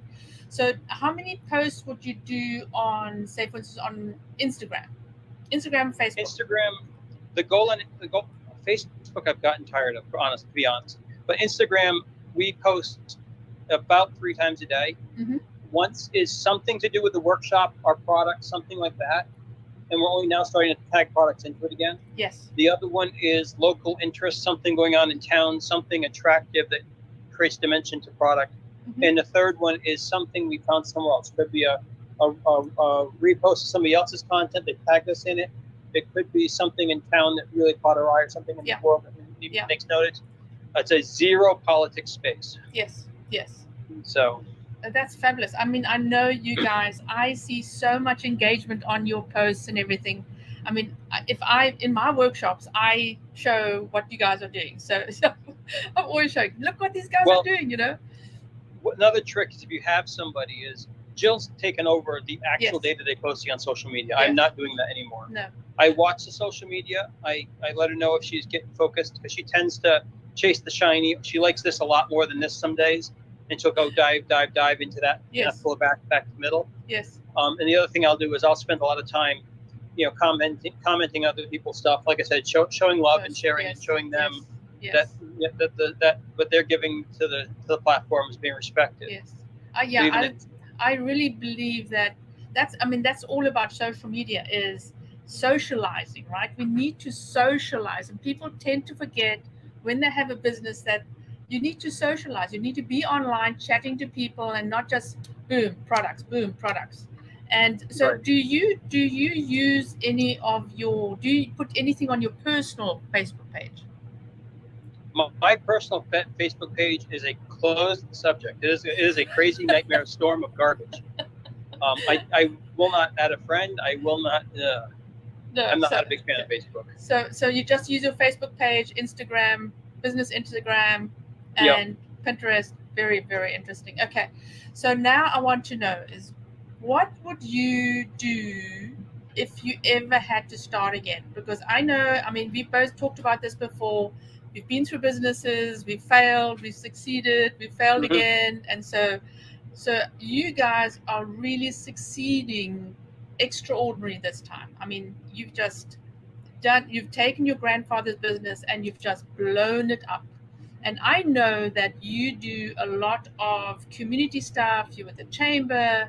I mean, if there's a camera, you're like me. If there's a camera, you're in front of it, right? So, I hate being on camera. But you do. I like being in the room. I hate being on camera. Yeah, but you do. But you are very present, right? And yes, that's one of my things is you've got to be visible. You've got to be around people and talking to them. But okay, so here's the question: what would you do if you had to start again? Well, Deepak Chopra talks about living your life backwards. Yes. Is know where you want to end up and then work towards that end yes. point. Mm-hmm. And if I were, the big things to do again was LLC yourself. Get your documents in order first, because they're not expensive. No. I had a really, really, really painful year when I got to send the IRS 120% of my take-home pay in taxes, only to get it all back in April, because I was double taxing myself because I waited way too long. Yes. So both my personal entity and my LLC or my S corp were paying tax at the same time. So taking that step when it's small and there's not much to do to get those in order. Yes. Work on supply chains. Find multiple streams of supply chain. So if something goes wrong, you've got it. Yes. Communicate relationships. But the big thing is have the paperwork in order. Start to know the accountant, start to understand what they want. Even if you're not ready to hire one yet, you know what you're looking for when the time is right. Yes. And earlier is better than later, and realizing that you're not paying your accountant per hour, you're paying him per hour you get back. So if it takes me 10 hours to do something, it takes him 1. Yes. His hours worth 10 times more than mine would be. Yeah. So take my 10 hours back. Exactly. And so have you trademarked? Yes. Okay. Did you trademark in the beginning or halfway through, or would you have started earlier? You should start your trademark now. Yes. If you have a trademark you want to do, you need to do it now. Yes. Caveat: mine wouldn't have passed if I did it. My trademark is a grandfather trademark. Oh wow! Because I went long enough using it exposed with no challenges. It's considered committed to mine. Yes. And to do that, if I were to pull that stunt again, you've got to go at least 5 years. Yes. Using a naming with nobody challenging it, and then it has to be exposed for a year with nobody challenging it before they'll issue it to you. Yes. And that's a high risk. Wow, that is a high risk. Yes, because people do complain, right? So, fabulous. So, any last words? Any last tips? Just be consistent. Be in it. Be ready to change. Listen to what's going on around you. Yeah. And one of my secrets is I try to help other people solve their problems. Yes. Because the problems that are going on with them might become my problem later, and I already have some ideas to solve my own when it comes up. Yes. Exactly. So it's you and I've been on enough calls. You know I jump into every problem and figure it out. Yes, exactly. Okay, fabulous. I'm so happy you came on and chatted to us because you got so much information and wealth of experience.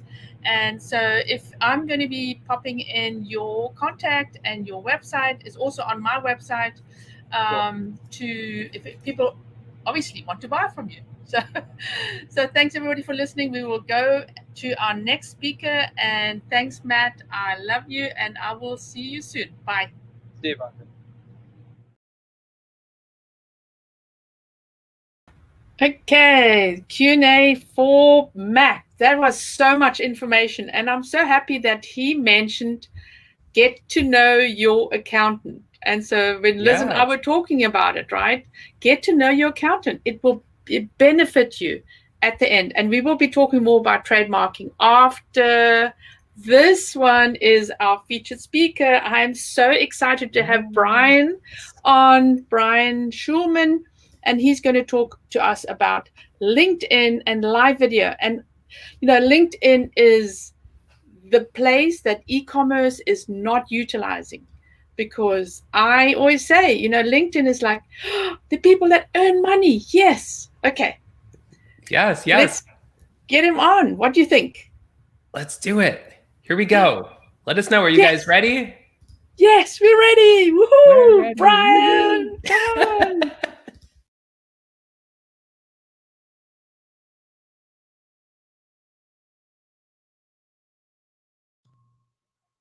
And we have Brian Schulman with us right now. It's so exciting. And we're going to be talking about videos, how to get it online. Why is it important? Why should we be doing this? And I am extremely passionate about this because I do it all the time, but it is all about being in front of your customer.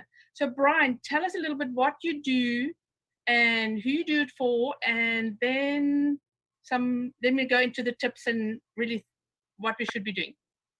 Sounds great. So wonderful to be with you here at this amazing summit. I'm so excited for you. So that's first. Second, I'm known as the godfather of LinkedIn video, one of the world's top video marketing experts. I've been on the internet since it was green screen and chat rooms. 21 plus years of proven digital marketing and actually e-commerce experience, strategizing with IR 500 and Fortune 500 brands across the globe. I am a Forbes featured entrepreneur, a LinkedIn top voice, founder and CEO of my company, Voice Your Vibe. I serve on a number of boards, a trusted advisor and mentor to founders and companies around the world. Last year, 2019, I was named a LinkedIn Video Creator of the Year. And actually this year, I've been named one of the top 50 most impactful people of LinkedIn. You're doing that because of the Saturday and Wednesday thing. Yoo-hoo, yes, right? Which we're absolutely going to be talking about. Yes. So I was one of the pioneers of LinkedIn Video as well as LinkedIn Live.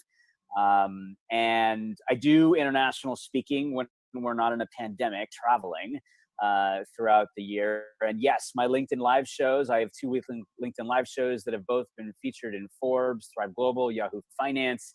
I actually broke the LinkedIn Live record, or set the new one, I guess, last year in July for broadcasting live for more than 4 hours. Wow. So so through workshops as well as one-on-one mastery coaching, I work with founders, C-suite execs, and their teams who want to find their voice and show up and don't know how, and teach them how to voice their vibe, attract their tribe, and how to tell a story that people fall in love with on video. And my focus is on LinkedIn, as you can tell. I bleed blue and white. Well, we'll talk about that. Yes, exactly. I mean, you mentioned the pandemic, and we cannot be anywhere. We can't go out to meet people. We can't go and sell our products. We have to do it online.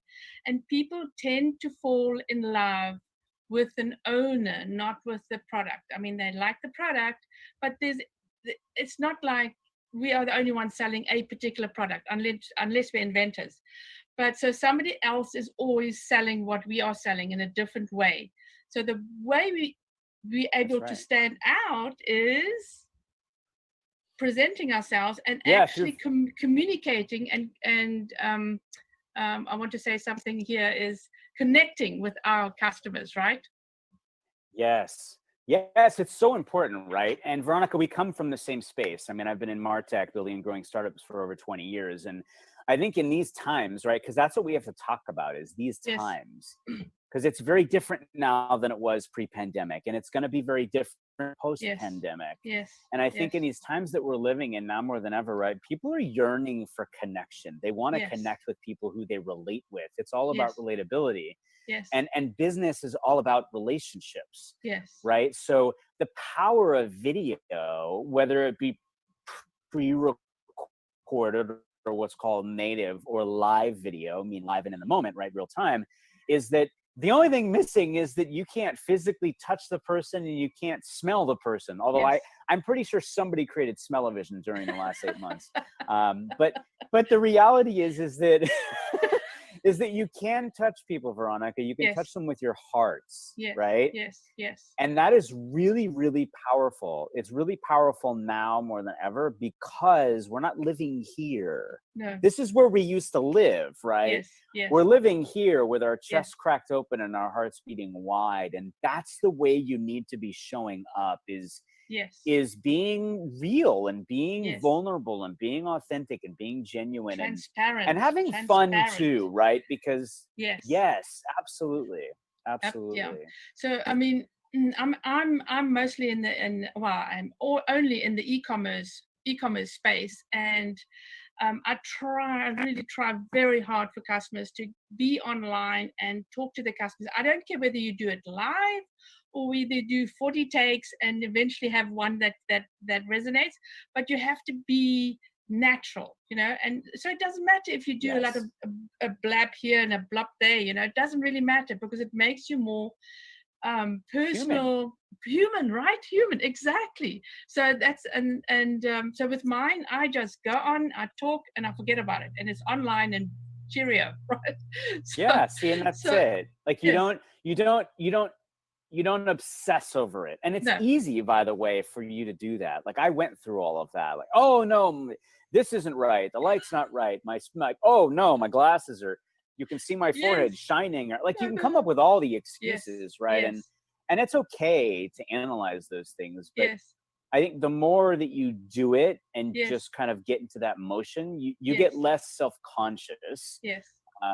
Which, you know, and more confident. And those are two things that happen a lot, right? Is that you have no confidence and you're really self-conscious. It is. I mean, it's not easy just getting in front of a camera and you can't see that person on the other side, or you can't see anybody who's actually watching you, you know? Like, you're just looking at yourself. It's like, why am I staring at myself? This is really awkward and uncomfortable, I know, right? right? And, I've repeated myself 10 million times, right?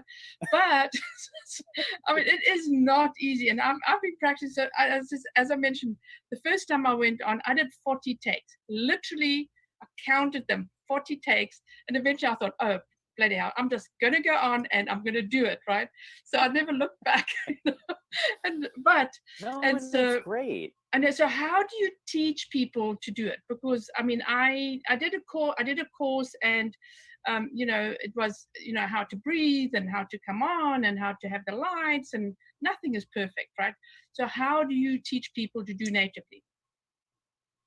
Yeah, so I'm going to talk about native recording video, meaning you just record them like your 40 takes. You just do that. So I'm going to give you some tips about that.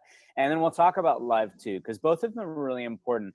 I want to mention something about LinkedIn real quick, because everyone who is on this summit, everyone that is attending, you need to be on LinkedIn. So here's why. The numbers have shifted, so I'm not exactly sure what they are now that we're 8 months into a pandemic, but there were 675 million people, business professionals on LinkedIn as of February, from the founder to the funder to the chairman to the janitor and everybody in between, okay? Of that, 250 million are active users, meaning you have a profile, but you're more of a lurker. You're not posting any content or anything. You're just you're there. Okay. 1% creating content, Veronica. That's an incredible number. You're talking single digits, right? Wow. When you have anyone and everyone you ever want to do business with on the platform, you have to be seen and heard, right? So I always say LinkedIn is the most organic platform on the planet. I'd probably say TikTok is second. But now more than ever, there's no better time to be showing up and being present. Now we talk about the importance of video, right? Yes. But I want to give you some stats, because stats help solidify things. So absolutely. 80% of content consumed online is through video. Yeah. Videos help build brand awareness. Okay. Yes. 90% of people use video to make product and service purchasing decisions. Yes. Okay. Yes. And social videos that you're posting generate 12x the shares of text and image combined. So that's one thing. The other thing is, according to insights from LinkedIn, video is the fastest growing content type on the platform. It's 5 times more likely to generate conversations with members, and it's 20 times more likely to be reshared. Okay. Wow. Now, LinkedIn Video launched in beta 2017. Yes. And I remember. in 1 year, it's now 3 years old. In 1 year, LinkedIn Video posts generated more than 300 million impressions on the platform.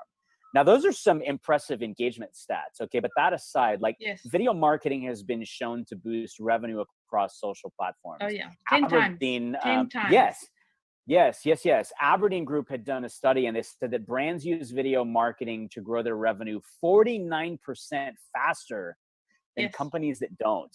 Yes. So I think there's no question about the fact that, you need to be involved in video. The other thing is just to remember demographically, if you think about content marketing, okay, LinkedIn is the #1 channel for B2B marketers used to distribute content. It's 94%. Okay. Whoa. 6 out of 10 users actively look for industry insights. Yes. Okay. Yes. 280 billion feed updates are viewed annually. Again, not pandemic, because obviously everything's skewed. Professional content gets about 15 times more content impressions than like job postings, with 50%. 57% consuming content on their mobile devices, right? Yes, I know. And LinkedIn actually makes up more than 50% of all social traffic to B2B websites and blogs. That's huge. Okay. That's huge. The last point I want to make is just that about 92% of B2B marketers include LinkedIn into their digital marketing mix and strategy. Yeah, but here, this is what my take is on, that I tell my customers. LinkedIn is people that actually earning money. They're sitting in the office as well. Now they're sitting at home, and they are quickly checking on LinkedIn. Boom, your thing pops up, because they're not on Facebook. They're not supposed to be social, but LinkedIn is sort of classed as business, right? So if you're on LinkedIn, you don't get into such trouble. So hey, they are people earning money that can spend money on your products. Yeah, here's the other thing that's really, really important, okay? And we'll jump into some tips in a second here. One is, I want everyone to understand the importance of your people.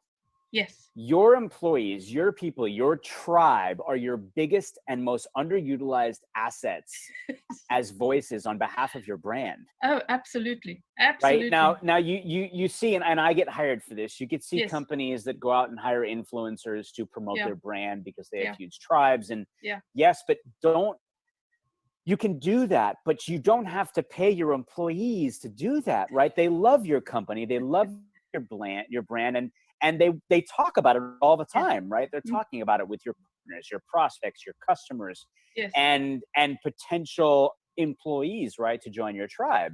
So showing up and empowering them to be a brand ambassador voice for your company is the most important thing you can do. Yes. Right? Now we'll talk about what should they talk about and all of that. And the other thing you mentioned, Veronica, that's really important is LinkedIn, Twitter, Snap, YouTube, TikTok, right? They all have these predispositions, meaning we look at them and we go, oh yeah, Facebook, it's for friends and family. Oh yeah, LinkedIn, it's a business social networking platform.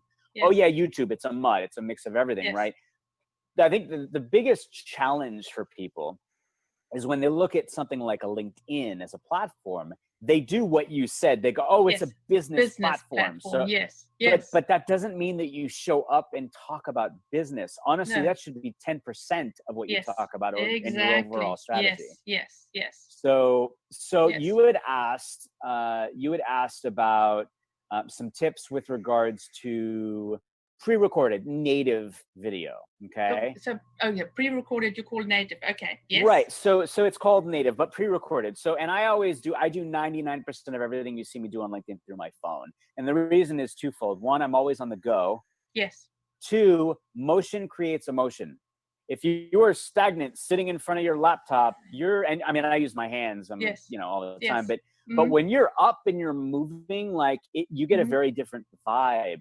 Okay. Yes. So I would recommend you do from your phone, because then it allows you to to move. All right. So let's talk about some tips specifically here. I want to ask. Okay. I want to ask. So LinkedIn has so you can't do you have to be invited to do live. I've been trying to get on. So I've been applying several times. Yes. Right. And I'm going to give you some tips. I'm going to give everyone some tips on how you can get a better chance of being approved for LinkedIn Live. So there's two things. There's LinkedIn Video and there's LinkedIn Live. Yes, so LinkedIn Video, everyone has access to. Yes, okay? Exactly.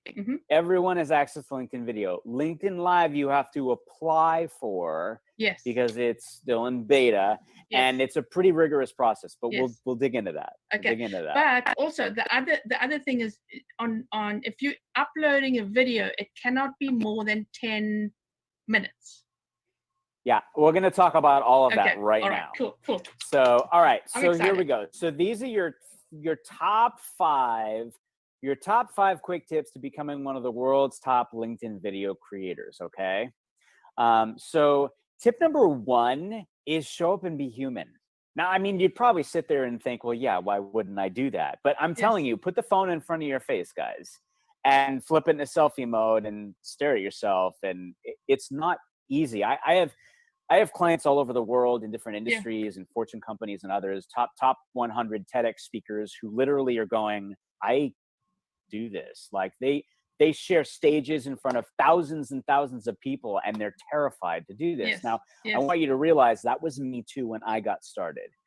So the thing is just, there's a process I'm going to recommend in a second that will help you show up and be human. Okay. So, but tip 1 is show up and be human. Tip 2 is engage and support. Now that happens in showing up on any digital platform, right? Yes. Because these companies, right? These tech companies build these digital playgrounds, as I say, and we as the kindergartners decide to show up and play. If we don't show up and play, they have no playground anymore. They're not going to exist, right? So engaging and supporting is so important, because if you remember nothing, you remember the fact that, especially LinkedIn, right? It's all about the people. Yes. Right. So building community and shining your light bright on others is the most important thing that you can do. And that happens in engaging. Okay. Yes. Engaging and supporting others. Veronica shows up on my shows all the time. She's showing up in the comments all the time. And that's engagement, right? And remember that it happens both in front of the scenes, if you will, as well as behind the scenes. Yes. So that's tip 2. Tip 3 is create. Now, creation happens in many ways, but I want to talk about creating in front of the camera. So I want you all to hear me when I say this. And before I say this, I want to share something with you. I was a 1.5-pound miracle baby in the 70s that wasn't supposed to live. I literally fought for every breath to make it into this world. I then was diagnosed with a neurological disorder called Tourette's syndrome, which are uncontrollable tics and twitches. And just so you understand what that means, I had multiple facial expressions, multiple auditory noises. I had these intense neck twitches, wrist flicking, jumping up and down, somersaulting from room to room. And a lot of times they would commingle. The thing is, you don't know you're doing them and they're not controllable. Wow. Okay, I got bullied a lot growing up as a kid. I dealt with a lot of adversity. I was not the human being that you see sitting in front of you today. I had to grow into myself. And the reason I'm sharing this with you is because my very first video on LinkedIn, now almost 900 in, was me sharing my life story, the bits that I just shared with you for the first time. And it was the very first time I'd ever shared that in the world of business, because I purposely didn't want people to know, because I didn't want to be judged. I didn't want to be looked at differently. I didn't want to miss an opportunity because of those things. And I shared it all in my first video and took the leap. And all the love, support, and encouragement that I got by sharing that story, literally, Veronica, it changed my life. Wow. Because it was the first time in my life that I felt fully whole as me. I wasn't holding any part of me back. I was letting it, I was sharing that, right? Yes. And the reason I'm saying that is because every client that I've ever worked with, I always share that with them. And the retort back is usually, okay, but Brian, I'm not like you. I didn't almost die. I didn't go through a lot of this and that, whatever. And I say, stop. Yes. I want you to understand that every single human being on this planet has a voice and a story that matters, and a voice and a story that can positively impact, affect, and inspire another human being's life. Yes, exactly. By showing up on video, right, and sharing stories, realize, guys, it's all about relatability, right? So you're bought into that, and you realize, okay, I've got to show up. Well, now what? Well, what do I talk about, right? I know. Talk about what you're interested in. Yes. Talk about what you're excited about. Talk about what you're passionate about, right? Yes.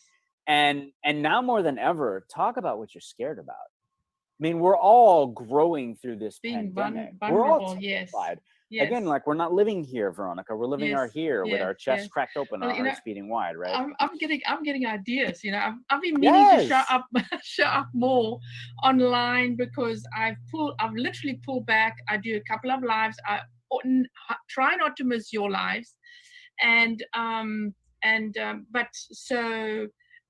as you said, you know, doing that the selfie.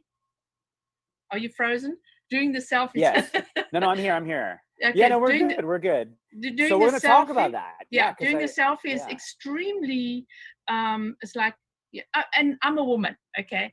So it's different, right? You can't just pitch up. I mean, you know, I'm more the mature woman, so you do not pitch up just naked, right? I mean, what I mean is naked, no makeup, and your hair all over the place. Because I tell you something, I pitch up like that, my husband will tell me, take the video down. You do not look good. Okay, but we're going to talk about that too, because I have plenty of friends who are women who are clients of mine. We've had that conversation, and so we'll talk about that too. Okay, so again, realize that we're all, and this is important, because once you start, and you will start after this, okay, showing up, is that, remember, I'll give you an example. Working with a 30-year marketing veteran, she's in her 60s, and we really kind of vibed, and she said, look, people have been trying to get me on video for years, and I'm like, no, I can't do it. And I said, well, why not now? And she's like, no, my house is turned upside down. My kids are home from college. It's like a frat house. You know, my gray hair I haven't gotten my hair done, yada, yada, yada. And I said, okay, well, what else? She says, well, you know, and this and that. I said, okay, great. You do realize that we're all dealing with the same things. We all have kids running around and driving us crazy. We all have our houses turned upside down. I haven't cut my hair since March. I mean, you know, but that's relatable, Veronica. If you get on camera and say that, that's relatable. That's something we're all going to be going over here and going, oh my gosh, me too, right? So that's why I say talk about those kind of things, and get comfortable being comfortable, get vulnerable. And remember this, you said something earlier, I want to make sure this is important. You can record up to 10 minutes of a LinkedIn video.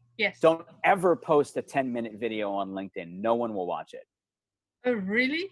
Here is why. In the scheme of things, you look at 10 minutes and go, well, that's not that long, right? No. I mean, if you're scrolling through your feed, you're always, you know, you're in the middle of something. No, 60 seconds or less is your best friend. Wow. You're going to catch a fly. I know, right? So I want to tell you from experience, you can say a lot in 60 seconds. Oh, yeah. Now, yes. Here is how you get used to doing that. So I'm going to give you all a challenge. And here is the challenge. The challenge is this. Because most likely all of you are sitting there going, yeah, I'm not going to get in front of the camera. And you think I can say a lot in 60 seconds? How do I do that? Well, take your phone, okay? Flip it into selfie mode, all right? And what I want you to do is, if you don't want to look at yourself and you're like, oh, this is just really weird, and you just can't stop from staring at yourself.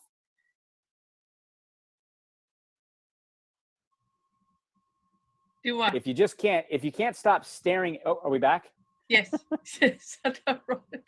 Yeah. Okay. If you can't stop staring at yourself, then flip it over so that this is what you're looking at. Still with me? Yes. Okay, good. So what I want you to do is actually paste a picture of somebody that makes you feel comfortable here. Somebody that makes you feel at ease. Because this dot, Veronica, is where you connect with your tribe. I'll give you an example. Look, I'm looking at you on the screen right now. Yes, yes. Now I'm looking at the lens. You see the difference? Yes, yes. Now I'm connecting with you. Yes, yes, exactly. And so what I want you to do is I want you to make one video a day for 30 days. Yeah. It's a video journal. It's a video journal. On the phone. On the phone. Do it on the phone. Now, okay. I don't care where you are when you do it, but I want you to make sure you do it in different places. If you want to do it sitting on the couch, that's fine. Do it standing up, do it outside, do it going for a walk. Okay, again, motion creates emotion. Yes. So here's the thing. This process is going to help you get comfortable being uncomfortable. Because a lot of times people ask me, it's like, okay, well, when do I get comfortable? And I said, no, you don't get comfortable. You get comfortable being uncomfortable. Yes. Okay. Yes. And when you do that, that's when you learn and you grow, unbeknownst to you at the time. Yes. And yes. that's when the magic happens. Yes. You will wind up looking back in reflection over these 30 days and go, yes. wow. Yes. What a time of growth I didn't even realize I was going through, right? And when you have those moments, Veronica, and they will happen to all of you, where you're sitting there and you're like, I can't do this, or this is horrible. I want you to say that to yourself. Yes. I want you to think of me on your shoulder, a little like Geppetto or something, going, you're growing right now. Yes. You feel really uncomfortable. You're growing right now. Keep going, and you've got this. Yes, yes. So there's a couple things important about the process, right? One is, like, I've been a public speaker for years, and every time I get on stage, before it happens, I always get butterflies. Yes. Okay. The same thing happens when you do the phone. Like, honestly, most of the angst is like before you're doing it. Yes, And then, yes. you have those moments in between. It's like getting on a roller coaster. You're in line and you're like, oh gosh. And I hate roller coasters. So this is really me. I'm like, there's no way I'm doing this. Okay. I'm being pushed into it. Okay. Oh God, I'm so nervous. Oh my God. And you get to the front of the line. You're like, oh my God, they're about to call my name. And you get on the ride and you're like, this is going to terrify me. And then you're screaming the whole time, bloody murder. Ah! And then you get off and you're like, I'm never doing that again. But you got through it, right? Yeah, but So and then I you guess- get back on again, and they'll get right. Right. So the reason why I give you that example is because I want you to understand the motion of picking up your phone, smiling first, hitting record, waiting 2 seconds, then starting to talk. That process. Yes. You will not be nervous about any of that anymore after 30 days. Okay. No. And it doesn't matter how long these videos are, guys. These are for you. The reason I want you to do this is because, again, I want you to get used to the motions. So whether you're happy, mad, sad, glad, whatever you're feeling, maybe you don't want to make the video. Like I said, tell yourself that on camera, because it will happen again, and it'll happen again. And you'll look back and remember that I didn't think I could do this. I did do this, so I can do it again. Yes. Okay. Yes. Remember, the dot is where you connect with your tribe. Oh yeah. Okay. You got to look at the camera. If you keep looking at yourself, flip your phone over, like I said. That's right. Okay. I have a question. Remember too, hang on. I have a question. So do you do it like this or like this? Good question. So landscape versus horizontal. So horizontal is up and down, right? Landscape is this way. Now, best practices used to be landscape. There's lots of experimenting that's been going on in the last couple of years, especially now that like LinkedIn has stories. So just like on Instagram, you have Instagram stories, Facebook stories.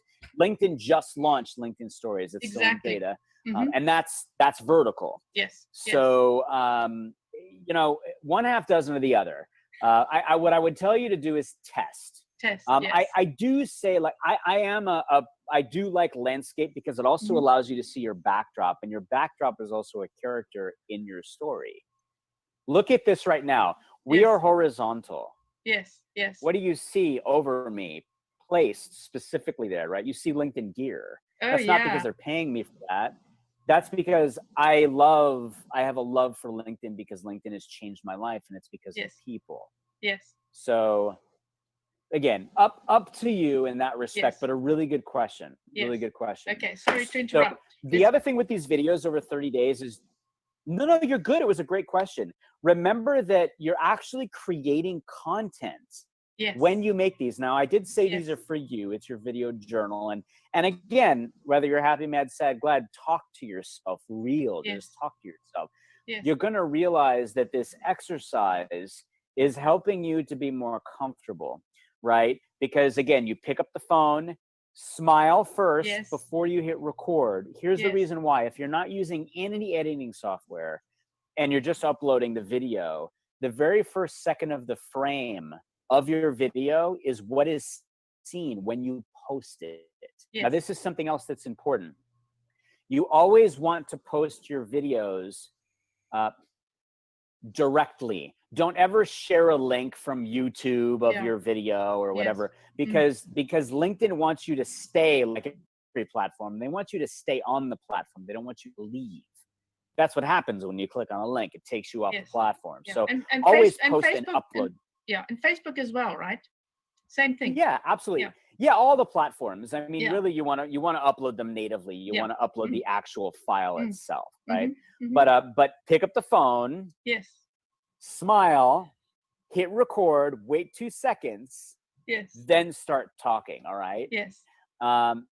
So we're good there. All right, good. So now you're like, okay, wow, I've just made 30 videos. That's amazing, right? Well, the beauty about that too is that you're actually, Veronica, gonna at one point gonna go and look at these videos, and you're gonna be like, I want to share some of this. I want to post some of this as content. By the way, keep all your bloopers, your outtakes, what you would look at and call screw ups, just like your 40 that you did, keep them. Because look, one, I want you to realize that we all screw up. Like most people, it's just like anything, right? Most people just see the final product and the shiny penny. They don't see all the hard work that went into you making it happen.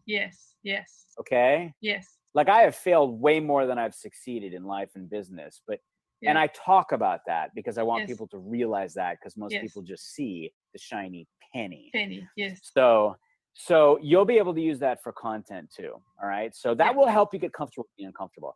Let's get on to tip 4, and then there's one more. Tip 4 is be consistent. That's part of why I'm having you do this challenge too. 1 video a day for 30 days. Is just to get into the groove, right? I'm not telling you that you need to post a video a day. Don't do that. You'll burn out. Okay.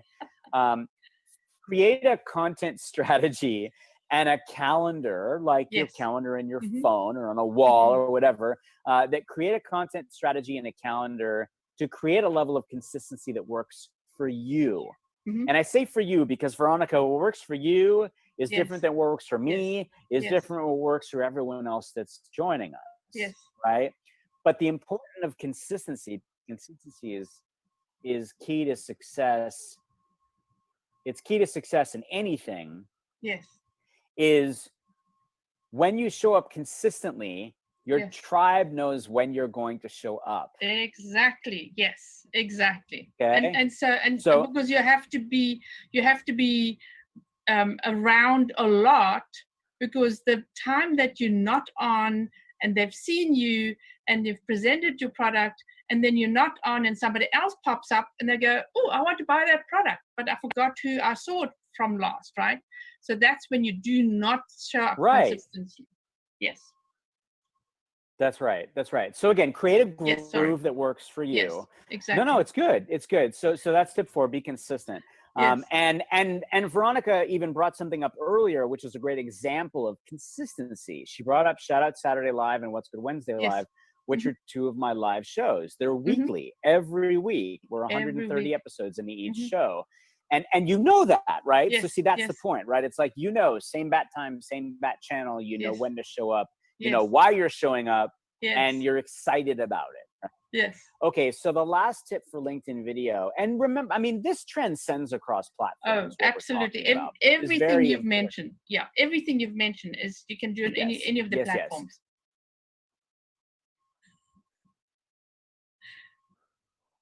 That's right. That's right. Although I will say, like, YouTube is meant for longer content, right? But LinkedIn is not for LinkedIn video. For LinkedIn Live, yes, and we'll talk about that in a sec. So the last tip is collaborate. Yes. That's what we're doing right now, all of us together in this incredible summit, right? Incredible things happen when we come together. So I want you to remember three things. One is people don't buy what you do, they buy why you do it. Simon Sinek said that. Yes. Right? It's the heart of it all that matters. Your why you work for the company you do, why you created and sell the product you do, why you founded the company you did, right? Whatever your role is in the company, okay? If you're an entrepreneur or otherwise, right? Your heart said to you, I love this for some reason, right? Yes. And that's really important because there's a reason why Miss Veronica Jeans loves Molly the giraffe in the corner, and it's become part of her brand. The reason why she's branded herself the e-commerce queen, right? The reason why she loves that blouse she's wearing, or why I have LinkedIn gear here, it's because of the way it makes you feel. It's not because of how much the product or service costs. Not because of, I mean, it meets a need. But at the end of the day, you make a decision because it makes you feel a certain way and because you like those people that you're buying that product or service from. Exactly, yes. Okay. So digitally, also remember that your smile is now your logo. Your personality is now your business card. And how you leave other people feeling after that experience with you through video, right? Either pre-recorded or live, is now your trademark. Yes. Okay. Yes. The last thing and the most important thing to remember, and Maya Angelou said it best, is that people may forget what you say, but they will never forget how you make them feel. Now more than ever, it's all about the feels, guys. It's so important that when you show up, you're sharing that emotion, and that's the beauty about video, right? Because the only thing missing is you can't physically touch, but you can emote, you can cry, you can laugh, you can be angry, you can be sad, you can share all of those emotions that you have, and you can feel that through the lens. Yes, exactly. So it's absolutely incredible. So those are your 5 tips. Those are your 5 tips for video across platforms, but especially on LinkedIn. All right. The other thing that I just wanted to make sure we covered too, Veronica, is we talk about live video. All right. So I mentioned LinkedIn video was launched in beta in 2017. LinkedIn Live was launched in beta in 2019. Okay. Yes. And if you think about like LinkedIn, if you think about Facebook Live, it's you can go onto Facebook and you can hit live and you can go live. Okay. It doesn't work that way with LinkedIn Live. LinkedIn Live has been piloting live video streaming with, I would call, a few broadcasters. There's probably about 500 of us out of, close to 700 million around the world that have approved access. So it's not available to all members, and it's not available to all pages, meaning company pages. But if you want to request access to become a live video broadcaster on LinkedIn, I will give Veronica the link so she can share it with all of you so you have it, so that you know how to apply. Now, Veronica did mention she applied, and it sounds like multiple times, and it's a process. So I want you to remember this. This is important. Yes. If your application gets denied, which usually it will multiple times, don't be discouraged. Yes. That's one. 2 is, here are some tips that will help you get approved. Okay. So tip 1 is to go live on other platforms. Yes. Show LinkedIn that you already create live video content, right? So I suggest live streaming on Facebook, YouTube, Instagram, for examples, to name a few. Make sure that you have them set to public so that they are accessible by anyone. Okay. We'll talk about why that's important in a second. Tip number 2 is create native videos on LinkedIn, like we've been talking about, pre-recorded videos, right? 60 seconds or less. It shows LinkedIn that you know how to create videos. It also shows them your personality. what kind of vibe you have, because they want to know that too, right? Yes. Here's the cool thing. Tip number 1 helps you accomplish tip number 2, right? Tip 1 was go live on other platforms. Yes, yes. Well, tip 2, use your live broadcast and slice that content up into 60-second bites. Yes. Yes. Yes, I and know, there right? are great tools out there to be able to do that really easily. I use a tool called Long Story Split, what actually will take however long it is. Let's say you went live on Facebook for like 20 minutes, right? Yes, yes. You can actually pull that video into this application. On your phone? So on your phone? Yeah, on your phone. Yes. So I use it on my phone. This is a game changer, right? So I can take a video, for example, and I can plug it in here. And I'm actually just going to pull them just so you can look, because I love examples. I just want you to see how this would work. So this is just an example, okay? This is a 1:41 video. Now, here's the really cool thing about this is that optimize it for like platforms. So it's Facebook, Instagram, Twitter, others. But again, it'll show you how many seconds at the bottom, right? So if I say make it 60 seconds, you now see it's giving me clips, right? Yes.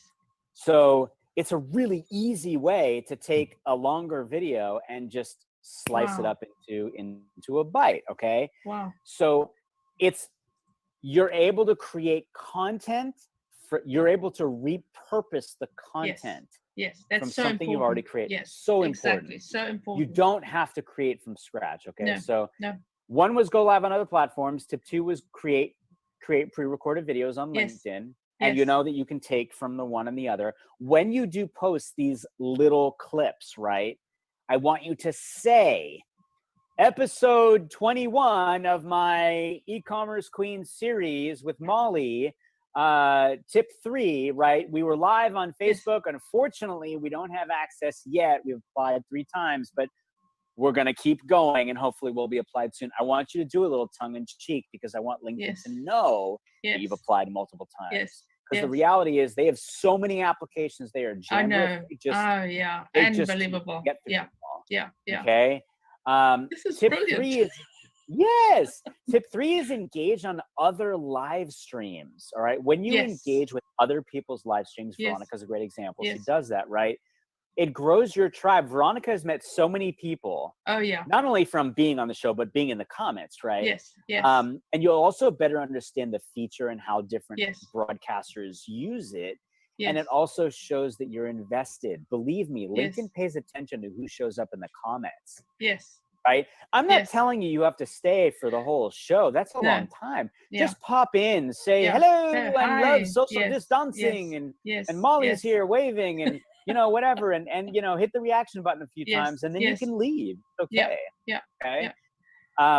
I think that's good as well. Is if you want to get in front of other people that can promote you, be in the comments, go on their lives, say hi. That's how I met a lot of people. Just go back into Maury Smith's thing in a group. And I met so many people. Then I met so many people again, and that's how I ended up at Social Media Marketing World. Yes, I was there too. So it's and what you just said is another point under that, which is ask to be a guest on LinkedIn Live host shows. Like I said, there's probably about 500 of us around the world.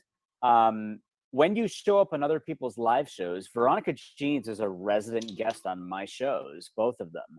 And LinkedIn sees that, but other people see that, right? Yes. And you never know what's going to happen. I have guests on my shows like Wendy Glavin, who's been invited as a guest on other people's shows, right? Well, I'm in live TV. Thanks to you, I'm now on live TV, and I'm being invited into a writer's circle, and there's something else, and the co-founder wants to talk to me. So this is it. If you show up, right? You never know who's paying attention. Just because you don't see someone say something or engage, you never know who's watching. That's why you want to show up. That's why it's so important. By the way, also showing up on other people's live shows, right? If they're a good host, they're going to pop your comment up on the screen and they're going to say hi to you. Remember, that's visibility too. Yes. Right? That's visibility too. Yes. Don't discount the small touches. Yes. Those touch points are really important. The other thing is that it also tells LinkedIn when you show up as a guest on a show, it shows them the type of vibe you have and how you flow in conversations, right? Yes, exactly. Okay, the last tip here is don't be discouraged, right? Take the steps 1, 2, 3 that we talked about and then reapply. The reason why I asked you when you go on other platforms to go live to leave it open as public is because when you apply and reapply, put those links under those questions that they can get to them and see you on your live shows. Make it easy for them, right? Make it easy for them to go, yes. And it's really important. Yeah, I've tried, but I also let it slide since I'm on your show anyway. So it's like, but it's good because Veronica, what I want you to do is I want you to save those links to my shows and put them in there and go guest on Shout Out Saturday, guest on What's Good Wednesday, guest on this show. Because again, it just shows them, Veronica's showing up. She's invested. And that's with every business. I mean, I don't care what business you are in. I'm talking to a which is not, well, they started off with e-commerce. They're going to sell some of the products in e-commerce, but they are a security company. And I said, they don't have a video. The biggest competition has the CEO, the CFO, and the other O, C whatever. And the other O. And it's a video just talking about the business, talking what they're doing. And I think that's so important, right? That's why they're standing out. The other guys, my guys, look like, well, it's a brochure. And their bounce rate is 97% bounce rate, right? People are not staying because it's not interesting. Yes, but here's the other thing too, and I've seen a lot of companies do this, which I would employ you to do too, which is when you have new employees, customers, partners join you, there's a happiness factor involved. Again, I came from 20 plus years in MarTech, okay? So one of those things that works really well is for them to sing your praise. There is always an opportunity to capitalize on having them sing your praise, right? When you've been there, right towards the end of a process, they're just about to buy, or you're getting the paperwork done, or whatever it is, they're really happy, right? Or once they sign, you give them some swag and you say, hey, you know what? I'd love to do a quick video with you. Like I just, just talking about the experience and, how much you love us, right? I mean, and we love each other. It's just share the love, right? It's all about love fest. So do that and post those videos on your website, right? Employees at your company, have them share stories about why they love working for your brand, right? But also post those on social media. And you talk about the C-suite, Veronica. This is really important. Their service, their company. That's great. But here's the thing. Now,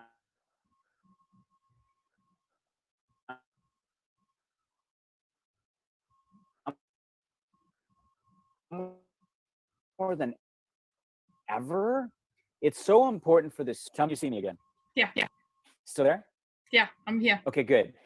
Showing up as an executive, being human. Example, right? You're an executive. You have a family. You have kids. Maybe they're little or big or whatever, right? I mean, look at my son is right there in the kitchen. He's cooking. He's cooking, lunch or something.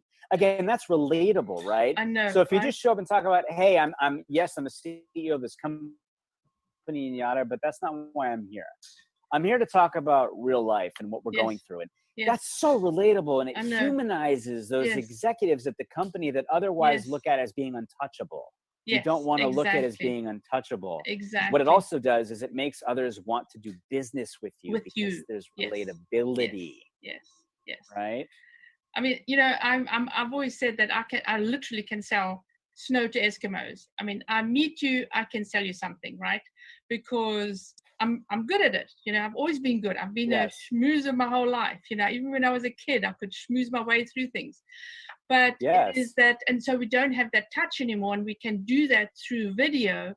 And and you have to be able to sell yourself, right? You have to be. Oh, now what I was also going to say is that personal touch is so important to be able to when before the internet, when I'm 10 years ago, I was networking queen in Houston. I knew everybody thought I knew everybody else, right?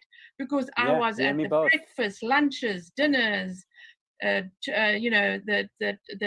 chicken lunches and whatever there was. I was into groups and everything, shaking hands.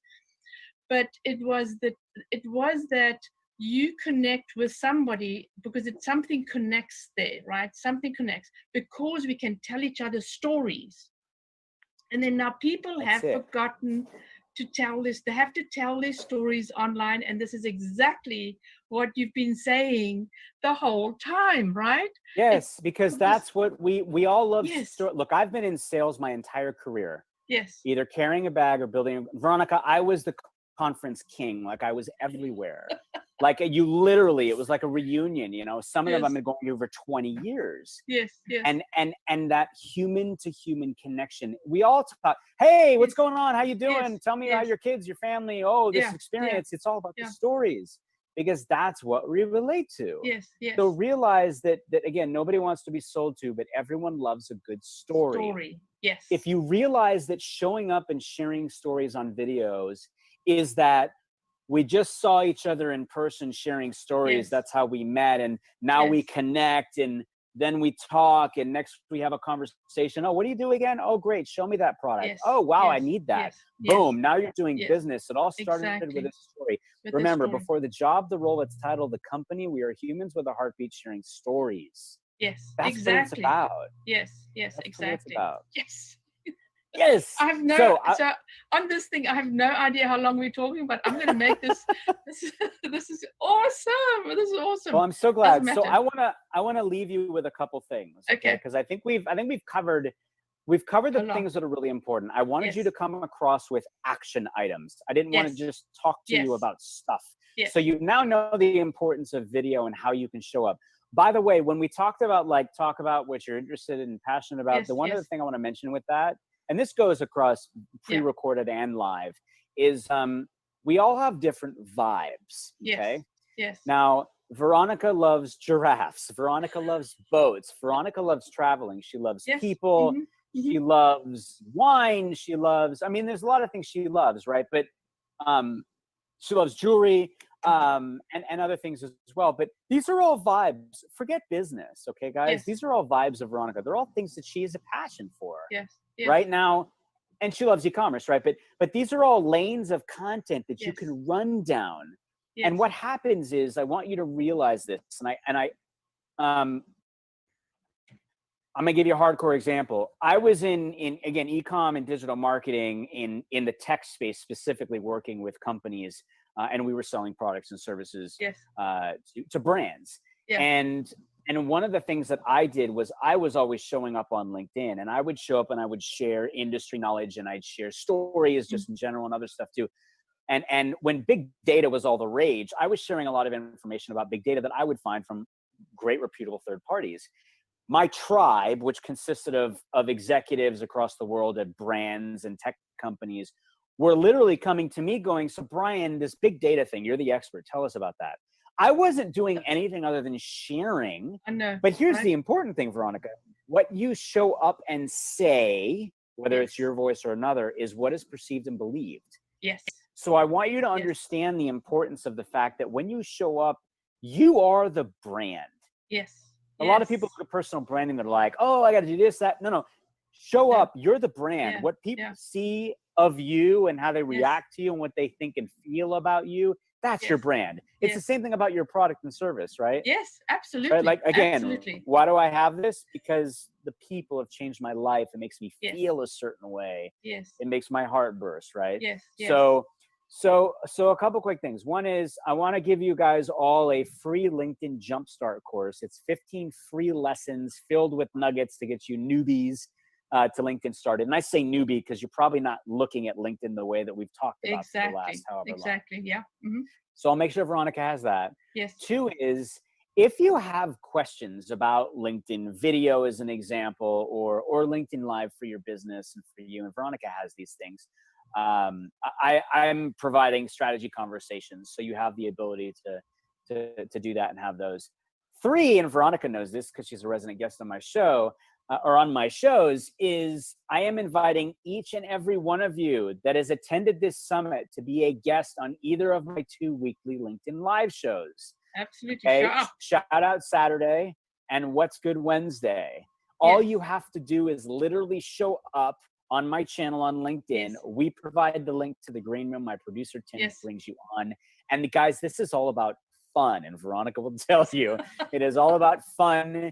Have your music ready. Have your music ready. Yes, have your music ready for Wednesdays. Because Wednesdays you pick the song or the jam, as they say, and we share the good that's happening in your world, or the good that's happening in the world. Now more than ever, it's so important. And we do what's called, Veronica, say it for me, social distancing. I love when she says it, just dancing. Yes, we do something I created called social distancing, which I created during the pandemic. It's all about bringing people together, having fun, you know, using some of that energy that we have pent up, but also feeling happy and walking away better.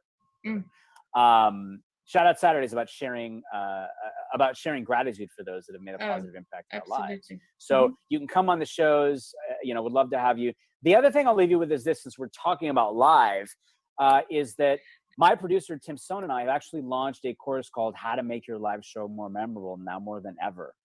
So if you have done a live show before, but you want to make it more memorable and have a bigger impact in the world, right? You want to elevate the visibility of your show. And by the way, every single one of you, right, your company is like, you should have a show. And we can talk to you about strategy and deployment and process and the really important parts too, not only just structure, but, you know, in these times we're living in, people are yearning for connection. We talked about that in the beginning, right? And they want to connect with people who they can relate with. And remember, it's all about relatability and showing up. So it's a 3-week course. It's again hosted by Tim and myself. It's designed for folks that already have done a show, right? But they want to level up, and they want to make it more memorable and have a bigger impact. So it starts November 16th, and Veronica has, I think she has this. If not, I'm going to give it to her so that you all have it as well.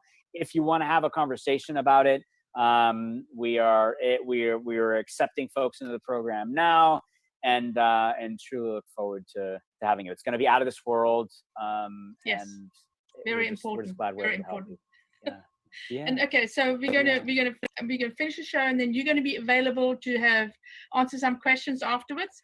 So thank you so much for popping in and chatting with us. I am so happy that we got you, and we'll see you in the questions right after this. Right? Sounds great. Okay. Yes, thank you so much. Questions you have for Brian, he's watching. He will answer your questions. This is so exciting. I know, right? Yay. I'm still pumped, and we already done 4 hours. Yes, another 4 hours. That was absolutely unbelievable. I mean, he's teaching us, he's giving us advice. I am so thankful he came. So many tips, right? I know, so right? many LinkedIn video, live video. This is what it's good. So if you go into my group, all the videos are going to be separated. They'll be recorded. We'll be saving the recorded videos in the group. Virtual E-commerce Summit 2020. And I'll just have to let you in, and then you can watch all the videos. I'm not going to archive the group. It's there forever. I like just keeping it going, keeping it moving. So then our next guest is Donna Brown, and she's the Missing Piece Puzzle Company, and she is amazing. So I have to tell you this. We were a little bit technologically challenged. So she doesn't have a camera on her computer. So she did it on her phone, but she didn't have a stand for her tripod for her phone. So she literally taped her phone to her screen. So my shout out goodness. for Donna. Yeah, that was awesome. Yeah, Right? shout out to her. She's amazing. She's amazing. And we Awesome. have known each other since 2010, 2011. Again, you know, these people are amazing because they're still in my workshop. They're still working with me. And let's bring them on. Yes, let's do it. Yes, yes, yes. Oh,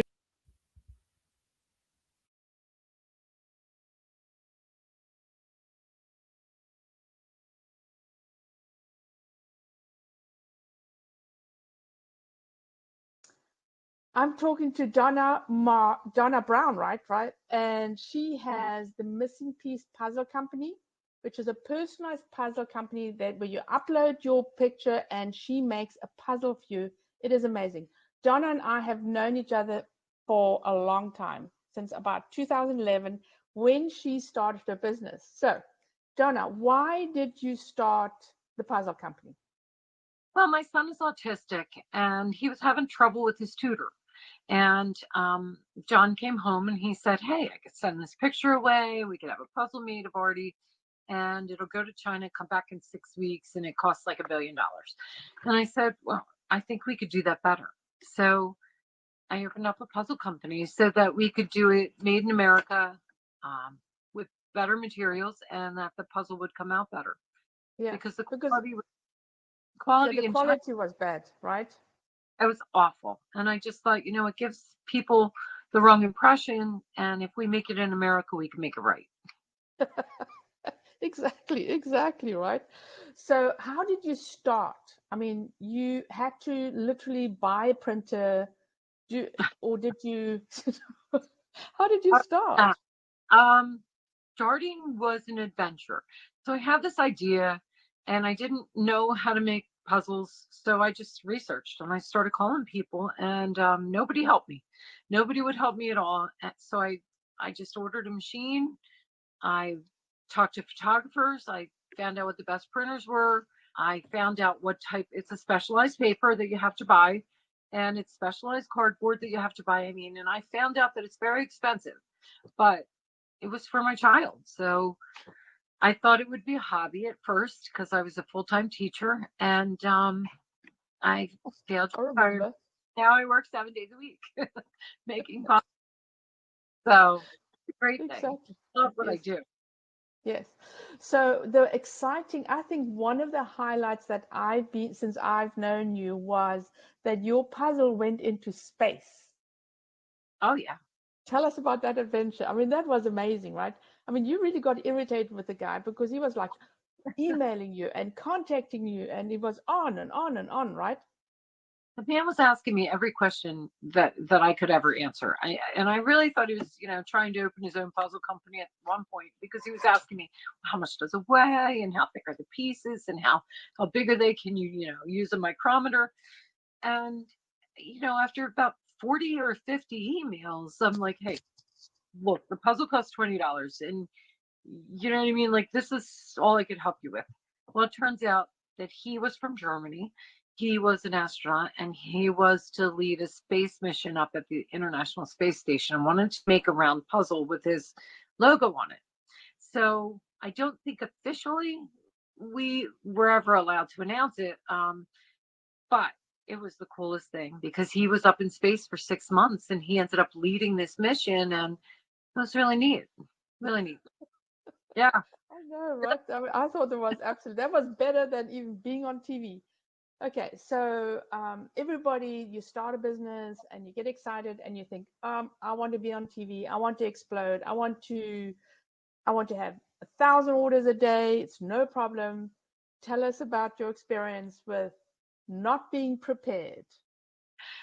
Well, we were on the Today Show. The first time we had a lot of orders and we had people working here, but the second time was recently. And it was after the pandemic hit. And I had let my girl go because New Jersey was one of the first states that was really hit with this pandemic. And we were supposed to close for 2 weeks. So I let her go because her husband was working in a high-risk, prison. Her daughter was still in school. And, I said to her, well, come back in 2 weeks. Within that time, Yahoo had contacted the Today Show, and the Today Show said, you know, we want to do a puzzle company. So they found me. I was not prepared, and this could have really ruined my business. I didn't have helpers here. I didn't have a backup plan. I think that's really, really important, you know, for any business to have. You know, you hear it that you need one, but you really don't understand. If I had had a backup plan, I wouldn't have had to refund a lot of money. And you know, my business looked bad when I had to refund money. I was apologizing to customers because I couldn't get the product to them in time. It was bad. It was a bad business decision. It was a pandemic. None of us knew, but if I had thought about like a catastrophic plan, I could have avoided it, which I have one now. I have a plan. If we ever go back and shut down, or if ever there's a hurricane or whatever, I know what to do. But I didn't know then, and it could really our brand, excuse me. So what is your backup plan? Well, I've trained a bunch of people. Some people come from afar and some are very close to the company. They all have a different code to get into the building. So we changed the lock system. They can come in whenever they want. So they could come in at 12 o'clock at night. They can come at 2 in the morning. It's all logged. We have a camera system here. I can work from my living room from home because I changed all of my programs so that I could work remotely. So now I don't physically need to be here. I need someone here physically, but it doesn't necessarily have to be me. Yes. You know, if the roads are closed or whatever, I'm a half an hour away. Yes, so exactly. Yeah. So we won't go into shutdown. Yes, exactly. But you're really doing well now, and Christmas is coming up. Normally the pandemic, I think, has changed so many businesses, because normally you're doing really well with weddings. Oh, yes. And so you got an idea, and everybody's on the same idea now, but you got this idea to use your bits and pieces that you don't use for puzzles as wedding puzzle guest books. So what happens is most people who are getting married, they take all these beautiful, you know, engagement photos, and they have professionally made, and then they like sit in a closet. Do you know what I mean? So their guest book sits in a closet. So what we do is we print their engagement photos and we make them into puzzles. So people can sign the back of them, and then, or the front of them if they want, in sharp paper, and they can actually hang this puzzle up as a picture because they're 20 by 30, and you know, it's a guest book that you use forever. But we used to have a lot of white paper left. So the white paper that we printed on, the printer paper, it would be left over, and it was wasted. Like there were about 10 feet of the roll that are wasted, and the rolls are extremely expensive. So we started making white puzzles just out of a whim, and sold them as guest books. And now that 10-foot could work. So you have to find a way to use every bit of your material, or to find some other company that, you know, instead of putting your waste out there, you know, maybe it will fit them. I mean, we work with a lot of different companies now, and we give away our boxes that, you know, they need to pack their stuff for eBay sale or whatever, that we source to other people. So it does. Okay, fabulous. So what would you, this is the big question, what would you do, and you've frozen a little bit, here we go.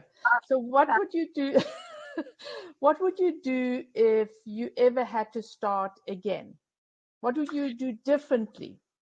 Well, I'd listen to you a little more, Veronica, because in the very beginning of time, when I first met you, I had this, you know, I'm going to be on the internet, I'm going to make 1 million sales. And I didn't know anything about marketing. I didn't know about SEO, and I surely didn't know about the social sites. So early on, you told me that I should get into blogging, and I should get into Pinterest, and I should get into Facebook. And I just kind of rolled my eyes, and I did it, but I didn't do as much as I should have. So fortunately, I have a foothold in Pinterest because early on, we were at the very beginning of Pinterest. I did what you, but I wish if I could do it all again, I would have really done more marketing than I did now. Because I think, you know, even though we crawled our way to the top of the heap, we had a lot of competition. And I think that we wouldn't have as much competition because, you know, we would have been more of an authority, easier. Yeah, yeah. I think, but you know, so you have to keep an eye on all new trends coming out and maybe taking advantage of them. But you can't always do everything because, you know, customers aren't everywhere. So you need to also know exactly where your customers are. But talking about Pinterest, I mean, I remember you did a competition on Pinterest when it started out, which was great. And then you stopped doing Pinterest, but you are still getting some orders from Pinterest. That's absolutely amazing, right? Yes, it's amazing. I get a lot of people who view my website because early on when we did all of our stuff on Pinterest, those pins are still there. They're there forever. So if I could just make a suggestion to everyone, don't put your price on your picture, because I have pictures out there where the price was less than half of what we charge now. And you know what I mean? So if you're going to put something out on the internet, it's there forever. So Yes. don't push yourself into a corner because prices change. Yep. Yeah. Exactly. So don't date your photos. Don't brand yourself with just this costs $20 or this costs $25 when you'll never get great prices. So, you know, remember, everything that is forever. I know, right? Every picture out there is forever. So, and then also when we were looking at your pricing, and I mean, you have a band of where you can sell your products, and you can't really price yourself out of the market. So, and that's probably with every product out there. So what we did extra, we actually have a rush order that you charge for on your website, that we just put it on, and you said, well, let's see if it works. And people are actually buying, what's it, $5 or $10 for the extra rush order, right? It's $5. So what it'll do is it'll take the order from the back of the queue and it'll move it up to the front of my queue, and they'll get it faster. You know, especially with the pandemic, it's really important to do something like that because you're going to get a lot of orders. This is the time for online sales. People are not going out, and people are learning, and it's very comfortable. Even when they return to work, people are going to do a lot more online shopping than they are going to be in store. So do it now. Don't wait. Don't think that it's not happening. It's happening every day. If you look at the TV stations, Walmart's taking a run for Amazon now. You know, they're commercials. So get on every single sales channel. Yeah, exactly. I mean, I mean, we saw a surge in e-commerce when you started. That surge was there, and I think we're on another surge. I mean, e-commerce has grown so much in the last 6 months compared to the last 10 years. And this is the time to get your stuff online and to get selling something. Even if you don't have something to sell, just make a decision, get online and start practicing, because you can only learn as you are selling. Anyway, thank you so much for popping in. I am so happy that you agreed to be with us, because you have got so much experience. And I hope if anybody has a question, put it in the comments below and we will answer. And I will have Donna's information I'll pop them in the comments as well. But we also have it on the website, on the Virtual Summit page, and it will stay there, and it will also be in the group. Thank you, Donna, for popping in with me. I really appreciate you helping us out and being here. Always great to talk with you, Veronica. You are the reason that my business was found online, and I am thankful to you forever. Thank you. Bye. Bye. Any questions for Donna? Put them in the comments. She is amazing. I mean, she has overcome so many things and taken some risks, and some worked out, some didn't work out, but she's always very, very positive. And she never does not help somebody. Does that sound right? She always helps somebody. So Either way, we've been on 4 hours. I'm like, you got to exercise, right? Let's dance. Oh yeah, dancing. We need to dance. Social just dancing. Social just dancing. So who's next? Who's next? But first, do we have to tell people about something, about an assessment of sorts? So I am giving away 10 free assessments for your websites, your e-commerce stores, your websites. Just our schedule. Can you put the schedule link in there? Just schedule it with me, and whatever. Anybody, if you want an assessment, I'll do it. I'm so excited because I like to help people make the right decisions when they're online, because there's just so many things we can do by ourselves, and so everybody needs help. So I'm here to help. Okay. Yes, so absolutely. Who's next? It's Joey Vitali. Yes, Vitali. Joey is my trademark lawyer. I mean, he is so amazing. Yes. So we are talking all about trademarking, and we actually touch a little bit on copyright. And so you know the difference and what to do. And he's also a business lawyer. I always say is invest in your company, meet with a business lawyer is worth its weight in gold. Okay, let's go.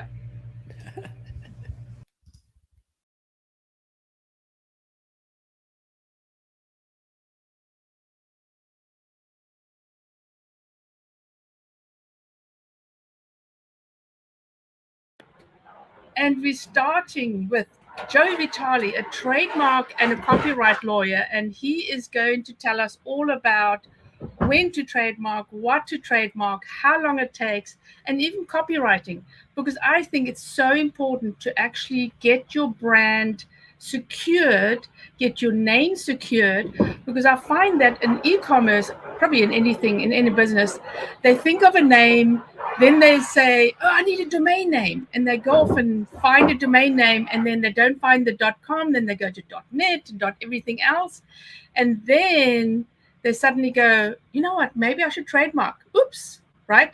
So I'm going to just dive right in and say, okay, so if you're a new company, I'm now starting out, when do I trademark? Veronica, that's a really great question. And I think my follow-up question to that is, how big do you want your business to get? What is your ultimate goal as a business? Are you wanting to have a thriving 7-8 figure business? Is this more of a hobby? Because that really does affect our legal strategy here. Yes. Oh, that is fabulous. I know. So, but here's the thing is that people start out with a hobby. They start out with, oh, this is so cool. I need this and I want to sell this. And I can make it. And then they start getting bigger, and then they start getting a little bit bigger, and then it all explodes.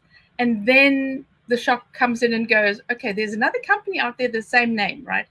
So I know we're supposed to start out with how big we're going to get. I would say 90%, 95% of people have no idea how big their business is going to get or what they really want, because they're not sure, right? So, and I know, so we ditching the new companies. Let's go to the existing companies. So we started out, we're going great, and then we go, oh, oops. I wonder if I should trademark, because now I want to be on Amazon, right? Amazon Handmade. And they go, oh, you have to be a brand, right? So. Yeah, it's interesting. I work a lot with accidental successful business owners. Yes, exactly. And that's really what I was getting at earlier, was so many business owners, regardless of where you think your business is going to go, you talk to a lawyer and they say, trademarks are important. Yes. You can technically skip them if you want to, but if you do skip this part, there's a big chance that you're going to have to deal with this trademark stuff later. Yes. And a lot of businesses who either don't know where they're going to go, or they don't see like a big success in the future, they're like, well, that's a risk that I'm willing to take right now. Yes. The problem is we make that decision now, saying, oh, I'm going to skip the trademark part. Yes. And then years later or months later, sometimes days later, a cease and desist letter hits us. And we realize that without having a trademark in place, now we really have to rebrand. Yes. And that's the real cost here, is How willing are you to go through a rebrand? And a rebrand is not cheap. I've done a rebrand with a client of mine, and she tried to do it the cheap way. Doesn't matter what you do, it costs money. So I have a good story about a cease and desist letter. So plenty of years ago, we came to America, and my sons were in high school, and they were on the internet, and they started a company. Well, it was just a DBA, but they started a company and called it Paintzilla, which was fabulous. They're going to sell paint guns and stuff online. My son drew the Godzilla thing as a Paintzilla guy with a gun and everything. We got a letter from Japan. We got a lawyer's letter from Japan. Holy cow, right? And it happens. It happens, right? Well, and it happens more and more. Yes. We're now seeing over 500,000 trademark applications being filed every year. Wow. So many of us, when it comes to picking a business name or figuring out, what your shop is going to be called, we do a quick domain search, and maybe we search some social media handles, and then we stop there. Sometimes they go, I want this name, and you go, no, it's too long, and no, it's this or that. I know. Yeah, and you can talk with naming strategists all day. You can pull your friends on Facebook, but the truth is that so many people, they don't have a lawyer in their corner to tell them that trademarks are a part of the naming strategy. Yes. We should be thinking about trademarks before we launch. It's not this thing that eventually, maybe one day we get around to trademarking. Yes. Because unless and until you get a trademark registration for your brand, you're taking a huge risk that you're an accidental infringer. Oh, yes, absolutely. And you're also a business coach, right? So you know about business, legalese in business. So my advice has always been, go and talk to a lawyer before you start your business. I mean, even if when I started out plenty of years ago, I set up companies. I would book the lawyer for an hour, and he cost me then $150. That was plenty of years ago, right? But I used to have all my questions down. You don't know chit chat because it cost me money. All my questions down, and it made such a difference in my business when I eventually launched it, because I had everything in place. I had the name in place. Well, it was a different business, by the way. But I knew exactly. And here's the interesting thing that people don't realize is that a business lawyer can also advise you on how to set up your company correctly, right? And how to benefit on the tax side of how you set up your company. I mean, that people just don't know about this. Yeah. Well, yeah, and I love that you said, you reached out to someone and you spent the $150. A lot of people make the mistake of thinking, oh, a lawyer just costs money. No. And so when can I afford to hire an attorney? I think a better question to ask is, what can you afford right now? I know. Like, what can you put as a line item for a legal budget? Yes. And then find an attorney who's willing to meet you there. I know, right? You might be able to afford me or my attorney friends. You might not, but I built my law firm so that no matter what you can afford, if anything, you can grab a call with me, or I have a resource, something where I can meet you where you're at. Yes. Because the ultimate goal of working with a lawyer is for you to take action in some way. Yes, exactly. I mean, I can't even stress how important that is. And then it's trademarking, is setting up your company properly. I mean, literally, you will be sorry if you don't do that, because it'll cost you money in the end. So instead of spending thousands of dollars on a website, you should be talking to a lawyer first, and then getting your trademark ready and having that vision in your head that, okay, my business is going to be not a huge business, but even a medium-sized business, right? It doesn't matter. Medium according to who? Yeah, and that's the thing is, once you figure out what numbers-wise you want your business to be, then these labels of big or small don't really matter. It's, I want to be able to take home this as a salary, which means the business needs to make this much money, and we can get out of Are you big? Are you small? Yes. Are you micro? Are you 7-figure? None of that really Yes. matters as much as Yes. what are the goals of your business? Yeah. And who can you add to this Justice League Yes. around your team, Yes. lawyers included, Yes. Veronica included, to help you hit that goal? Yeah, exactly. So here's a little tip or a fact, is that according to the government, your business is small and I know manufacturing, but that's sticking in my head, $750,000 and 250 employees. That's a small business. Yeah. Right? I mean, it's crazy. That's I mean, it's just like, what? 750 or no, it's more than that. It's more than that. It's probably millions by this stage. If you have 250 employees, you don't earn $750. 750K, you're definitely in the millions. But that's what I mean. You have 250 employees, you're still a small business. So as you said, it's just a label, right? So I have another question. Yeah. So trademark. So trademark is the name, the product. What do you trademark? Trademarking is for brand elements in your business. So this means slightly different things depending on what kind of a business you run. We kind of want to focus on certain things. Mm-hmm. In the e-commerce space, it means your name. Yes. A logo. Yes. A logo? Slogan. A logo. Yep. Wow. A slogan if you have one. Wow. And increasingly, we're seeing product lines. So you can't trademark the title of just one of your products, but if you have a collection, yes, and you have a name for that collection, that can be something that you can trademark. Yes, exactly. Yes. A big mistake people make in the e-commerce space is not realizing that there are things that you can trademark and there are things that you can't trademark. Yes, yes. One of the big categories of things that you cannot trademark is just phrases on items. Yes. So let's say that you really like this fun phrase and you put it on your jewelry, on your shirts, on your hats. The trademark office calls that ornamental use. And that is not something that you can trademark. Mm. There are a lot of trademark applications that get rejected for this reason. And a lot of them are e-commerce people working with LegalZoom who doesn't check their work and they just file it. Yeah.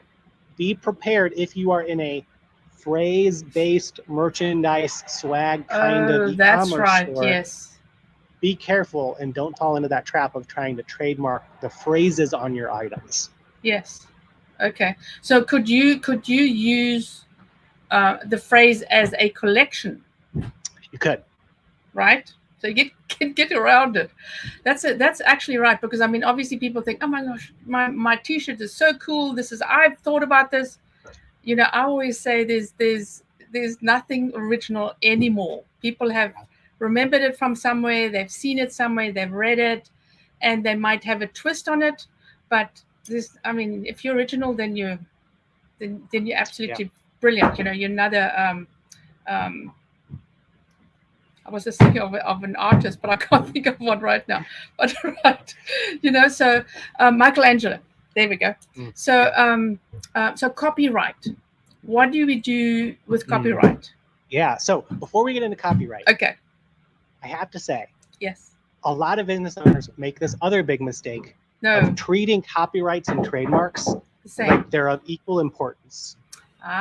Before we get into copyrights, I just want everybody to have a big sigh of relief here and say, copyrights, they are important, but they are way less important than trademarks for most e-commerce stores in terms of figuring out what you want to get done. So if you are building a legal to-do list as you're watching this video, feel free to write notes on copyrights, but do not get sucked into the rabbit hole of the copyright world until you get your trademarks registered.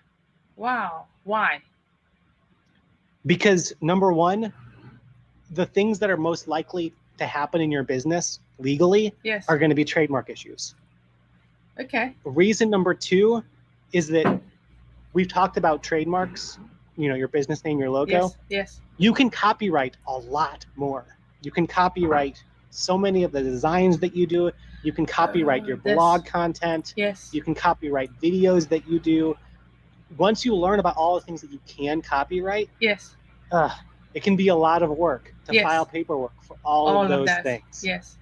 And so the analysis for what you actually want to protect and register in the copyright world, it's a more strategic, it's like a more intense workout than getting your trademarks done. So before we get into that advanced discussion, let's make sure that you get your trademarks and your brand protected first. Yeah, that makes sense. So that makes sense. So if I had, and I'm going to get into my thing, I've got a name for my book. Can I? That's copyright or trademark? Neither. You cannot trademark the title of a book. No. Okay, never mind. Then. There are ways to protect that in other ways. Yes. That could turn into a slogan. That could be the name of a podcast that you work on. Oh. And it just happens to also be the title of a book. Oh. But the way that it works in both of their arenas is that trademarks protect brand. Yes. And the title of your book isn't a brand. No, it's not a brand. No. And copyrights protect the content of a work, which doesn't include the title of the work itself.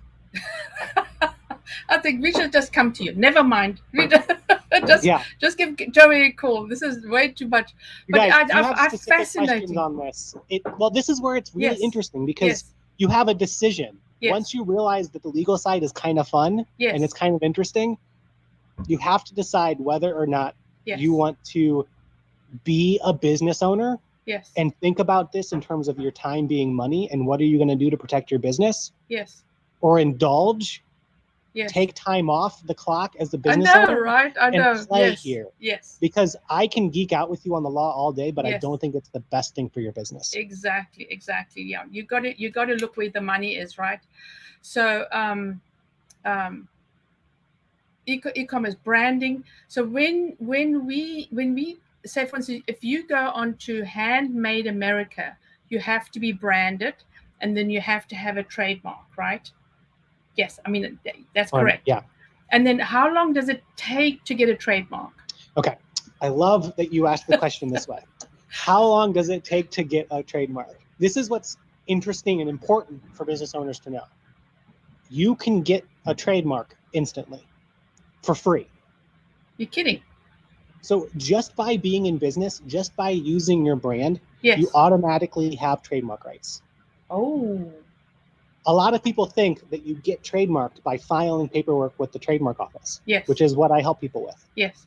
That's not really how this works. Trademark rights are created upon use. Yes. But they're protected when they're claimed at a national level. So it's not that when it comes to these brand registries and things, it's not that you're getting a trademark. Yes. It's that you're getting evidence of your trademark. Yes. And it's almost like you're going through this process with the federal government to get a birth certificate for your brand. Oh boy. And that's what takes a while. Yes. Because most trademark applications get denied. Yes. And so it's important to take time before you get too loud about your brand to secure it at this national level. And the reason why platforms are getting smart about this is places like Etsy that don't have this brand registry have all of these business owners fighting with each other about who owns what. Oh, yes, that's right. And so because platforms that are now seeing that, they've gotten smarter and they've said, you know what, we can cut down on a lot of that. Yes. By saying we're only going to let you in here once you've got your trademark registration in place. Whoa. Because then it's very clear who owns what.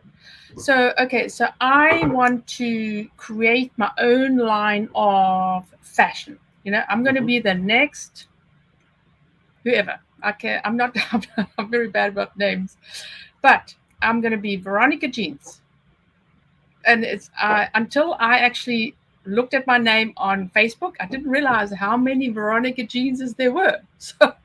So what do you do? I mean, not everybody has registered their name, but so for instance, if I say Veronica Lee Jeans pitches up, right? So they have a trademark, Lee Jeans. So I cannot say, hey, I want Veronica Lee Jeans, right? Why not?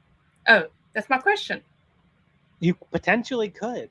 So really? again, this is where it gets, again, interesting. Yes. And I don't want to talk too much because really when it comes to this topic, you should talk with an attorney directly. Yeah. But the reason so why many things, right? The reason why trademarks are so complicated and why people pay me to do what I do is because whether your brand is too similar to another person's brand, it's not a very clear black and white test. Oh, okay. That's my question. So yes. when the trademark office is looking at an application, and Yes. to answer your question from earlier, Yes. a trademark registration takes anywhere from 6 months to a year to happen. Okay. Mm-hmm. Part of what the trademark office is doing during that process is seeing, do we want to allow your application or is it too similar to somebody else's application? Yes. And when they're doing that, it's called the likelihood of confusion test. Okay. Yes, that makes sense. And that is the number one reason why they deny people's trademarks. Yes. But it's a pretty nuanced strategy. They have thousands of reviewing attorneys checking as they're making these calls on applications. And to give you an example of how this is kind of tricky,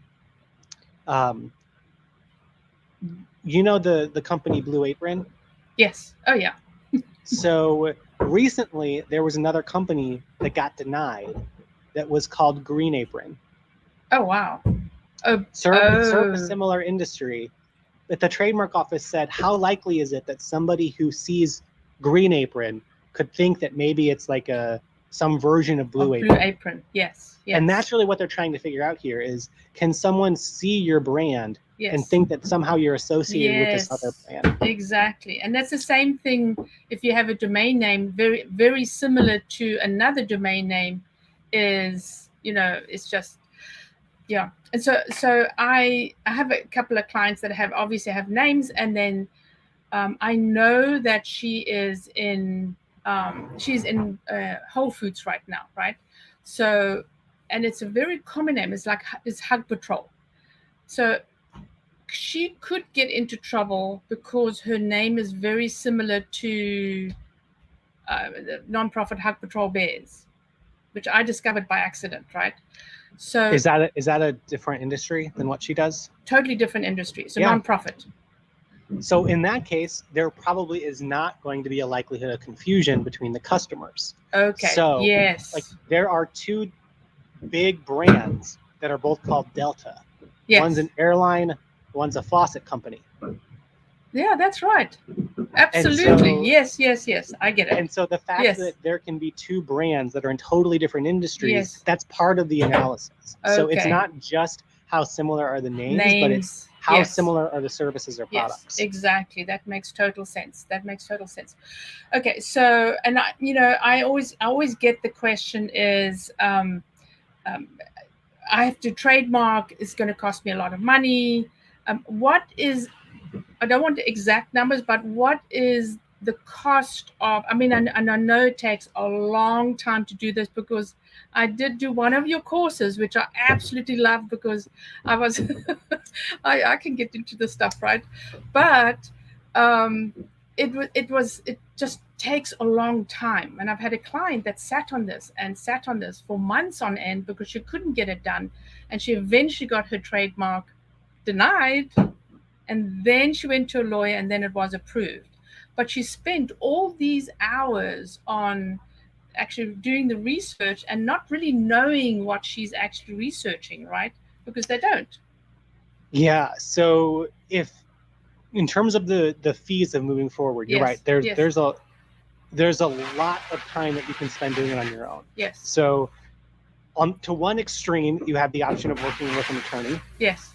That's usually thousands of dollars. Yes. Oh. But that is completely off of your plate. Yes. They do everything. Yes. And from the filing to the if it get denied, that you apply again and again and put your arguments forward, right? Yep. And because it takes so long, I will say that what separates the really good trademark lawyers from the average ones is more the customer experience. Yes. Are they keeping you updated throughout the process? Yes. Are they making it really easy for you to get in contact with them? Yes. Because you know the difference between 2-star service and 5-star service, and Yes. that matters when it's a 6 months or Yes. year-long journey Yes. together. Yes. So then you have, to the other extreme, the option of totally doing it yourself, which it sounds like your friend might have done. And then going through LegalZoom, right?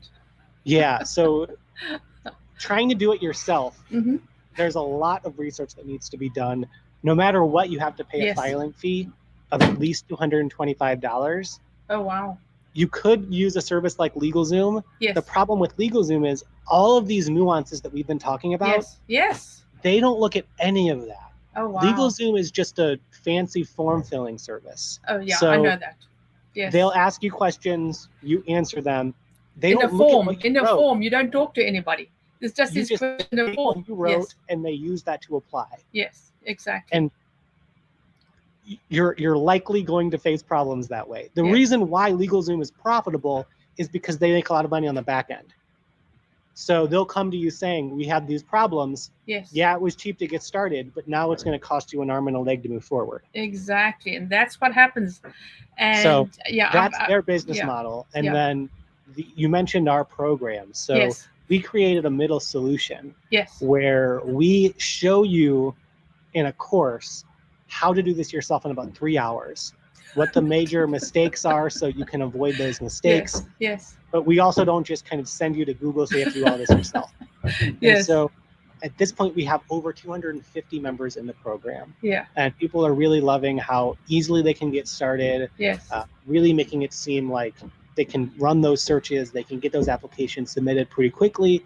And then hopefully, usually they get the registration. If not, they understand what it means when they get that status update from the trademark office. Exactly. And I think I was in one of your first courses, and I did the whole thing because I was just interested in how it actually works.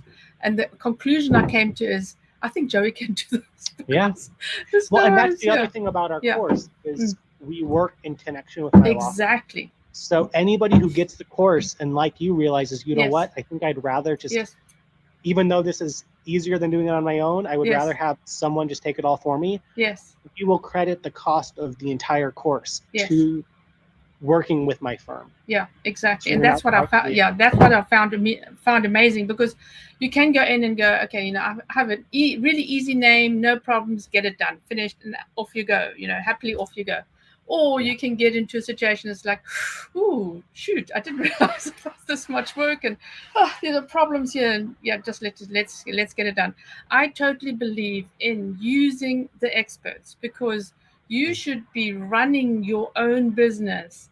That's where your strengths lie. Because if you are trying to be your accountant, your lawyer, whatever else, your coach, whatever else, is you take so much time to actually create the website. I've got one guy it's been a year, and I've been really on him. Come, let's go. But he's so lost in the, oh, I can do this on my website. Oh, I can do this in my store. Oh, I can code a little bit. And I go, no, you're kidding me, right? You are kidding me right now. So, and so you, if you had an expert, you just go in, have it done, and then start selling. You need to make money. I mean, that's the bottom line, right? You need to make money. So yes, this is fabulous.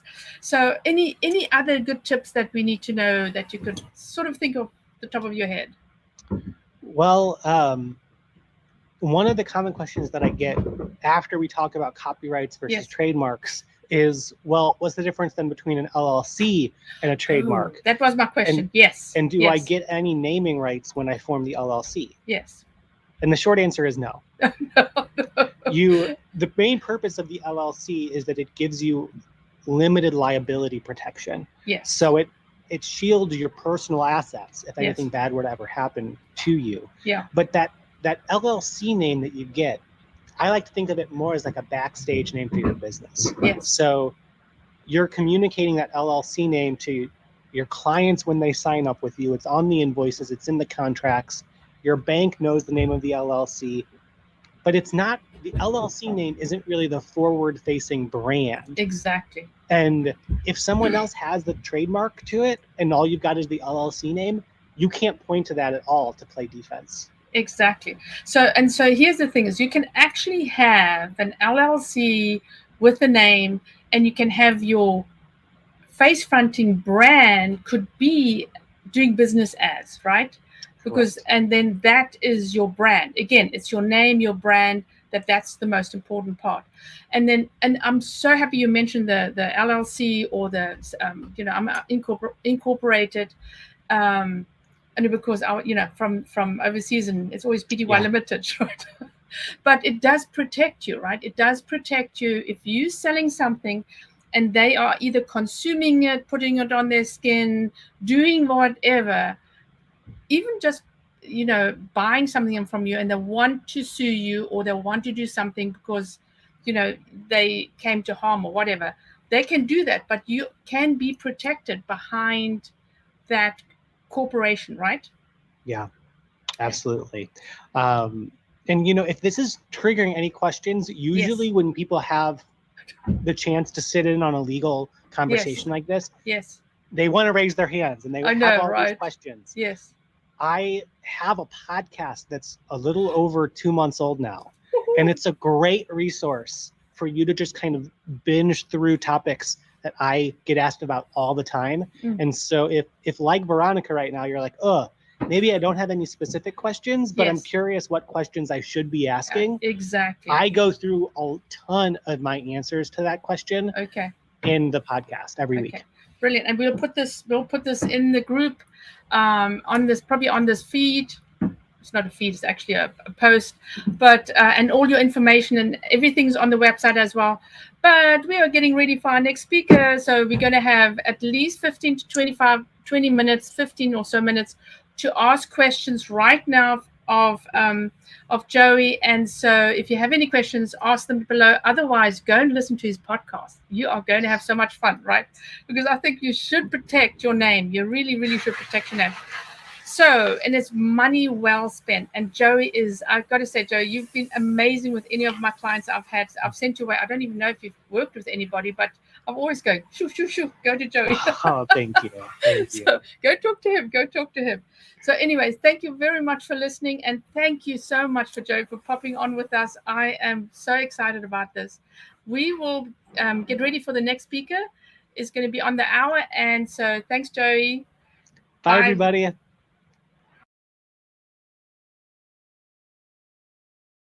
And I'm back.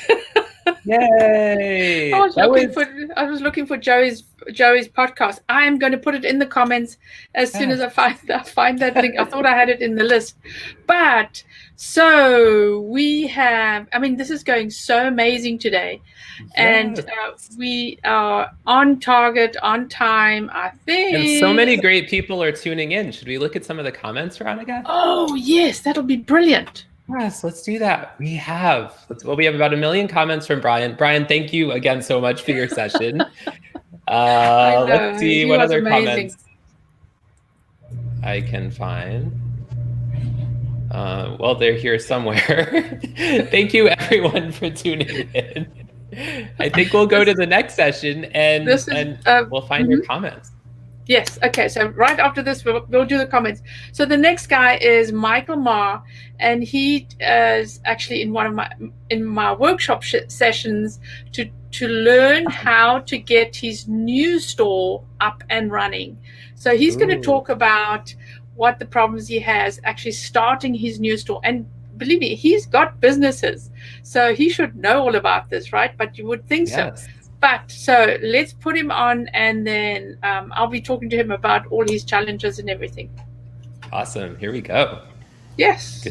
Dance, Veronica. Dancing, social distancing. Yes.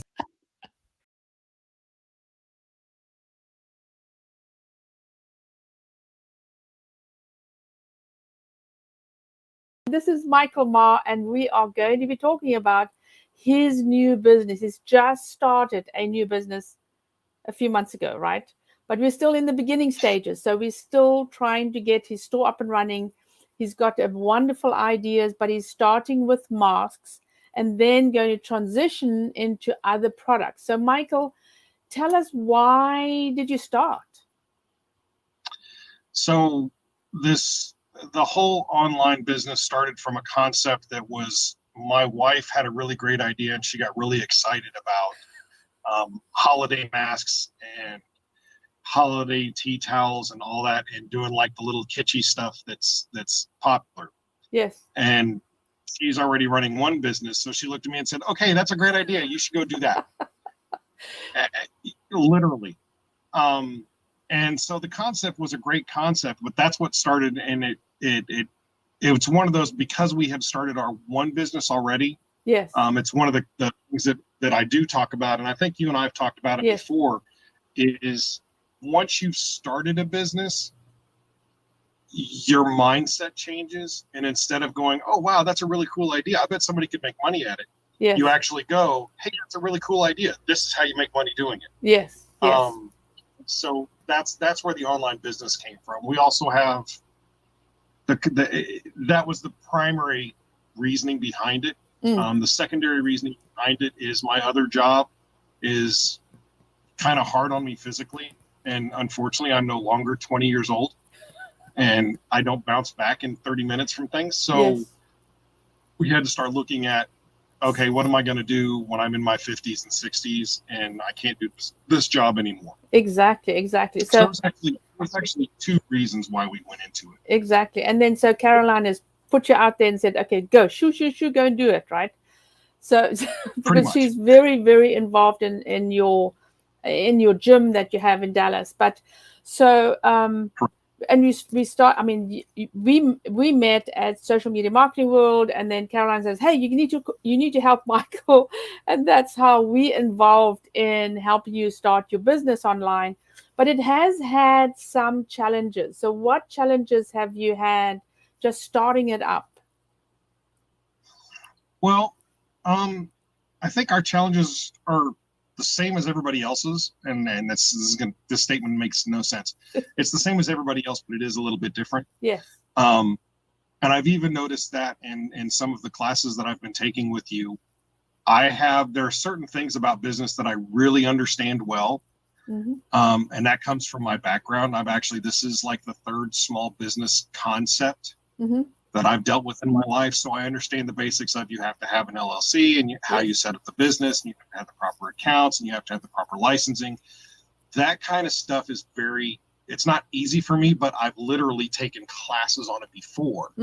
So I understand those things. So that's the stuff. It's really funny because when we have our classes that we talk about,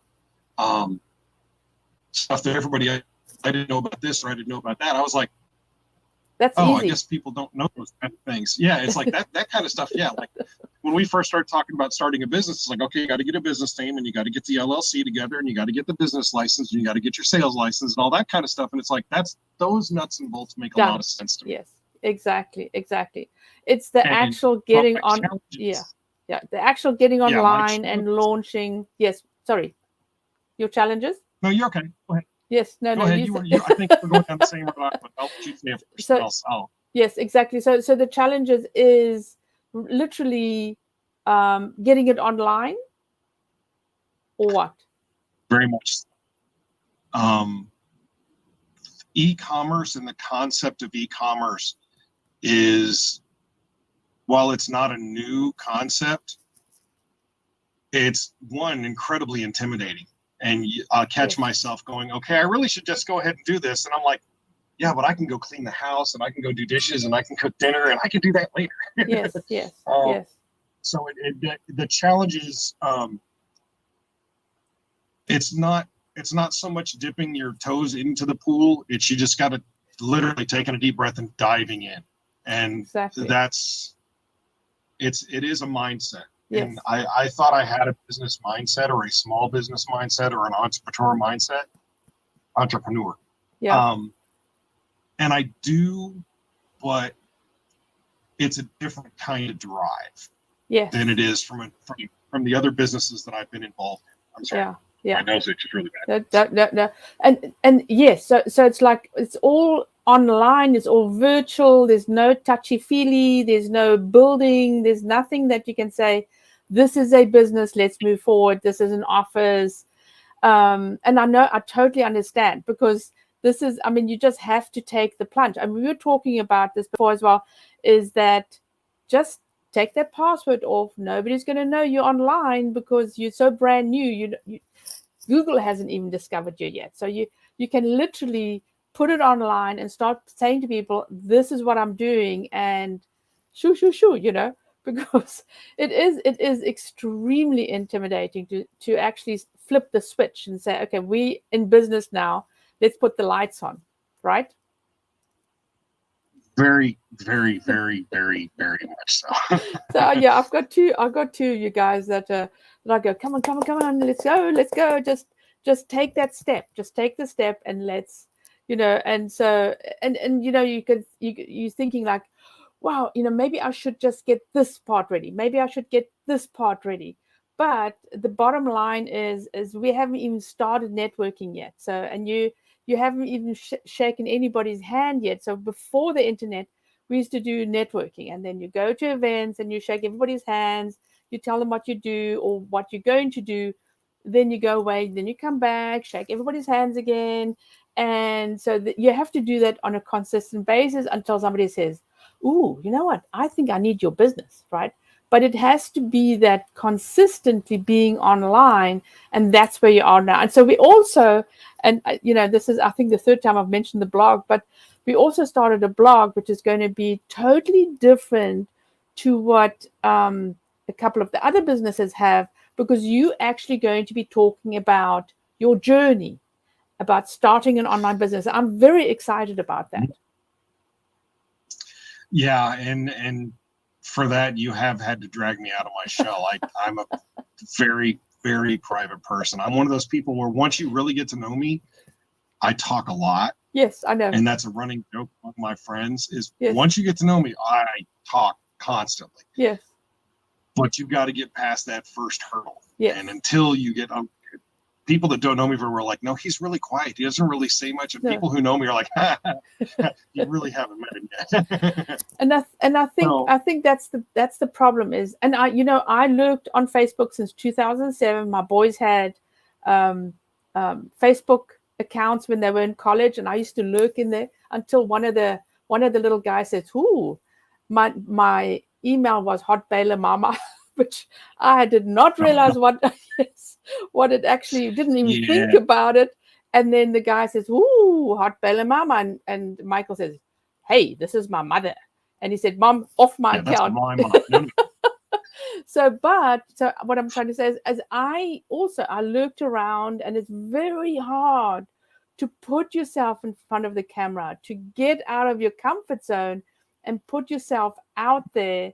And that's where you are going to have to make that transition of I'm not showing my face. I'm not showing oh yeah, there's my face, right? So yes. So what are you going to think about? What do you think about that? How are you going to handle that? I'm yes. Scared. That's what I'm doing.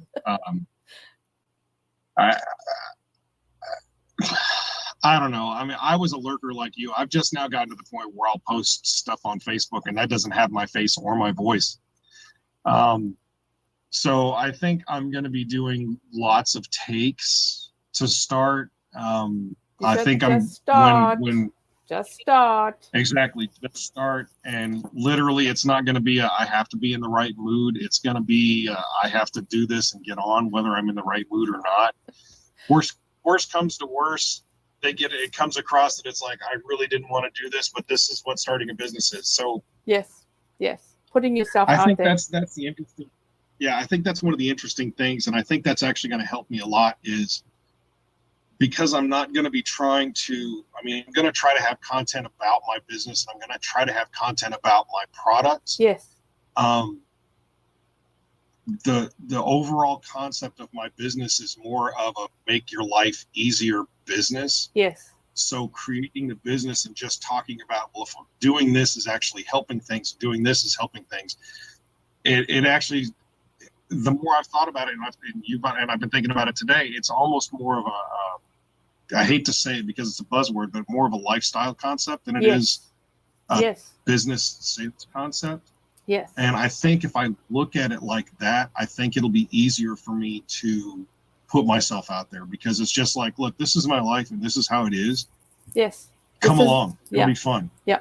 Hopefully I can help you and you can help me and the world will be wonderful. Yes. And if you can't, okay. And that's brilliant. That's brilliant. I mean, that is just, you nailed it on the head. It is a lifestyle. You got to live it. And you know, I have a problem as well as I go, you know what, this would be cool. I have to get in front of the camera. And I'm in front of the camera a lot. So, but it's still that actual step that I have to take to say, okay, I will be in front of the camera and I'm fine with it. And no retakes. Yes. No retakes. So, yeah. Yes. And I've lost like 30 pounds and trimmed up my beard and I'm going to shave. Yeah. Oh, yeah. Yeah, right. All the fun stuff that I hate being in pictures for. Yeah. So anyway, so we are going to have your information in the group as well. And so anybody can get in contact with you, and we'll put your blog out there as well, because you are going to have your blog out there and being able to read and be getting your email newsletter going. And you're going to be doing lots of lives and showing people what your life is like now and what's going to, and then schlepping everybody with you on your journey. So I'm very excited to be part of this with you, because I just think you guys are amazing with the businesses that you've started and what you're doing. So thank you very much for coming on this on the live, and we will see you later. You will be in as well answering questions, right? Yes. Actually excited to have you along to kind of shepherd me. Yeah. Okay, thanks for popping in. I will see you later. Bye. All righty. Okay, questions for Michael in the comments. It's so awesome. I mean, isn't he's just so amazing, because I mean, he's got all this knowledge of businesses, and they've got 4 businesses, right? And so, yes. So when he joined my workshop, he goes, I don't know how to get online. You know, I don't know how to run an e-commerce business. And you don't really realize how different a retail and an online business is, and what you have to do to make it run. Anyway, so I loved how he, as the conversation went on with you, you could tell he got more and more comfortable. So I could tell that he's going to be really good at video. He just has to get warmed up. I know. So right? his wife loves TikTok. Okay, so she does all the TikTok. Yes, I know. So what he is just, she literally had to sneak a photo for his profile, and it was, and then I made it light and I made it all beautiful. But yes, I mean, once you get to know him, he just never shuts up. I mean, as I said, we met at social media marketing world, and awesome. yes, it was awesome. Okay, so what's next? Are we going to give away something? Yes. What are we giving away next, Veronica? I don't know. Let's check it out. I'm getting very too much tea. Okay, so I'm going to give away Shopify course. So if you want to do a Shopify course, it's going to be for free. It's normally $100. I've got 30 videos, and it literally shows you how to set up your Shopify store. It's the same as my book. So I started with a course, then I wrote the book. Now I have to change everything, because everything's updating on Shopify. But this is how to start your e-commerce store from scratch. So we'll put a link in the comments. Do you have a link? You have a link. I do. I'm going to put it in right now. Okay, cool. Okay. And then okay. And then, yes. And then pop in and you get my total attention, because if you're in that group, then you can ask me any questions on how to start your store. So that's awesome. I might have to take that course, Veronica. So I have some clients that need help, or they should hire you. They must just do the course, and the course started because I've got all the same questions. It's like, what do I do with this? What do I do with this? So I do the workshops where I individually work with people, because I keep very small workshops. But the same questions is like, go to the group and watch the video. You'll be moving on here. So you have to do the course before you come into my workshop, so we can move on and get things going, get you some sales. So we have Daniel Glickman, yoo-hoo! And he's going to show us, I mean, just him, it's just not me at all, on how to set up a video studio at home. And obviously my studio today does not look as fancy as his. And it can't, because I'm on a boat, you know, I've got a limited space, so I have to work with what I got. But you're good. We can see you, we can hear you. It's all good. Exactly. It's all good, right? And I've got the air conditioner off, and I've got no bumping or anything on the boat, so I'm happy. All the details. You should make a checklist for going live on a boat. That's a great idea. That's a great idea, right?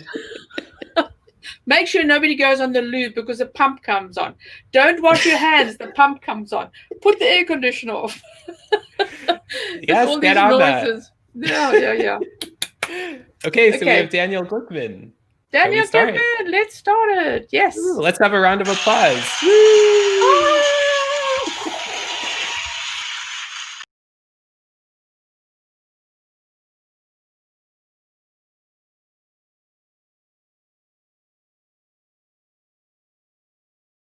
Hi there, my name is Daniel Glickman. I've been doing live streaming and video recordings for about 3-4 years now, and I have a long history in video in general.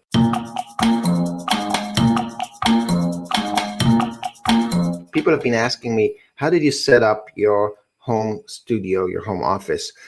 So I wanted to put together a video to show and explain how to set it up for those who are getting started and for those who want to improve a bit on a budget, right?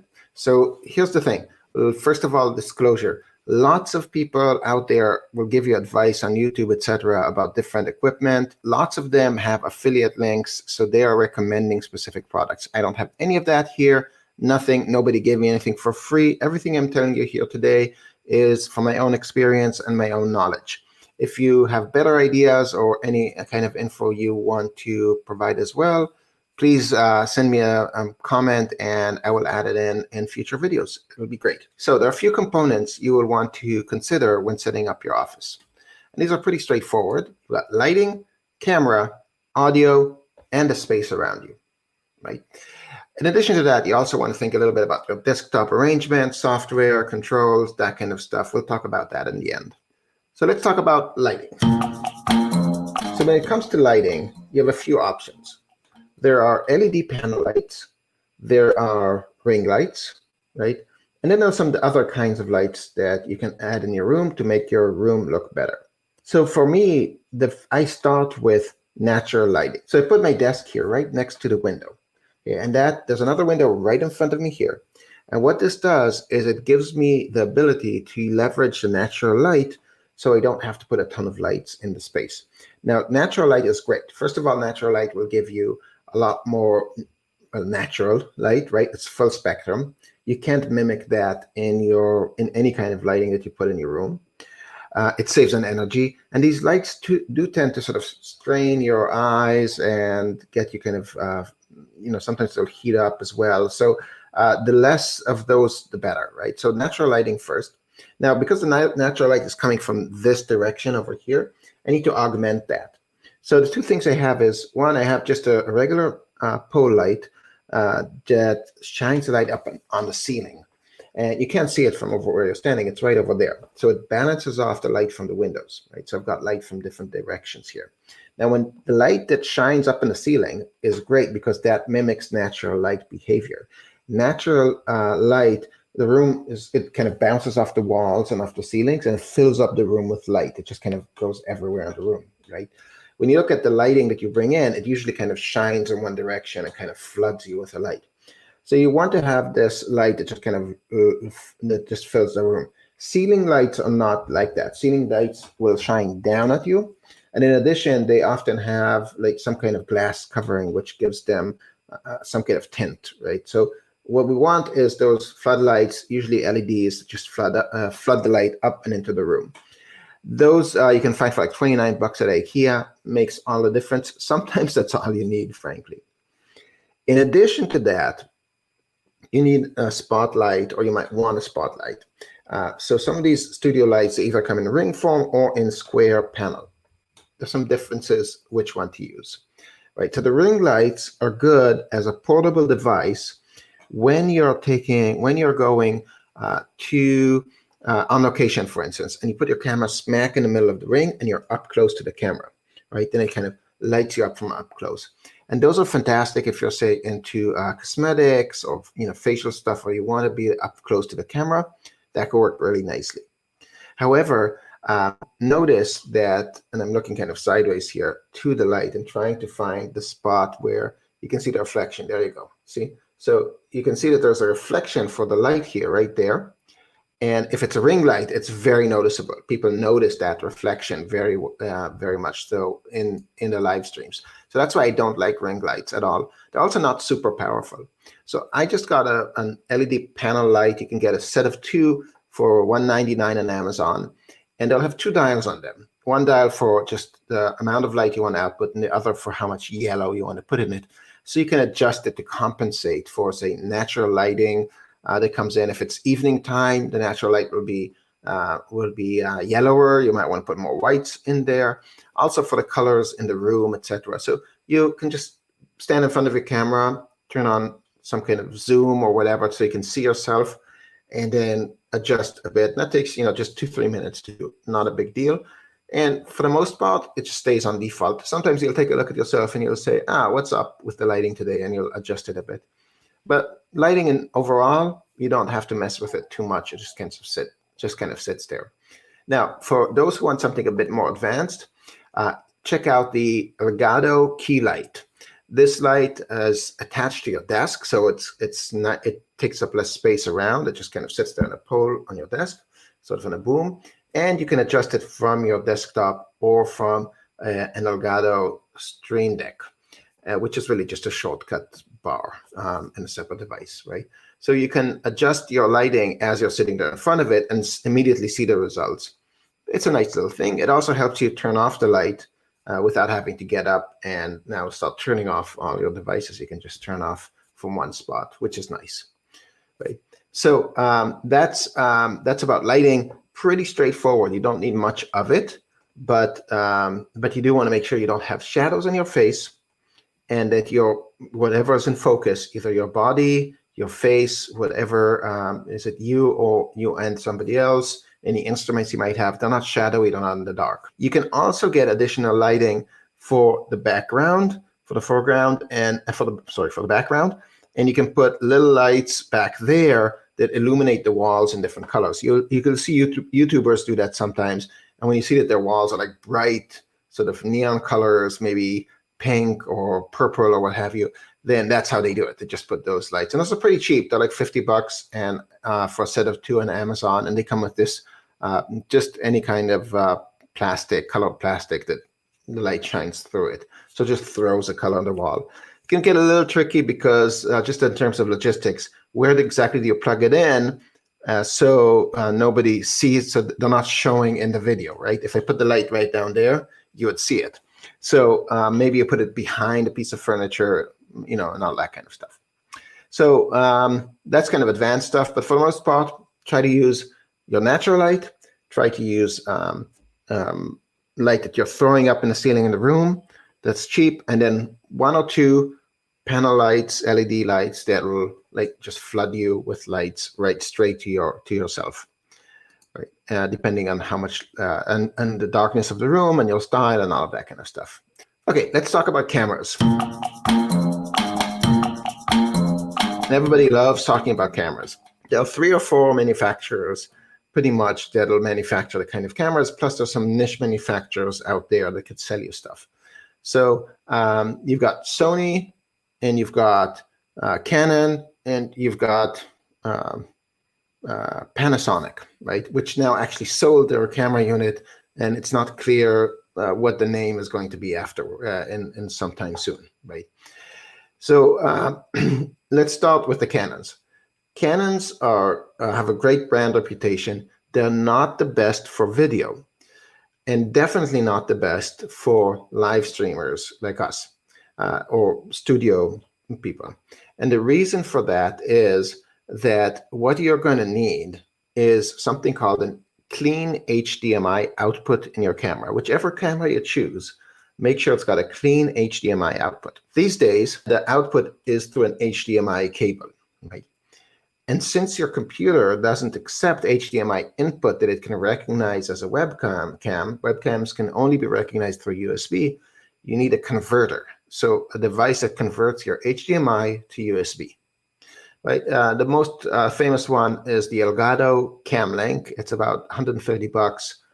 Won't break your bank, and you can just attach your cable, your HDMI cable, right in it, and then plug it right into your computer. So, what is clean HDMI? The camera has to decide what to transmit out. It could transmit everything you see in the viewfinder, including all the little indicators and stats and whatever you want there. And that's great if, say, you need an auxiliary monitor to show what's to help you film at the time, right? So if you just want a bigger monitor instead of a little viewfinder, that's one you want to see there. Or if you're live streaming, you want the clean HDMI, none of that, just the picture as it comes in from the lens and any manipulation you do to it in the camera. So that's called clean HDMI, and that's what you want. Most cameras don't do that, right? Most DSLRs. So to get a clean output, some of the Canons have it, of course, but they only have it in manual focus. And you don't really want that. You want a clean HDMI and automatic focus because if you set up your manual focus and then you do this, you're out of focus. Or if you just lean forward, you're out of focus, right? So you definitely want to have clean HDMI with autofocus. You can get that with both Panasonic and Sony. And the difference between the two is not huge. They're both good cameras. They're both similar price. The Panasonic would be the camera of choice would be the G7. The Sony would be the A5100 if you can get your hands on it, or the A6000, which is the newer version and what's out in the market today. You really don't need anything above the 6000 if you're using it in the studio like this. Now, what I found was that the Sony's autofocus will find you and stay tuned on you much better. The Panasonic one, which I've used as well, will tend to go in and out of focus trying to figure out what to focus on. Both of them have a super fast focus. So once it decides what to focus on, it gets there super quick, right? But I found that the Sony is better. I also like the interface much better. Very easy to use, very easy to get into the settings and then just change maybe the light sensitivity or change the filter as you need it. And there you go, you're done. So you barely need to touch them once you're set up. For pro users, you might want to consider nicer cameras like the Blackmagic Pocket camera. And that can shoot in 4K. It's got a bunch of neat options. It's also compatible with any lenses that you have out there already, so the Canon lenses, etc. And one of the cool features is that you can control the color grading and everything else from devices on the desk that you might have. Like I have an ATEM Mini Pro, and that can control those cameras. So that's only for much more advanced users who want a very cool, very high quality production house. One more thing. If you're going to need an adapter, some of the new cameras don't need a CamLink adapter because they can go directly from USB 3 to USB 3. So they can go, you can have one of those connectors. They look like this. This is what a MacBook Pro comes with nowadays. And so you don't have to get an adapter, the CamLink.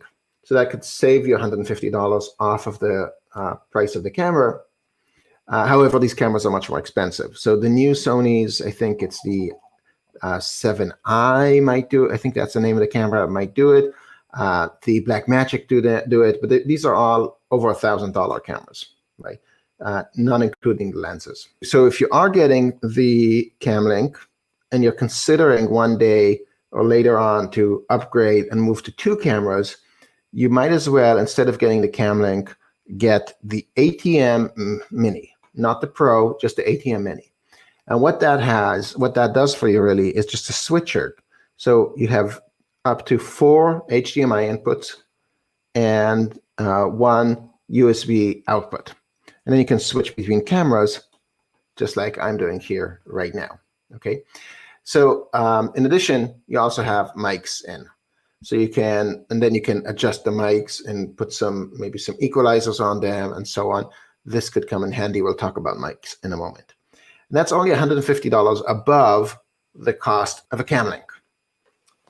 So if you know you're going to be expanding and doing more soon, I'd recommend getting the ATM Mini instead of the cam link. Let's talk a little bit about camera setup. So there are two ways to put up your camera in front of you. One is to put it on a tripod. You'll need a tripod. I'd recommend not getting the cheapest tripod, getting something a bit nicer. They tend to be, about $80, $90. Some of them don't go high enough, right? I'm sitting down while I'm filming this. Tripods will get me. But if you're going to do a standing video, then the tripod might be slightly low for you. Okay, so it depends on the angles you want to get. When I have a tripod camera, you need to have it slightly higher than the camera that's attached to the desktop. I'll explain it. So you want to get something that's at least 6 foot something high, right? Because I'm 6'1", so I need a camera that can go up as high as 6'3" or 4", right? So something to consider with tripods. Okay, now take a look at my setup here with this camera. So I've got a camera right there, and you can see it's sitting on a boom, which is similar to the mic's boom right there. Not too different, just a different brand, different manufacturer. But it's the same idea. It's got this pole attached to the desktop on one end, attached to the mic. Same thing I've got here, attached to the camera on one end, attached to the desktop in the other. And you can see I brought my camera right up against my monitor here, so I can talk. I can look right into the camera when I'm looking at the mic. So I've got my show notes here. I've got my monitor looking, and I can look. And when I'm looking at the camera, maybe if I'm monitoring comments as well, I can look right at it, right? And I'm looking at the monitor. You really don't want the camera to be higher up, because if you're doing this, trying to look at stuff, right? This is what it looks like. Let me show you again. So I'm just kind of going to look here at the comments, look at that, right? And so you want the camera to look right at you and not have that kind of situation. If you've got two monitors, it's going to be even more so. Right? So I got the camera set up there. Now you want to, these booms are very cheap. They cost about $30, I think, $29 on Amazon. They're a little bit flimsy, and you need to have an adapter. You can see here this little adapter you've got there from the boom to the camera. And another thing you'll find when you're dealing with all of this is that you always after you buy stuff, you realize, oh, I need another little adapter, a little connector, some device, all kinds of little things, and it adds up, right? That's the thing. And you can see it brought really low down, as long as the lens doesn't see the top of is not obstructed by the monitor. Now, if I used a tripod up there, what would happen is I'd have to get the tripod further back, and I'd have to get it kind of looking at me from an angle, so it has to be higher, right? Otherwise, the monitor would get in the way. So, and then what happens is it doesn't look right into your eye. It appears as if I'm looking downward because the camera is coming from the top. So that's something that always bugged me, and until I found this little trick here. So this is really simple, really great trick for you. Now, so I talked about cameras, setup, and another thing is in the camera you have different settings. You can set them very easily. Once you set them, you're good to go. Let's talk about sound. So sound, there are two different types of mics you can get. You can get a lapel mic.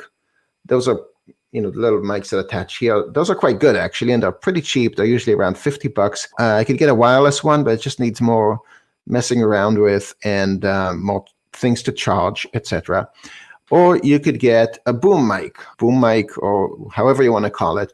There are two biggest brands out there. Is the Rhodes Podcaster 2 is the latest one, and Yeticaster, right? These are kind of the go-to. And there's a major difference between the two of them. I've owned both of them. Right now, I got the Yeticaster. And the reason I bought it actually is because it came with the boom at $199, while the Rhodes, I think, was $200 and something without the boom. And the boom, a good boom, costs another $100 or $80 or something.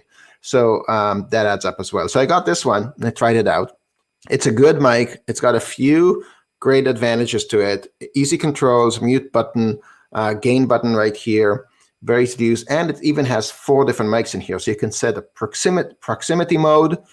You can set a stereo mode for if, say, you're interviewing somebody right here next to me. I'd be able to record 2 streams, 1 for each, and set 1 for each camera.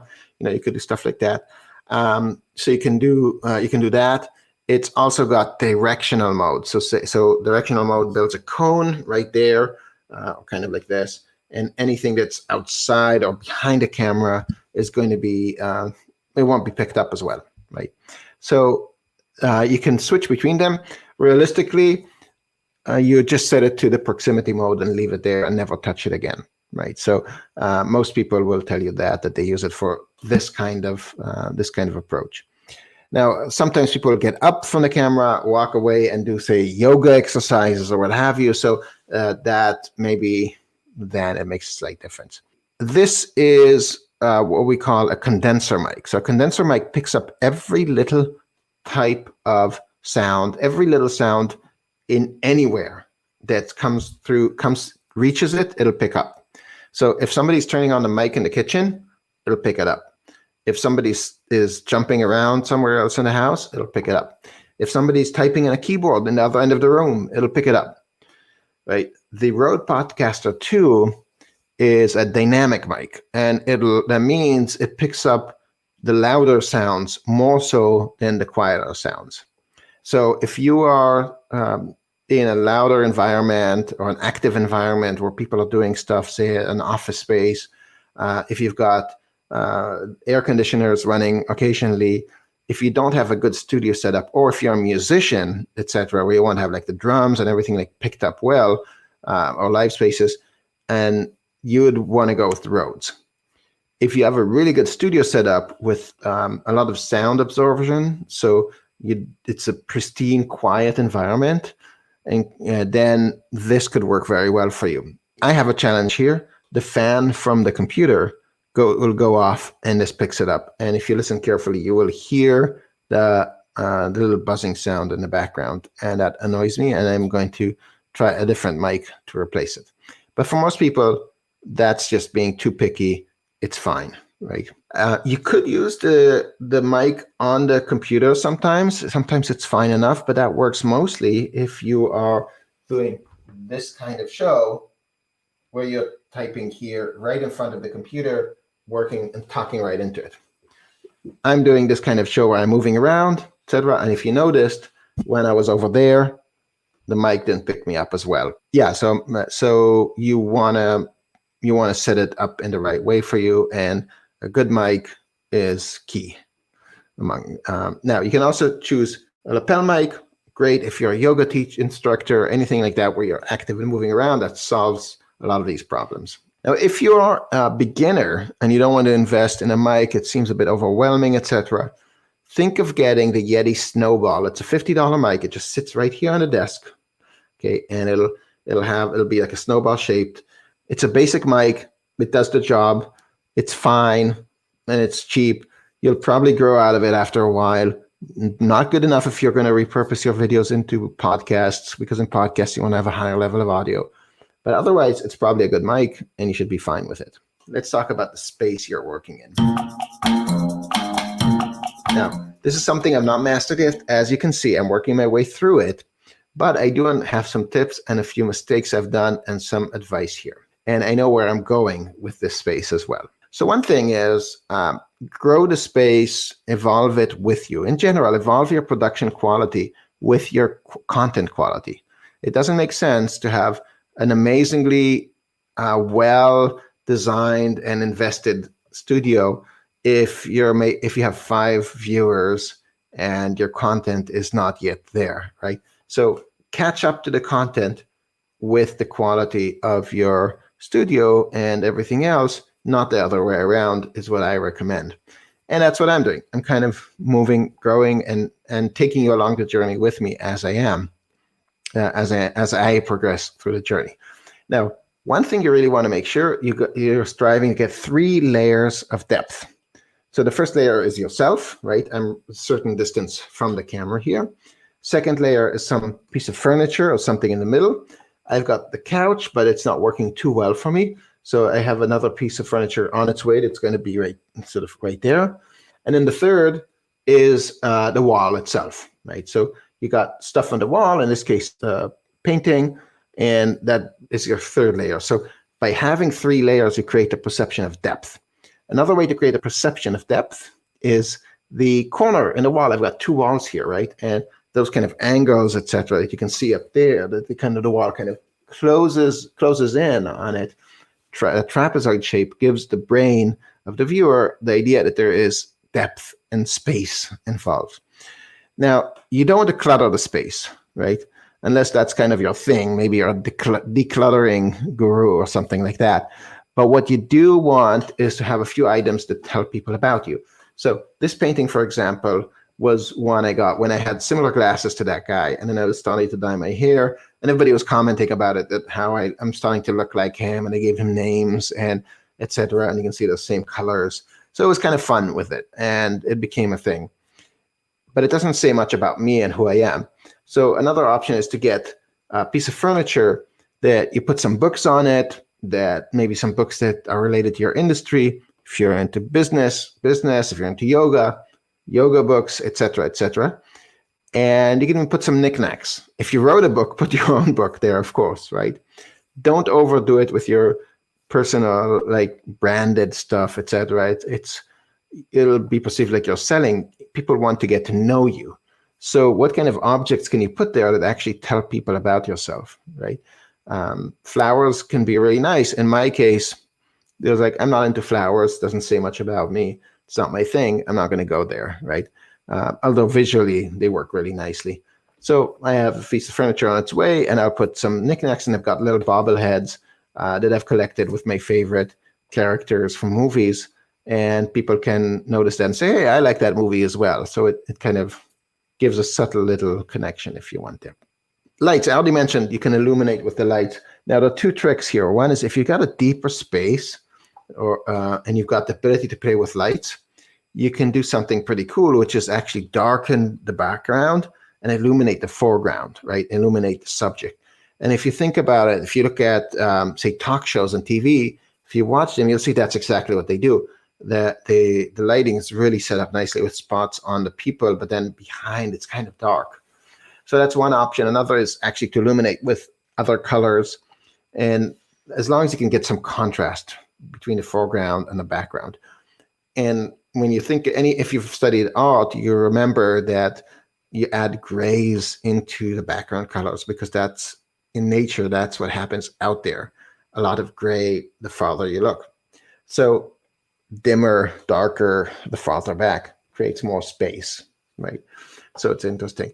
I wouldn't go too far with it, but that's an option to consider. Let's talk a little bit about setup and desktop. You can see my setup here.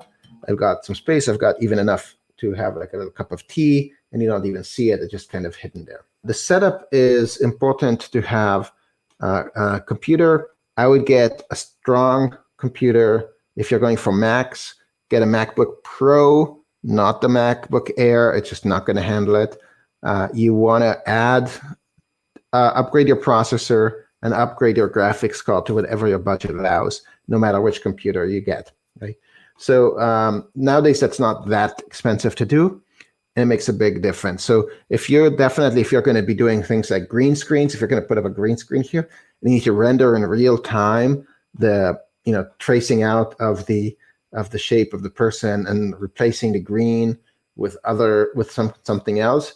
That takes processing power. It takes graphic card power, all of that stuff. So you want to have that computer capacity to deal with it, or else the quality isn't great. Another thing is that computers nowadays last for several years. They're really good quality. So and the video demands just grow bigger from year to year. So whatever you buy today, in 2 or 3 years, you want to make sure it's still strong enough. It used to be the case that Mac computers didn't have good graphic cards. That was about 3-4 years ago, and they weren't recommended for live streaming. Those days are gone. Mac has caught up, but you still want to upgrade, so you make sure you're up to snuff tomorrow as well as today. So strong computer, you're going to want powered USB hub. because if you're going to be plugging in all kinds of stuff in addition to your phone and little things that you are not thinking of now but are just conveniences, then it's better to have it powered, and that way that your mic comes in powered strong, everything else, and you don't get any issues there. Those are very cheap. I think they're 10 or 15 bucks, and you're good to go. Another thing is cable ties. So these are little Velcro strips that you can use to tie your cables. And you can see I've got one here, I got a bunch of them all over, and I just organize all my cables this way. It was a nightmare before. Little cables everywhere flying around. It's just too much. So get shorter cables, measure the distance, and don't get something that's too long. It degrades the quality of the signal, and it just becomes a mess everywhere. So you want to make sure that you do that. And one way is to get cable ties. Another thing I've done is I've put my power strips. I've used double-sided tape to put them under the desk, so that all my cables and cords go over this to the back, and then it goes in. I haven't glued that one over yet, underneath yet, because I'm returning this monitor, replacing it. So I'll have it done with the new monitor as soon as that comes in, so you won't see it there anymore. And then maybe I'll put something else, just decorative as well. I find that when things are cluttered on my desk, my mind is cluttered as well. So I like to have a nice, clean desk without all of that mess. So basically, all you need is a good light, a good camera, a good mic, and that's it. Now, and all the little things that come around with it. So if you had to pick which to begin with, I'd begin with the lighting, right? The camera in your computer might be good enough with the right lighting and the right environment. You'd probably want to upgrade that pretty quickly, but if you're not sure you want to spend that kind of money, start with the lighting first, and you'll see. Then go to the mic. If you're going to do a podcast as well or anything like that, recordings, you want a nice mic. And then third, go for the camera. Now, I would just assume that whatever equipment you're buying today, you're going to replace in a year or two as you get better at this. So just budget for that and start small. Know that no matter what you get, you're going to replace it. Everybody has their own preferences, their own issues, and you might find that what worked for you really well, technically doesn't work for you well in terms of your workflow, and it's worthwhile to have something that's more convenient, etc., even though the quality isn't that much better. Or maybe there's a new standard out there that now you say, well, 4K is becoming standard instead of 1080, so I'm going to have to upgrade some stuff, right? So you just need to assume that you're going to have to upgrade things for different reasons, and don't overspend today. Get the stuff that just makes sense to the level of streaming you're doing. So in total, between all these things, if you're like an entry level, I would say you need about $200 in lighting, maybe $600 plus dollars in a camera. You're going to need to spend some money on all the little things. An SD card. Some cameras don't work without an SD card. That's an annoyance. You don't need it, but it just won't work when it doesn't see an SD card inside. That's another 50 bucks, right? The booms, little adapters, all kinds of little things that cables, additional things that pop up. So that's a few more dollars. So for entry level, you can pull this off under $1,000. For a beginner is like somewhere between $1,000 and $2,000, depending on your specific configuration.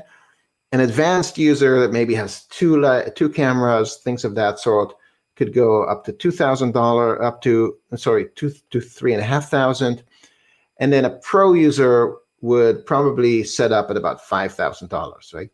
Should also include a bit of money for some of the things around you. So if you're, when I'm talking about entry level, you're really thinking about how do I finagle something for furniture, etc. When you're pro, you're like, okay, I'm going to put in, another $1,000 to put, to really soundproof the room, soundproof the walls, or something like that. So yeah, you're getting up there in terms of costs. A lot of costs come in, right? Yeah, but you can definitely put it off of the budget. And again, I wouldn't spend before you see results. Like catch up to your quality of the content with the quality of the equipment. That's all I've got for you today. If you have questions or follow-ups or ideas of your own, please do contact me. You can find me at cmoconfessions.com. And my email is daniel@cmoconfessions.com. You can also find my podcast there, my links to all my socials, etc. They'll all be on that website. And I look forward to hearing from you. Any feedback would be gratefully appreciated. And I hope to see you out there soon.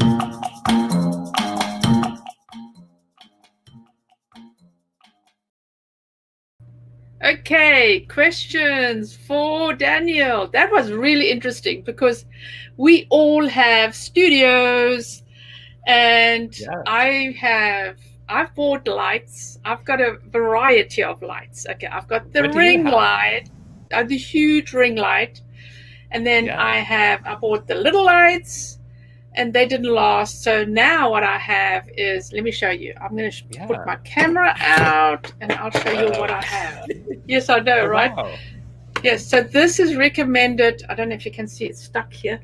I'm stuck. Yeah, we can see this it. This is recommended by a photographer, a videographer. I think that's what they're called. And photographers use these lights. But so I got the clamp because I'm on a boat. I have no space. Yes. What you see, I can touch my walls, I can touch my doors. So, and here's I touch the wall. So this is it. You know, if I'm in my real office, which turns into my lounge in the evening, I have a little bit more space. And I have so much ambient noise that I can't use a proper mic. So, you know, yeah. I used to use the Blue Yeti, like Daniel has. I have it right over there. I recently bought this one called the Samson Q2U, which Jim also has infused. Yes. And I find it's a lot better in terms of it only captures the audio like you're right in front of it, so it doesn't capture all the audio around it. All the tick, tick, tick, tick, knock, knock, knock. Yes. But that just adds to the ambiance. It just lets people know about your boat and your brand. I know, my pump is going. Yeah, I know. Randomly, my pump goes off. So yeah, and then I just have a Logitech HD 1080p, and it does great. You know, again, I don't have that luxury of putting the camera away. All that stuff. It's just like, you don't have that much space. No, you guys got to do what you got to do. And I'm doing all my lives like this. Why I have this in my ear is because if you're doing interviews, there's normally an echo. So I have a question. Does that echo go away if you have a proper mic? Yeah, it should go away if you have a headset. Of course, there's other things that could cause it as well, but the headset it would normally do the trick. Exactly. And then the mic doesn't help, right? And I do a lot of interviews. But, okay, so we have to continue. Yes, we are nearly through for the day. We have another about an hour and a half, right? We have another hour and a half. So our next speaker is Lynn Beerhart, and she is called hugpatrol.net. She does all these weighted blankets, weighted wraps, for comfort, relaxing. They're absolutely amazing. In fact, she sent me some. My granddaughter uses it. My husband uses it to relax his back. I mean, they're amazing. Oh, they're how amazing. great. Yes. So let's see what she has to say. Yes, here we go. Hello, Lynn.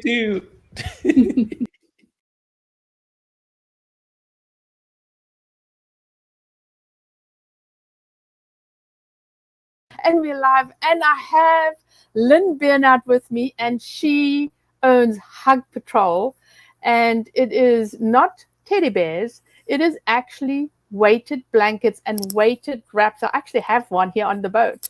And so Lynn, tell me, why did you start this? Well, it all started with me learning to sew in home ec class. when there used to be such thing as home ec. Yes. In 7th grade, I still have the skirt, my first skirt. I remember. It's just there you go, age ourselves. Yeah, I know. But I just grew from there, just never stopped sewing. Oh, wow. I did. I sold my sewing machine, by the way. Yeah. When my husband came home with an overall that was extra, extra large and asked me to make it into a medium, I said, no, I sold my sewing machine. He went to his sister and his sister said, I've sold my sewing machine as well. Go to a professional. That was the last. Okay. So anyway, yes. So we either love it or no. Yeah. Well, if you need any, I've got plenty. Oh, good. Oh, good. So, but you didn't start in this business straight away. So how did you get into business? Yeah, the business came years later. But when my girls were small, I was given a rack that was rectangular, and I put it on my shoulder, and it felt so lovely, but I couldn't move. And out of the corner of my eye, I had a lace antique collar that I saw. I said, So I made a wrap that was like a collar. Yes. And made them for my kids, and they would go to sleep with them at night. I'd heat them up, and they'd go to sleep with them at night. Then that led, and that was 35-ish years ago, before there was such thing. Then I was online, right? Right. Then I was a paraprofessional for a couple of years, and they were encouraging me to make blankets and vests also. Then I met the gentleman that owned TheraPro catalog, and they brought me in. I was on their front cover. Woohoo! That's back in the day. And it just kept growing from there. Wow. Just by accident. Yeah. I mean, in most businesses that's how it starts, right? My business started the same way, And so, what are you carrying right now? Just weighted blankets and the wraps, right? The wraps in different sizes. So what makes your product different to everybody else's? Oh, geez. Well, I've had a time to do a lot of research. I have found fabric that's made in the USA. We're made in the USA. Woohoo! Yeah, yes. Made in America. Very, very proud of that. It's 7-ounce cotton duck. So it's a heavier fabric, but it's still drapeable. Yes. And it being 100% cotton, it's very important because you can then put it in the microwave. You see, that I didn't know, right? That I didn't know. And and what the insides, well, I do know since I've been working with you, but the insides are different as well, so that you can put them in the microwave, right? Right. Yeah, I use food grade flaxseed. Yes. And then my scent that I use, if chosen, is lavender buds. Oh, nice. And then it's unscented and scented, right? Yes. Yes. And when I used to do expos, people were thrilled to have the option of unscented. Yes. So that's another point. You did a lot of expos, right? Oh, yes. Before COVID. Yes. A lot. And so that your main business was expos. Yes. Yes. Yes. So you met a lot of people. And so did you sell into other stores or just in the catalog? The catalog, and then it grew into Whole Foods. Yes. I'm in 5 Whole Foods. Yeah. The paperwork is ginormous. Yes. But it can be done. Yes. It can be done. So because you were at expos, you moved into that sphere, right? But you're also a woman-owned business. Does that matter?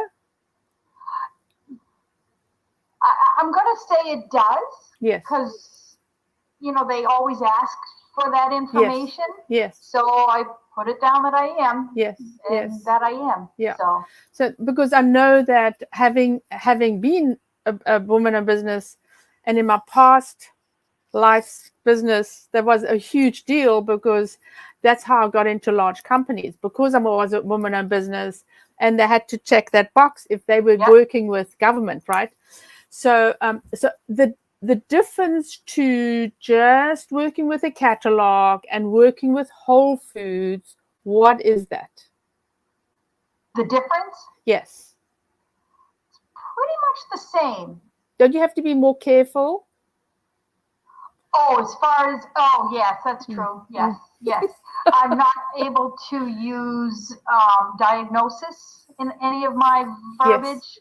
I can't say that it will help anything except make you feel comfortable. Yes. But the testimonials speak volumes. Yes, exactly. Exactly. Yeah, the testimonials just melt my heart. Yes, exactly. So, and so. And it also keeps me going. That's what keeps me going. The testimonials. Oh, yeah. Exactly. Oh, yeah. So you sew every single thing yourself, right? Mm-hmm. So what happens if you are going to expand? Have you thought about that? I did, and I was all set up, and then COVID hit. I know, COVID. Yeah. Let's ignore COVID. And not that I can't reinvent that wheel. Yes, yes. At this facility or another one, or yes, whatever. The opportunities are there, probably. Yes, correct. Yes, correct. yes. And we've spoken about that, how to use, and how to, probably a good idea is to use moms that can sew, that are, well, you know, the kids are out of the house. What do I do now? I mean, I remember my friend, she was a nutty sewer as well. You know, I just didn't sew, she sewed. And she, you know, we always had these big flowers and stuff that we were doing for the school. So it's like, if you're happy doing it, baby, you can do it. Yeah, so, and now I'm on a boat and I'm back to sewing. But, yay. Yes, yeah, right. But I'm not making sales, only little baby things and things. My husband says, oh, we have to do a cover, you know. So it's like, I'm not doing cushions. I'm not doing cushions. But so Whole Foods, when you sew something, so you get an order in, and then you actually delivering physically to Whole Foods. Do you actually hang it up? No, they do everything. Right now, I'm still local. My 5 stores, soon to be 6. Fingers crossed. A new one's being built right now. They're all within an hour away, an hour and 15 minutes. So I don't have a problem, and it's nice to meet the people in the store that put my product out on the floor, and I have suggestions sometimes, and I offer ideas. Gently. I offer racks, displays, whatever they need. We work well together. So, I mean, it sounds so wonderful. You know, I've worked with a lot of companies, and it sounds so wonderful. I'm in Walmart, and I'm doing this, and the millions are not rolling in. So, I mean, somebody actually has to buy your products for you to actually get money, right? They don't buy a whole consignment. They do. They do? Yeah. Oh, wow. So they buy the whole consignment, and you just supply as per consignment. They just buy, they place an order. I fill it, I deliver it. And then I get checking my bank. We like that, right? So now you and I are working on your online, to get your online going and more active. And I mean, that's a challenge in itself, because we had a little bit of a problem with Facebook, but that's resolved right now. Well, not with actual Facebook, but with the account. But that's resolved, and we're going to start advertising everything. And so I'm very excited about that as well, because, you know, I know, right? I know. So, you know, and I think your suggestion is like really is the progression is a normal progression of business before the internet, right? You would be meeting, and then you would be doing the shows and everything, and then you were into the stores. So really the online thing was not much of a concern for you, because you were moving and shaking on with the other stuff and kept pretty busy, right? And then COVID happened, you go, oh, maybe I should do something, right? Yes, exactly. And I mean, and I've got to admit, you know, you were one of the people that I went on your website, and your images are brilliant, right? So that is not always the case. In fact, we were talking to Meg, and she said one thing she would have told do differently is have better images of her products online, right? So that's hugely important, to have those really beautiful pictures of your products online so people can actually see and want to buy them. Because, I mean, they can't touch or feel them or do anything. And my product is that touch and feel. Yes, so exactly. to portray that is very difficult with my product. Very difficult. Yeah, exactly. It's not like, you know, you're looking at chocolates and you go, "Oh, I need that. I need to buy that." Yeah. I know, right? I know. So, so I have one big question is, what would you do differently if you started again? And I mean, you have really started all sorts of things for over a long period of time. So what would you do differently? I would probably, first of all, take it more seriously. Second, I'm working now with an SBDC counselor. It's a small business development center here in New Hampshire. She is fabulous, and others I've worked with are also fabulous. Fabulous. Which brought me to you. Yes. Brilliant. Brilliant. Yes. So we're moving forward with business, and that's the whole thing. Is you have to move forward with your business. When you started, I know we talked about it a minute ago. When you started out with university students were helping you, right? Yes. You did bootstrapping. Yeah, she got me connected with local university in New Hampshire here, UNH, and working with some of their senior students in marketing class. It was amazing. Wow. And then COVID hit. We got 2 meetings in, and then it was off. But they still continued like troopers. Yes. They were the ones that took a lot of the pictures that are I know, they're on my brilliant. site, and just continued on. They were fabulous. So and I'm still reconnecting with them as we speak. Yeah. Oh, that's wonderful. Yes, I think they did a fabulous job on those pictures, because getting professional photos done is like very expensive outlay. And I've worked with fashion designers. Fashion designers. She was a fashion designer, and so she did hers professionally. I did a couple of shoots with her. In fact, I was one of the photographers. Yes, I know, right? That was so awesome. I was having so much fun. But it was a case of, you have to pay models to come and model your stuff, and then it's a whole day of clothes on and off, and positions and lighting, and we actually did it in a mansion that she managed. Yes, I know, right? I know. That was empty, that she managed to take photos, and it was absolutely amazing. And but it does take money to actually do photos that the students did for you. So Bootstrap, that was a great idea. Yeah. And then looking into the community as well of, okay, so who can I utilize that actually needs money and that will be faithful and stay with me without going off having babies? And nobody's got anything about babies, but still, or has a children problem, that can only work till 3 o'clock, that can't work till then. Is a lot of moms that have college age kids that suddenly say, what now? I've been busy in the school, and I've been VIP mom. I only learned about VIP mom when I came to this country. I was VIP mom, and I did all the volunteering, and these women are crazy, right? But it's an amazing phenomena in America, how much parents actually give to the schools. But these ladies then end up on, okay, so what now, right? And they are proficient. I mean, they just want to do something, right? And if they can earn money, I mean, that's a great idea.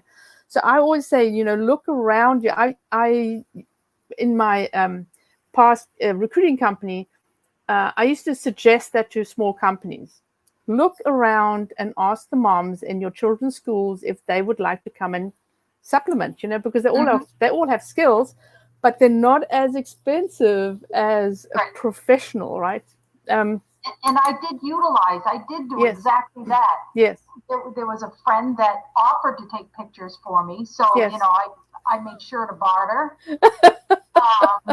And then another photo shoot. Yes. And, you know, a barter thing. Yes. And it worked out well. Yes. It worked out well. Yeah, you just have to. You got to think outside. I mean, there's always a future. Exactly. Think outside the box, right? You got to think outside the box. So yeah, we are going nationwide, right? In Whole Foods. So we are very excited about that. No laughing. This is a serious matter because I mean, you're in. So all you have to do is now expand it. And then we are definitely getting busier online and getting more traction online, but it does take time. And so we're also practicing how to blog, right? Yes. And it's so important to actually do those blogs and do those information. But anyway, we do them in my workshop. So it's a lot of fun, and it's a lot of, okay, so what do I do now? Right. So, okay. So, I think that's it. I think this has been brilliant. Thank you so much for popping in. And Lynn actually managed to get her Skype going this afternoon. I am so proud of her. Thank you. To get onto this. I know, right? I know. Yes. But thank you. You are probably the most patient person I've ever met. Oh, really? And even with the bleep with the original Facebook page and everything, you never, ever said anything negative. It was always, let's go this direction, let's try this direction, and let's try this direction. You've been amazing. Yeah, always thinking outside the box. That's what you have to do. You are amazing. Thank you very much. You are amazing. Thank you very much. Thank you very much. Okay, so we've got the next speaker popping up in about 15 minutes or so. So thank you, Lynn, for being with me, and you will be going to pop this in on your websites, and then we're going to pop your contact information into the group, onto the Facebook group, so people can connect with you and see what you're selling as well. And if they have any questions, they're very welcome to ask. I bet there's some people going, how can I get into Whole Foods? Make something made in America, handmade, and has to be special that they're not selling. I know how hard it is to get into these places. So, so there's one more thing. You actually work for the veteran. Well, if I'm not here or with my family, I've been volunteering at New England Healing Sports Association, which is a nonprofit established by a veteran. And the motto now is no one left indoors. It's open to anybody. So we ski in the winter or snowboard, and we kayak in the summer. So I've gotten a lot of experience, and I've made a lot of adaptive things for them as well. Opened my eyes to a lot of that. So I am a VA vendor. Yes, exactly. Yeah, I'm a VA vendor because there's something very near and dear to my heart. All of us. Yes. I think so too, yes. For all people in general. Yes, but, I know. But to help a veteran makes me feel good. I'm also a New Hampshire veteran. Excuse me. Vendor. New Hampshire vendor. Yes. So if somebody in New Hampshire needs a weighted blanket, a washable adjustable weighted blanket, by the way, they can get it through their doctor. It can be scripted through. Oh, wow. So, I forgot about that. Yeah, that's very good to know. Okay, brilliant. Okay. Thank you so much for popping on, and we are going to say bye until next time. Bye. And stay healthy, everyone. Okay, Thank you, Veronica. Any questions, pop that into the comments for Lynn, and I'll probably answer. But she was awesome. She is such an amazing lady. I mean, I enjoy her so much in the group, and she's one of the ladies go, Veronica, I don't understand. Say it slowly. Don't be all over the website, right? So I have to really slow down and teach. And this is where they learn, because this is where they start learning how to do things online. And you just have to be patient, because sometimes there's just so much information these days, right? So it's just like, what do we have to do? What do we have to do? Okay.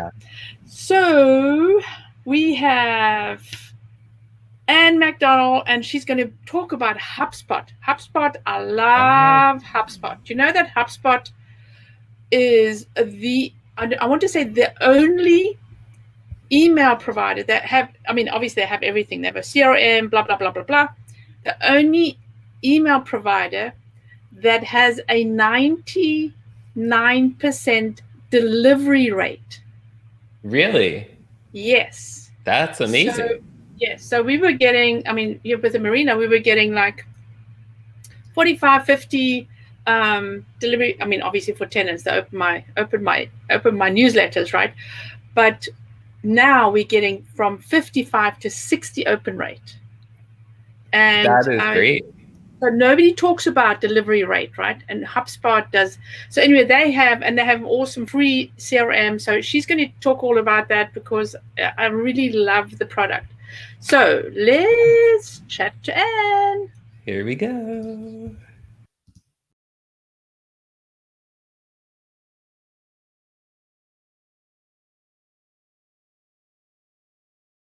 This is Anne McDonald, and she is from HubSpot, and she's going to tell us all about why we should use HubSpot and why, because we're in e-commerce. So why do we need HubSpot? So Anne, you're a customer success manager, and you are actually one of my success managers in HubSpot, and I love talking to you and creating this opportunity to actually build out my business on HubSpot. So tell me, why should an e-commerce platform or e-commerce store use HubSpot? Absolutely. Well, I'm delighted to be here today and to be talking to all of these wonderful folks who are joining in this exciting conference opportunity. So I joined HubSpot after being a customer and using HubSpot myself. And what blew me away as a HubSpot user was the access to information and the functionality of the system in ways that I had previously been unable to derive information about the contacts with whom I was working. And I think that the applicability of this and the value of bringing all of your information together into a CRM that allows you other functionalities that pertains to what your sales team is doing, what your marketing team is doing, what your services team is doing, provides you with a lot of power. Information, the data that you can pull about the folks who are shopping through your site, with whom you're working, can help you to really identify what your goals are and what steps you need to take to be able to achieve those goals, be it through getting more information about the products that your clients are most interested in, learning more about where you may want to focus your ad spend, for example, for the future with regards to growing that base.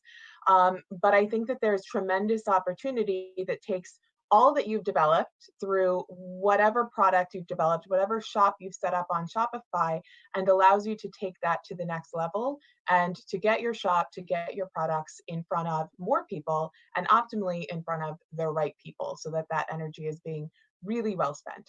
Yeah, exactly. And that's the thing, is the right people. So I started HubSpot because it was free when I joined. But and it is for if you're only using a CRM. But what I really loved about it is, so when people are answering you in your email provider inbox, then you can actually see when people have contacted you. So it'll pop it up and say, hey, you haven't spoken to this person in 2 days or 3 days. Do you need to answer them? So a lot of the times we get emails from customers and it just falls through the cracks, and then they contact us and we go, no, we didn't contact that customer, which we should have. And that is one of the huge benefits I think about. So tell us, what is a CRM? A lot of my peeps don't know what a CRM is. So a CRM is essentially how you manage all of those contact records that you want to be able to keep track of, to know who you're working with. And this is inclusive of your customers, it's inclusive of your partners, everyone who is involved within your business strategy. And it helps you to keep track of that information in a way so that you can make the best choices about what the needs are for your business with regards to that follow-up. And the more powerful of a CRM you have access to, the more capacity that it has, the more it really serves as, I think, a support of your team, an actual team member in many ways, to help you focus, to help you get things done, to help you know where you need to be focusing your efforts, so that it's not just a needle in the haystack or a shot in the dark to figure out with whom you should be following up and why. Yeah. Okay, so here's an example. So I had one of my clients explode. I mean, she just went from 1 to 385 in 3 hours orders. And so her biggest situation was that she could not email her customers while she was doing the orders. So Shopify will send them, hey, you've bought this, that's fine. And it will only send them another email when it's shipped. So Hubspot could do that in between. Hey, we're still busy with your product, if we have to do this by hand, so it takes some time. So that is what the benefit of having a CRM system is, right? Mm-hmm. Absolutely. And I would add to that, how many times have you been in a shopping situation before where the company doesn't appropriately update the process of their orders, and so you've been promised you'll get something sent in 5 business days, and it's 10 business days, and you're sending a message, and it turns out they're actually in between processes, but they don't have any way to mark that in the system, so you didn't know that. Imagine taking that friction out for your customers, either through those automated emails, having a better sales pipeline in place or better service pipeline in place to help your customers understand where they are in the process. That's what makes them want to continue to work with you in the future. Oh, absolutely. I mean, you got to keep, and the thing that she said was, she was very open and front about it. She said that there were customers shouting at her and leaving messages on her phone and sending her little shitty emails and being on Facebook and saying, hey, what the hell's going on? And I mean, very, very, customers always think they're the most important people, which they obviously are. But in this situation, she couldn't do anything about it. She was working literally 18 hours a day to get those orders out, but her customers didn't know that. And so she worked really hard at getting them out, but she couldn't tell them because it was not set up the right way. And we always learn when things are happening, and afterwards you go, oh yeah, we should have had this done. But you should actually have the system up and running before this happens, right? Absolutely. Yes. And there's a number of ways that, you can really set up different workflows, different email automation to help you tell the story, to help people understand that there's a face behind that small business that's getting that order ready. Yes. And it builds a lot of buy-in, not only to a sense of compassion with regards to just what happens when these businesses do blow up overnight, but it also can really develop some loyalty to your brand. It's what helps folks want to really work with you as they're going forward as well, I think. Yes. Oh, absolutely. And everybody says, oh, well, email is dead, but email's not dead. Email is still so important. And these days, it is also important I know Shopify, they can get notified by text. So we can implement this on HubSpot as well, right? So that's actually something I would need to look further into with regards to just all of the details of how you can set up that text automation. But I know that there's a lot of these tools that you can really hone in on in terms of making sure you've got the right message. Exactly. And the chatbot, if you have a chatbot on your website, it's linked to a messenger on Facebook. So it's linked to all these little places where your customer pops up and says, hey, I need help right now. You can actually be right there for them. And I find that sometimes it's like too much. It's like too much information connection with the customer. So they shut it off and then they shut it back up, they put it back up again. But because a lot of people start off and they are themselves and themselves and themselves. It's as if, you do everything that you have to do in your company. So you can't actually do you can't actually be in contact with every customer.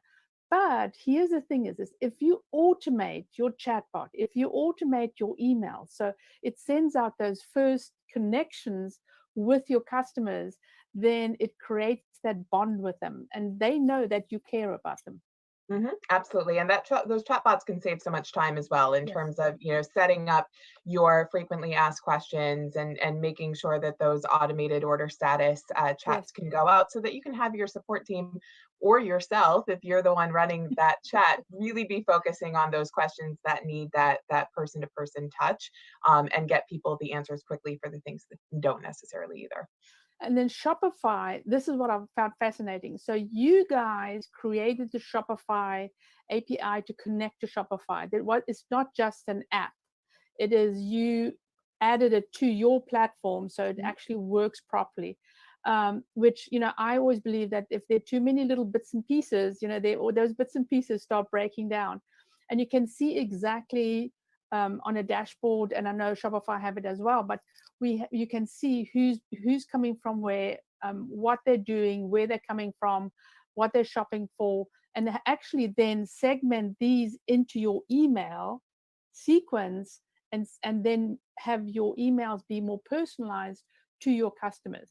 Absolutely. And in addition to email personalization, you can also use all of that valuable information for reporting purposes that help you make decisions about what you need to do going forward as well. What does it mean if you're seeing that you have a lot of leads coming from one particular channel? What does that mean in terms of your investments, either into that channel or other channels as well? Exactly. Not necessarily having to, it takes the guessing work out of it and allows you to really use the data to inform your decision making. Yes.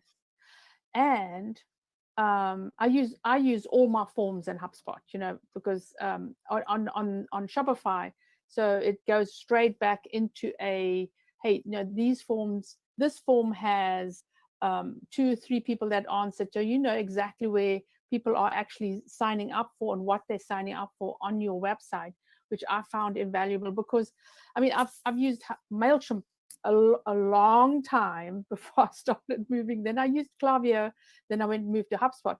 But it's very awkward to set up a form and there's no formatting or anything. It's fabulous. So as soon as I started using HubSpot, I just create the form, pop it in, and it just comes up beautifully.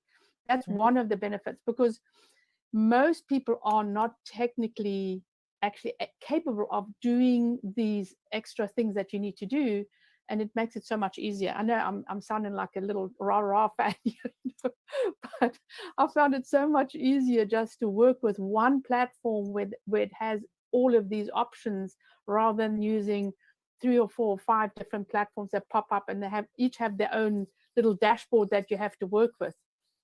I think we really take the guesswork out of form creation, even out of landing page creation as well. I find that the functionality of how folks can go in and build out their landing pages, build out their forms is so user friendly, and it creates access for people who don't necessarily feel like that's a space that they feel really comfortable in.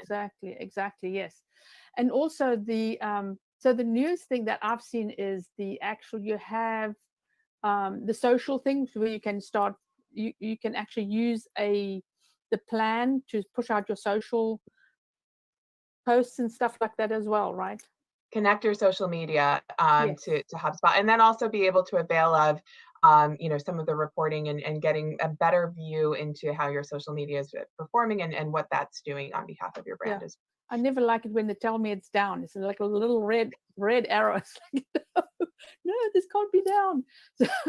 And that's, I think we've tried to create lots of opportunities for you to pull in all of the different pieces of technology that you're using so that you can really host it in this one powerful platform, bring it all of it together. Yeah, so what I did is, and I talked to one of my friends about it. She's in marketing as well, and I said, okay, so I'm using all these different platforms to actually create the posting, and I use this for emails, and I use this for something else, and something else, and something else, and it's like, once you look at the whole basket of softwares that you use, and you go, wow, you can have this all in one spot. And I think that most people, it gets so confusing.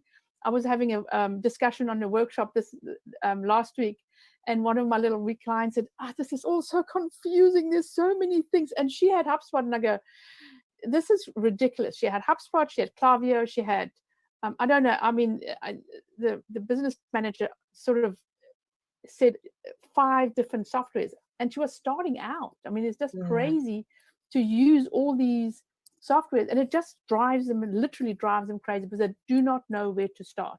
So I always believe in starting simple, right? Start simple. Just start with one thing and then move on to another thing and see if you are capable of actually growing within the software. Absolutely. And that's one thing that I love about HubSpot is that, as you mentioned earlier, you can get the CRM for free. I mean, and it's an incredible CRM for free.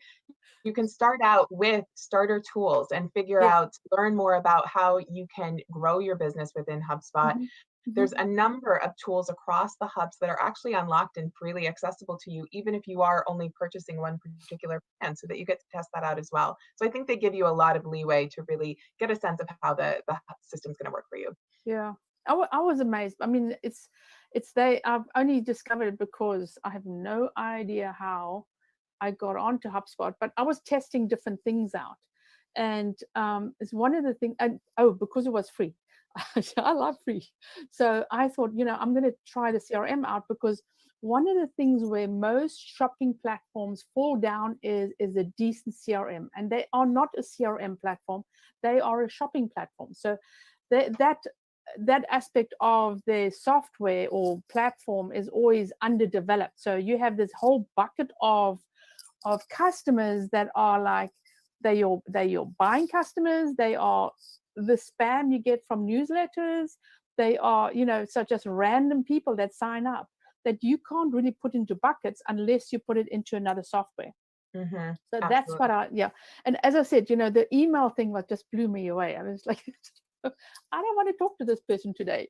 But so that reminder is, and as as Donna was saying, she literally, that's one of the biggest things that she said that she fell down on is, and she was always at least 2 weeks behind. So this whole thing blew up in about it ran for about 2-3 months, of where she had 600 orders at one time, all day, every single day, that she was trying to catch up on. So she would only catch up in 2 weeks, and then a new lot will come, right? And so this is where she would fall down, is where she could not contact the customers, or it was not an automated situation where it kept them updated of, okay, so hit a button and then the next lot goes out, so okay, all you have to do is hit a button and then something will go out to your customers. And I think this is I mean, she didn't realize it, and this is the second time we've done this. She was on TV, by the way. She was on TV 5 years ago, and she got 100 orders. We can handle 100 orders, right?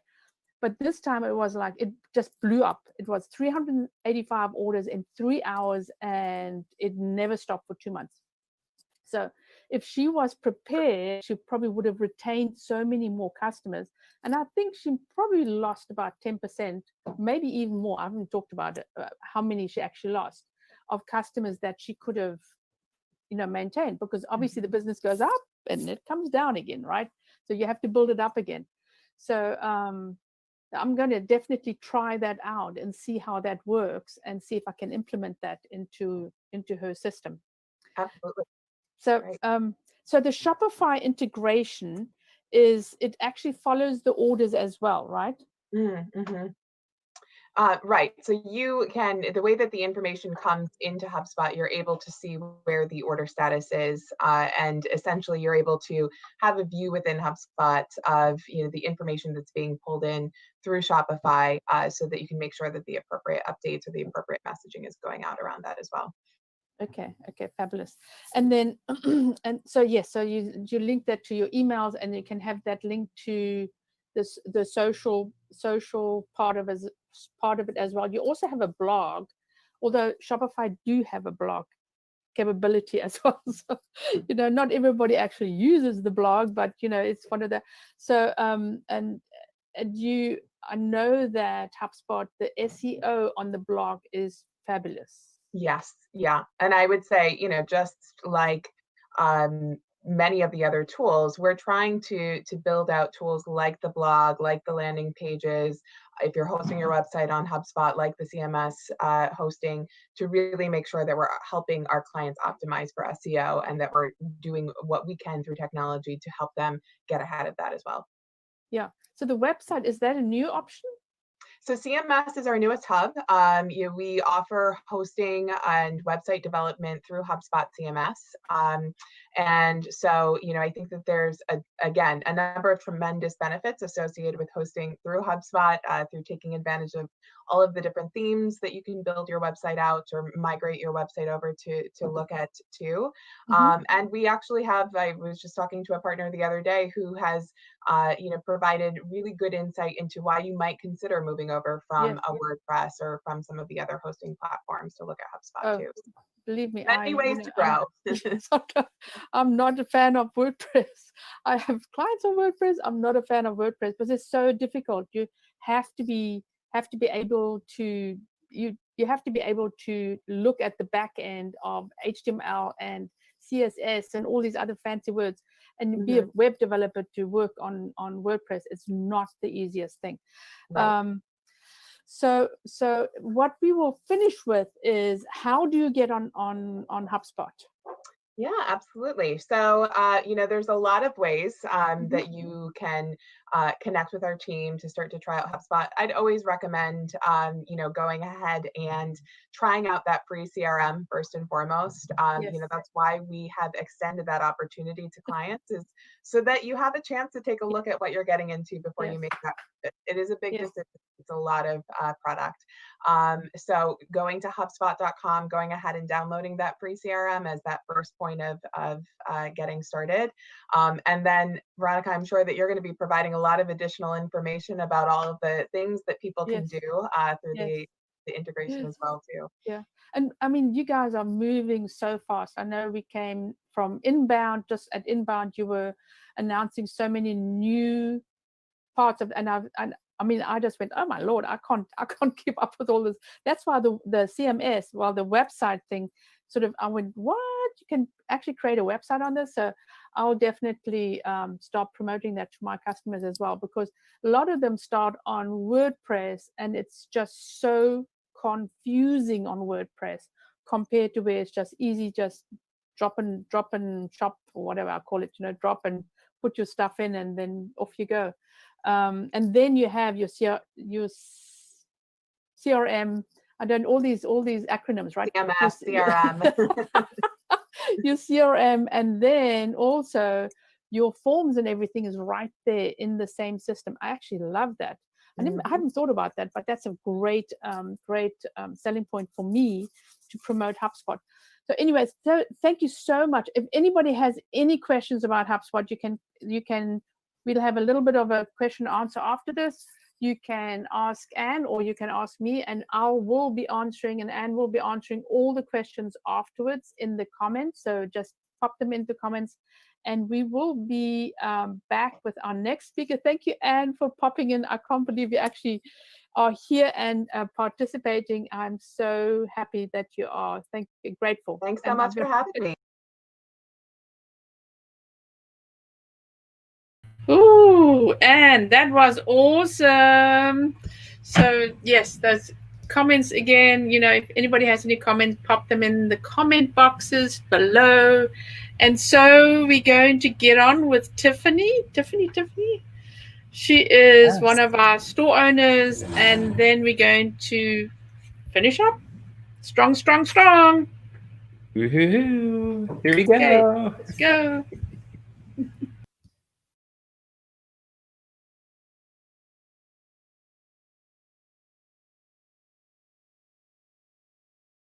We're here with Tiffany Shannon, and she has gorgeous natural skincare, and she has an amazing story. So first, Tiffany, so tell us about, why did you start this whole skincare business? Well, I started it because I was looking for just a skincare line for myself. And my grandmother, she had some recipes that were passed down from her grandmother. And so some of my products are just recipes that I put together myself and my grandmother put together. Her mother, my great grandmother, was a formulist in a small town in Georgia, and so she would make up a lot of skincare for everyone there in their small town of Ocilla, Georgia. And so my great grandmother, she had people come from all over down in that part of Georgia, and she would help them with different herbs and vitamins and ingredients, and she would help them with the different ailments and stuff that they may have. Now you skip a few generations and you come to me. Okay, and so yeah. I know you're a teacher, so you're trying to do this all on the sideline, which is extremely difficult. For some unknown reason, I've ended up with a handful of teachers all doing the same thing, trying to get the businesses off the ground. So, but you've sold it locally, and then you started. Then we met, and we started going online, right?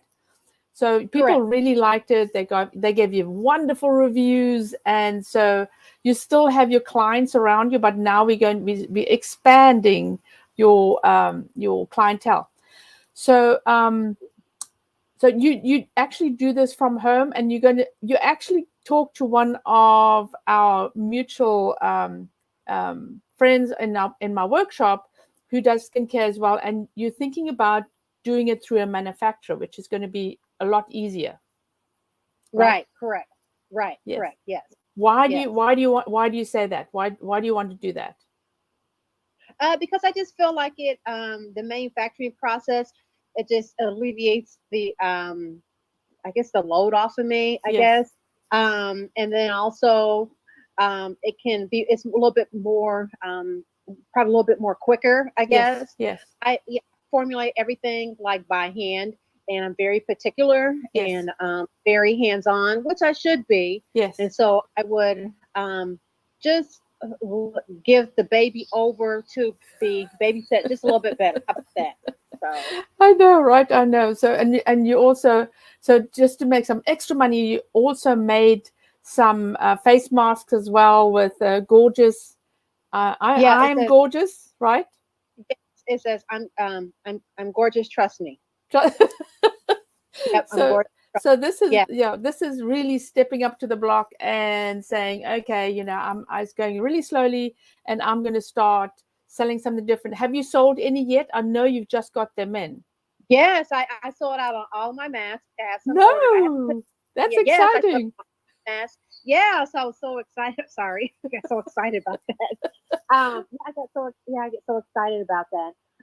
But yes, I have sold out of all my masks that I just had manufactured. So I'm excited about that. So are you going to get some new ones in? Yes, I have some on order. They're already being made. So it's going to probably, they're on back order. It probably takes about another week. And then I'm going to start shipping those out. So I'm excited about that. I think when you cover your face up, right now during the pandemic, we have our face covered up. And so, a lot of companies have the different logos, and you don't really know what that person looks like. So I think it's like a little slogan that you can laugh about. Yes. And also, it's like a conversation piece. It's like, yeah, I'm gorgeous. Trust me. So it's just one of those things right there as it is. So it's just something that you can just have fun with it, because all you can see is just like your eyes and up. You can't see down below. No, right? You can't even see if you're smiling anymore, right? Right. You can't. You see those manufactured masks where it has a smile on it, but you just have to just tell that person, hey, yeah, I am gorgeous. Yeah, so how did you come up with a name? It's not easy to come up with a name for whatever you're selling or for your brand. How did you come up with the name? I just felt like that my philosophy is I believe that every woman has the right to have naturally gorgeous skin, and so I just felt like I wanted to be a beautiful name, and so I just felt like gorgeous natural skincare. I want women to feel good about themselves, especially right now during the pandemic. Yeah. There's just so much going on, and we're having to look inwards. We have to look externally as well. So if we can have good natural skincare that's all natural, that's fortifying, that has no chemicals or nasty ingredients in it, that we can put on our skin, that doesn't slough away all of our natural oils and our microbes, then why not have gorgeous skin? Yeah. Have good, gorgeous, glow, healthy skin. So and exactly. And so you've started with only 2 products, right? So you have the scrub and you have the face oil, right? Yes. Yep. So yes, I do. I really love that, because starting with too many products is sometimes a little bit more overwhelming, because when you're actually making them yourself and then you have to sell them, I mean, you're just never going to have time to do any of your social work. But you've also started, and we also started blogging, right? Yes, that's something I'm still continually ongoing. So yes, I've been blogging as well. So that's something I'm steady working on. Yes. And then also the social, putting it out there, talking to people, trying to get your Facebook page going.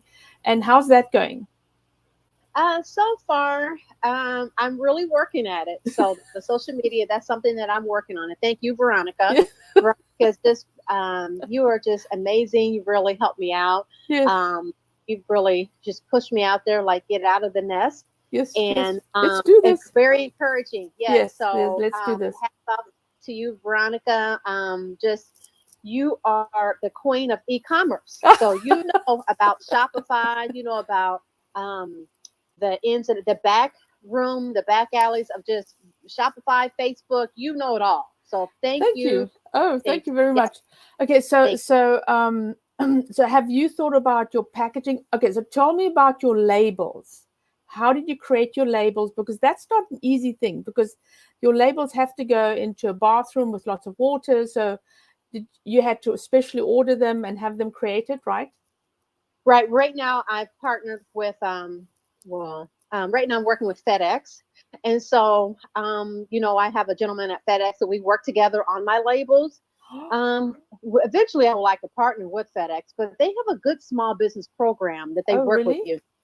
Yeah, they have a good discount percentage as well that I'm very well pleased with. And so then they will also export out and look for different vendors and stuff for small business owners as well. So they also want to save money. Yes, I really enjoy them. Yeah. So right now, sourcing other vendors and stuff for me as my line continues to grow, because you have to be a budget watcher, every dime and dollar. And so he's looking and sourcing different manufacturers out there for me that I'm well pleased with. Wow, that's amazing. Yeah. I would never think, but I mean, it's amazing. You have to meet that right person to help you, right? Because I mean, sometimes you go to FedEx, it's like,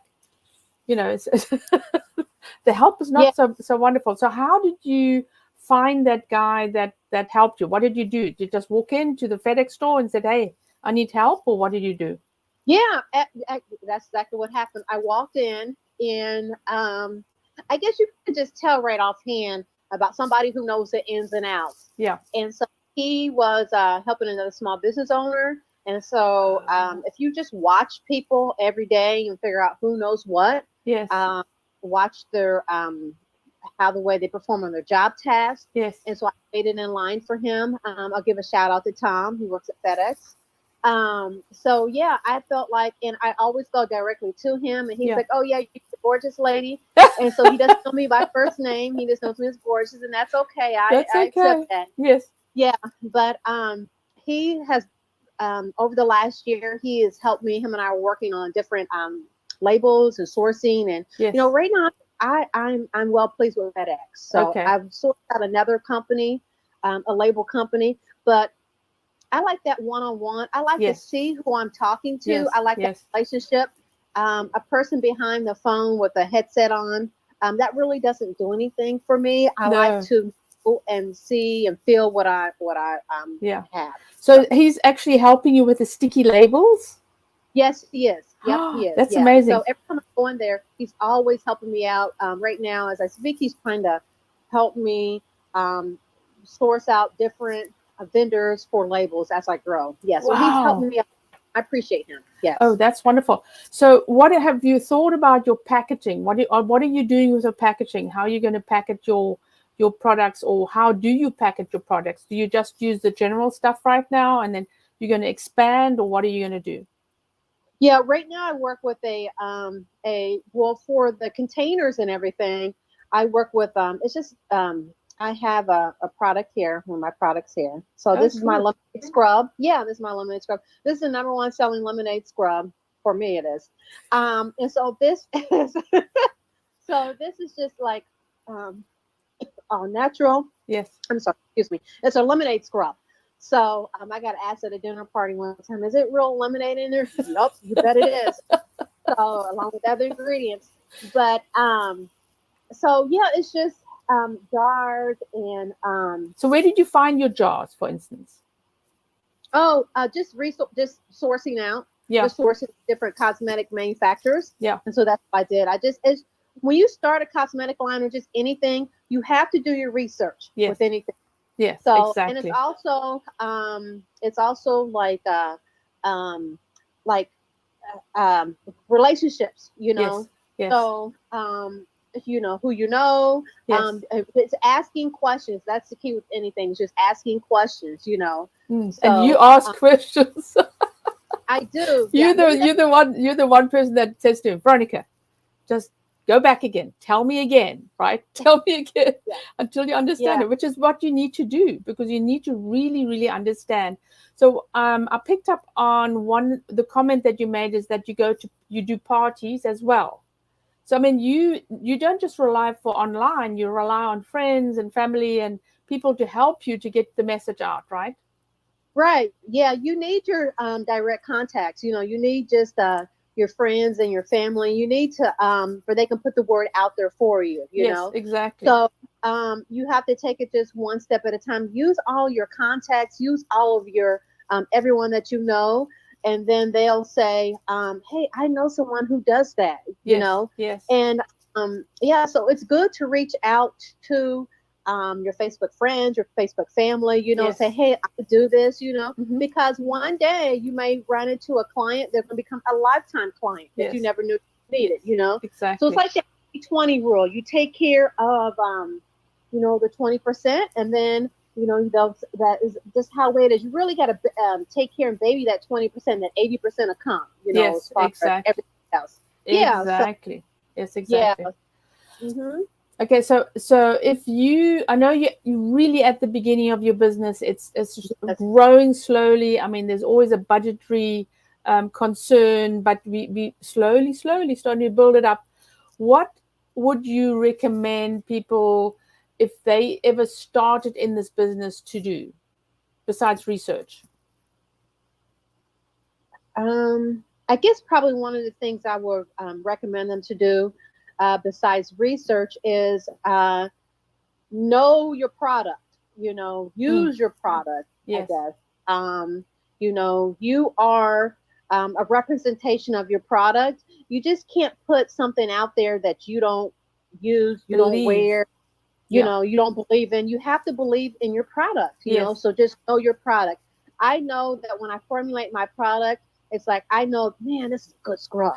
You know, it's like, man, I'm thinking, and then I'll text my clients, or I may Facebook my clients, this is some good scrub, you know, and it is, you know, it really is, you know, and I just feel like we as women, we often neglect ourselves. I know. And why neglect ourselves? You know, we often neglect ourselves. We put our children first, our spouses first, our husbands first, you know, our spouses first. Yes. And everyone goes before us. Yes. And I just, with you put on gorgeous natural skincare, I believe that it just brings out the naturalness of your beauty. It makes you want to take images and stuff even more so. Yes. And it really highlights your skin. Yeah. So, okay, so this, I'm going to stop this here. And so if anybody wants to get in contact with you, we're going to put the contact stuff in the description, and you'll be in for questions and answers after this as well. But we are going to get ready for our next speaker. So I'm so happy you came and popped in and chatted to us. I think this is very exciting. We got some really cool nuggets from what you started in your business and what you're doing. So thank you very much for popping in, Tiffany, and I will see you around. Hey, so I forgot about Molly. I need to get to Molly. No, I forgot about Molly. Molly the giraffe. We'll That's have her on okay. next time. We'll have her on next time. Yes. So this is at the end of the show. We're so sad to go. Bye. That's it. We're just done. No, I'm just. So this has been a hell of a day. You know, it's like 8 hours. My husband goes, "Are you finished yet? Are you finished yet?" So this has been amazing. Thank you, Tim. I can't thank you enough on your support. I mean, it was your fault, but I would not have been. We wouldn't have had this day today if it wasn't for you. So this has been absolutely awesome. And listen, Tiffany, I mean, isn't she great? I mean, she is in my workshop. Yes. So and so I'm giving away free assessments. Hey, if you need anything done on your website, you just call me. As Tim knows, if he has clients that need me, he just calls me up and goes, "Hey, help us out."